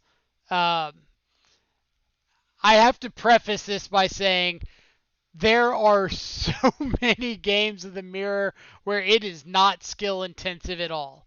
Sometimes your spells or your opponent's spells just don't line up, and there's nothing you can do about it. Skill didn't matter. Your opponent just drew fantastic cards, and the world is unfair. But there are a lot of games in the mirror where it's extremely fun and interactive, and spells are flying all over the place, and things are sweet. Thalia is Bay. Thank you so much for the follow. Also, fantastic name there. Let's see. So, I really want to board out the other Inquisition. So I think I'll keep in the third Stubborn Denial over that Inquisition. The reason to board out Inquisition and leave in Thoughtseize is that Inquisition cannot hit Gurmag Angler. Gurmag Angler is the biggest, most important threat in the mirror by a mile. Uh, there's not a lot of great ways to interact with it, so being able to keep your opponents off the board and potentially protect your own is a huge key. Um, I can't remember if I said it. Thalia's Bay, thank you so much for the follow. Hope you're having a fantastic afternoon or evening or morning, wherever you're at in the world. Thanks for stopping by and hanging out with us. If you haven't yet, feel free to jump into chat. Tell us a little bit about yourself, where you're from, what got you into Magic, why Death Shadow is the best archetype in Modern, and arguably Legacy. But all right, uh, hand's not great. Hand is worse, but I don't want to go to 6. So let's do it. Don't say I never YOLO'd here. Seattle, nice. I was living up in Seattle up until a year ago. Are you over at Mock's boarding house or Phoenix, or where are you playing at?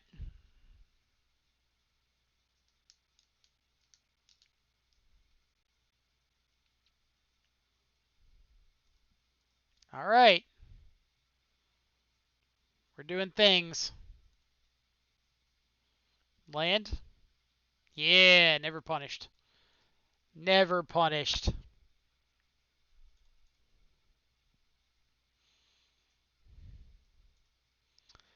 Um, yeah, we'll trade a Thoughtseize for a Stubborn Denial here.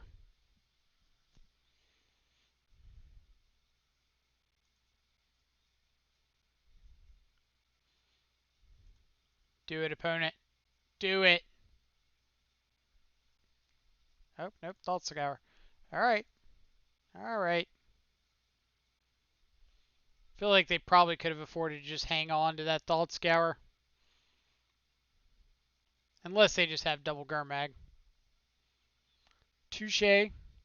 Touche. Alright, so all we want is to hit our next couple of land drops. Opponent is drawing a Cling to Dust. Solid. Then after that, they were drawing a Street Wraith. Sure. So this is looking like it's set up to be a pretty fun game here. Sure. What you want? Gurmag? Take a Gurmag, play a Gurmag? Yep, Mox periodically. Yeah. I lived up in Roosevelt for a while in northeast Seattle, and I'd go down to Mox every week, play Modern over there, draft occasionally, or play Modern in Bellevue, and then draft in Ballard. Super awesome stores. What do we got? Could be better. Perfect. Perfect. So our opponent has got a Cling to Dust, a Street Wraith, and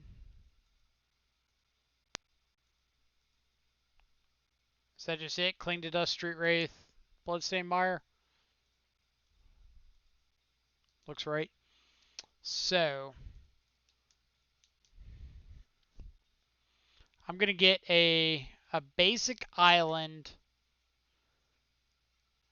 Do I want to Thought Scour my opponent? No. I want to wait. Because if my opponent Cling to Dusts, I might Thought Scour them so I have the ability to Drown and Lock this Gurmag Angler.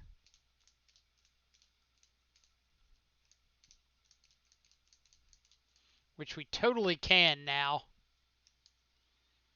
Played a lot of the Mox Pauper stuff. Yeah, they had a huge Pauper scene. It was always super impressive. Alright. I don't think they drew an answer to this.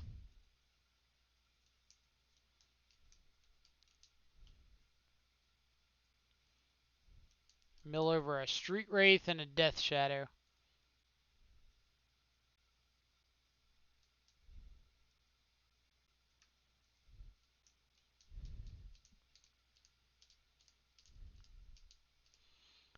Alright, opponent.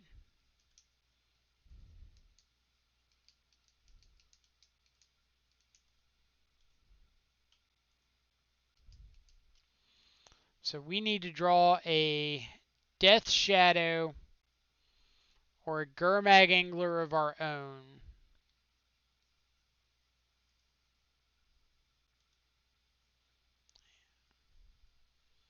That's not quite it.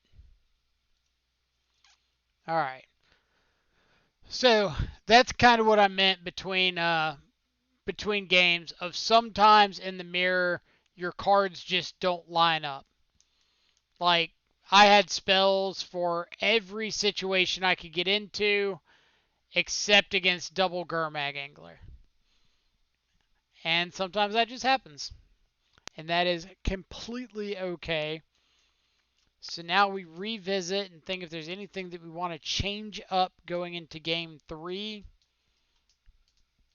I don't think there is. I think I'm just going to run back this 60.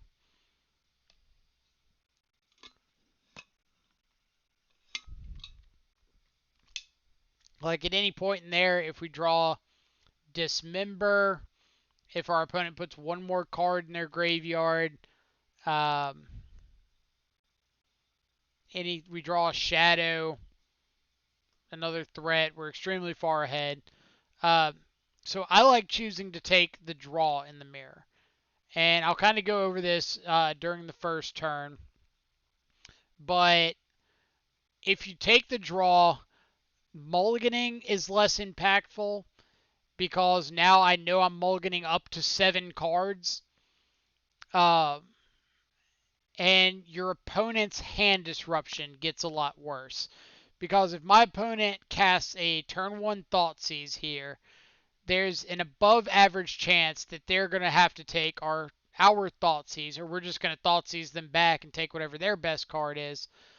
So if they're kind of geared towards that, then they're going down to 5 cards. They're Thoughtseizing us, putting us down to 6, and we're just drawing back up to 8, and then a 7 on a land.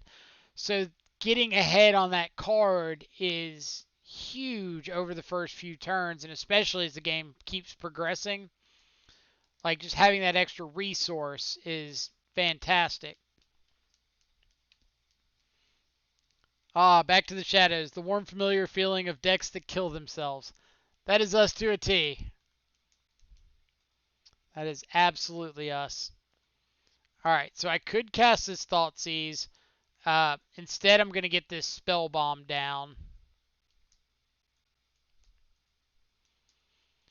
And we just need to be careful about priority. When can our opponent resolve spells and effects that we can't respond to prevent us from being able to use this Spell Bomb? So if they go Thought Scour themselves, they go up to 6 cards in their yard. Then if they just have Land Gurmag Angler, there's nothing we can do about it. If they have Fetch Land Gurmag Angler, we can stop it. But because they can just have land Gurmag here, I'm forced to just go ahead and crack this spell bomb because I don't want them resolving Gurmag Angler here. I want to be able to untap and Thought Seize.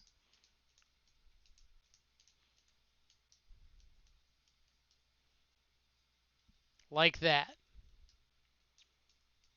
So if that had just been, if they have a Gurmag in hand, they could have just cast it right there. So we're going to play land that they know about and Thought Seize.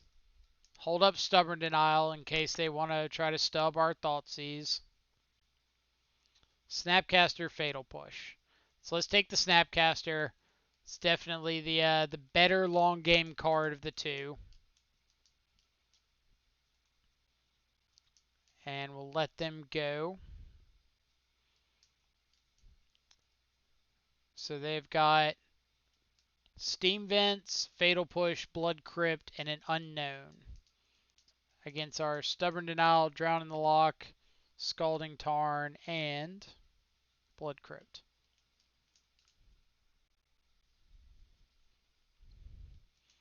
Alright, so now we get into the who's going to find a threat first.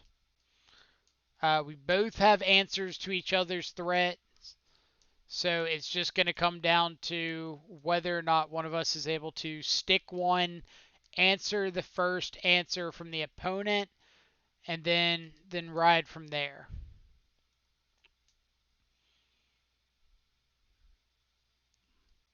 Like if we find a shadow here, we're pretty far ahead. So I am going to shock with this. Normally I advise against shocking unnecessarily, but this is to make sure that when we fetch off of the Scalding Tarn, we can turn our shadow ferocious at will. If we put this into play tapped, uh, we could still ferocious a shadow, but or no, we couldn't ferocious a shadow because we would be going down to 10. Yeah, that's right.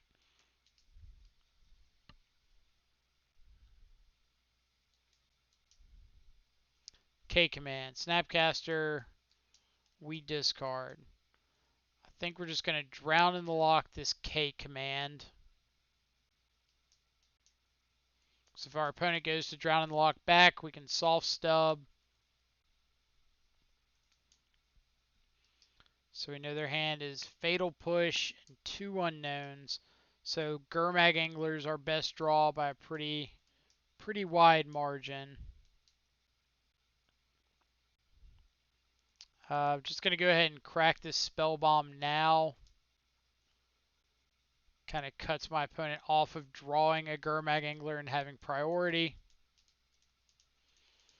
K command's good, so now we can make them discard, get back our Gurmag Angler.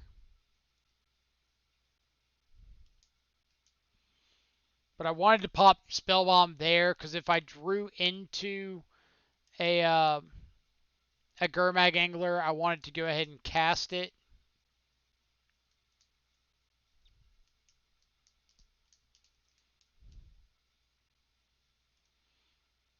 Alright, so we're going to plan on end of turn, K commanding, make them discard, get back Gurmag Angler.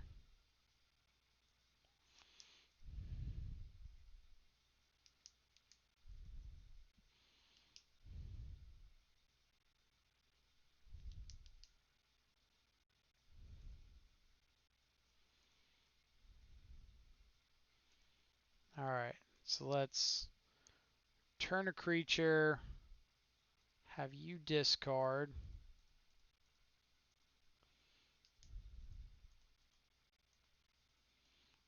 But let's tap correctly.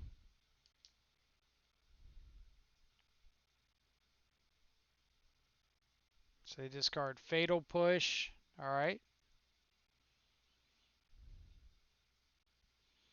What do we got?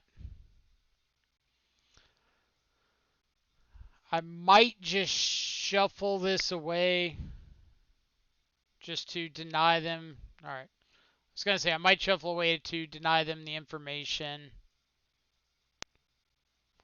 5. We will keep Drown in the Lock and K Command in our yard. They're definitely two of our better spells here.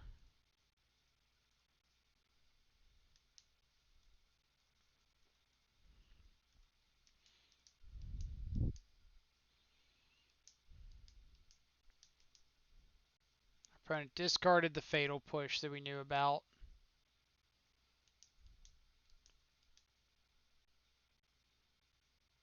This looks like a Gurmag Angler of their own. Oh no, Hardcast Tree Wraith. Touche. Touche. Where's that True Name Nemesis command when you need it?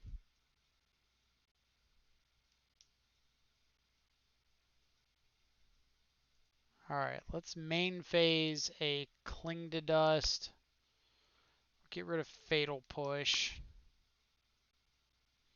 Kind of makes Snapcasters a little bit worse.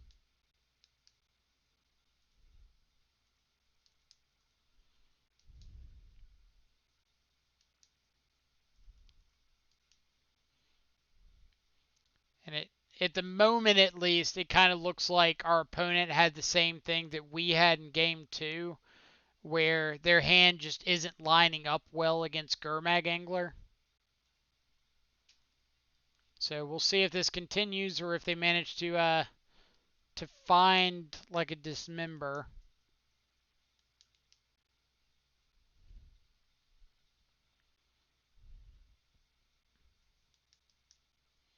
Nope.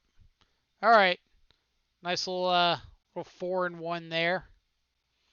So, what did we think about this list? First of all, let's take a little rundown of the sideboard. We never brought in Plague Engineer in any of our matches. We could have brought it in against Gruul, but we ultimately decided not to.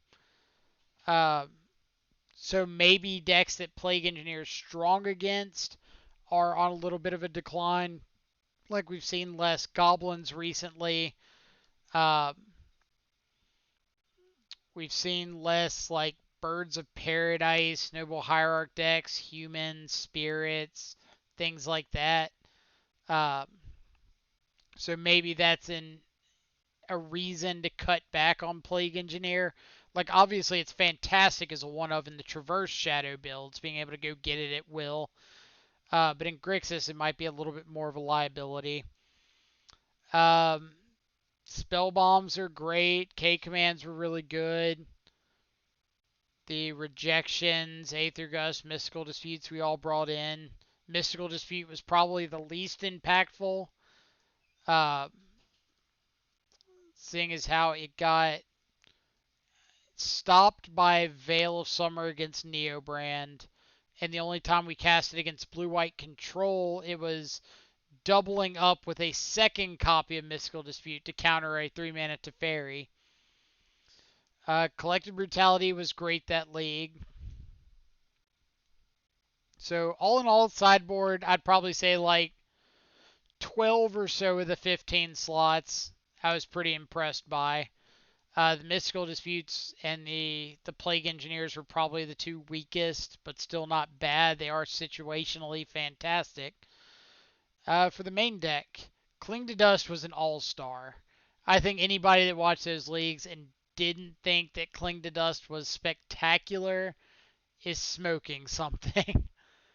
For the second league, we did run the third Snapcaster over the fourth Stubborn Denial in the main. I don't know how often it mattered because I think pretty much every time we had Snapcaster, if we had Stubborn Denial, we would have been just as well off. So that honestly felt like more of a personal preference than anything. Like, I think we thought Snapcaster Thought Scoured like one time.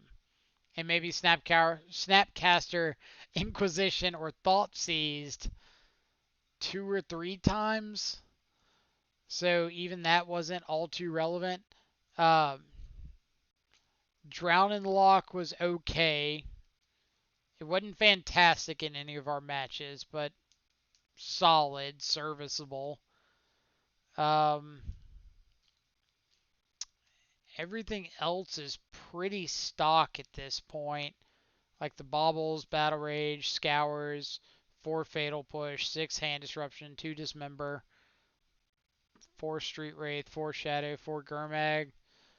So yeah, I'd say the list is solid. I mean, a lot of the fine tuning comes down to personal preference. Like I prefer 2 Snapcaster instead of 3, so I can open up room for that 4th stubborn denial. Um, but I know that other people might prefer the 3rd Snapcaster as the ability to grind a little bit more, um, be a little more reliable with snap stub in the late game, things like that. Again, all personal preference. Magmatic sinkhole, that's an interesting idea. I could definitely see a world in which a sinkhole or two, probably just one, would be nice. It does fight a little bit with Gurmag Angler, but you typically don't mind because you're just refueling your graveyard so efficiently. Um, so maybe that is one that we check out to potentially test in the future. Or if Geek Media, you try it out and you really want to give us an update on how it goes, then we could look at trying it out live and obviously giving you credit. Um, Other than that, see, it's really shown first Walker heavy decks in my Uro piles. That makes sense. Like being able to tag some stuff. Drowning Lock is kind of awkward against things like what's that card? Stormwing Entity and opposing Gurmag Anglers. So maybe that is the idea that we want to check out. Uh, Antis, can you try Jund Shadow? Uh, we can. Like, absolutely. It'll probably have to be tomorrow, but yeah, we can put Jund Shadow down for tomorrow. I don't have anything in particular planned, so we'll plan on putting Jund Shadow for Annis 94. So we've got that on the books now. Um, Other than that, some of the other things we might try out this week are like Tails End, courtesy of Bench Summer. Um, Freed, I want to try out Peak in 4 color. I don't even know if you remember giving that suggestion, but I've got it written down. And then I really want to play more of that Mardu Shadow list we played on Friday. The Mardu Stoneblade deck with what was that 1 mana dude? Um, so many Mardu Shadow lists. Fervent Champion. That guy. Play some more of that deck and see how it goes. Have you tried straight black white Shadow? I have. So the issue I have personally with black white Shadow is you're taking away the 2 primary reasons to play Death Shadow in the first place. You're taking away Teamer Battle Rage and Stubborn Denial. Um, a lot of the decks that are playing Shadow can incorporate one of those, if not both, because, like Freed said, it's basically a free splash, and the opportunity cost is so low, but the payoff is so high that it often makes sense to just slot in 2 Teamer Battle Rage over one of the weaker slots that you have available in order to make that interaction work. But if you went with like Black White Shadow with the Stoneforge package, splash in 2 Battle Rages in there, then I think you would have a solid deck. I just don't think there's any reason to cut both blue and red. Uh, you also run into the situation of turning yourself into a quote bad mid-range deck because you're taking out your oops I win cards, you're taking out your ability to efficiently interact with your opponent's spells, and you're saying, all right, I'm going to play these really fair cards like Stoneforge, Lingering Souls, Ranger Captain, Liliana the Veil, Kaya, anything like that, and hoping to win in an unfair world with no unfair cards of your own. And that is going to have a very difficult time being successful in Modern. Um, the decks that do live like that, like the prowess decks, are typically playing some amount of just hyper efficient kill you now ability cards, and that allows them to kind of get away with it. The Mardu list is pretty gas. There's a VOD up. We played it last Friday and had a 4-1 league with it. Really sweet. And if I play it again, I kind of want to adjust some of the numbers, like maybe go up to the full 4 Tide Hollow, take out the Angrath's Rampage, uh, maybe take out the Kaya's Guile. But the core of the deck was really sweet. Like just being able to Stoneforge up some swords, strap them to a Fervent Champion, uh, Ranger Captain to keep the shadows going is really awesome. I would highly suggest checking it out if you haven't previously. But other than that, I think I'm going to go ahead and call it for the day. Um, but I absolutely appreciate everybody hanging out and checking out the stream. I'm going to send everybody over to Doomwake, who's currently playing Red Black Prowess. Looked like in the Mana Trader series. Uh, he's been playing this deck a ton recently. So if you have any interest in Red Black Prowess, I highly recommend staying tuned, checking him out, seeing some of the lines. Fantastic player. I've watched him plenty myself. Highly recommend. Just give him a shot. See what he's all about. But other than that, appreciate y'all staying around, hanging out. Can't wait to see y'all tomorrow, where we're going to play some Jund Shadow, courtesy of Antis. We'll have a list together. We'll have a little bit of discussion about the differences and have another really good stream. So I will see y'all tomorrow.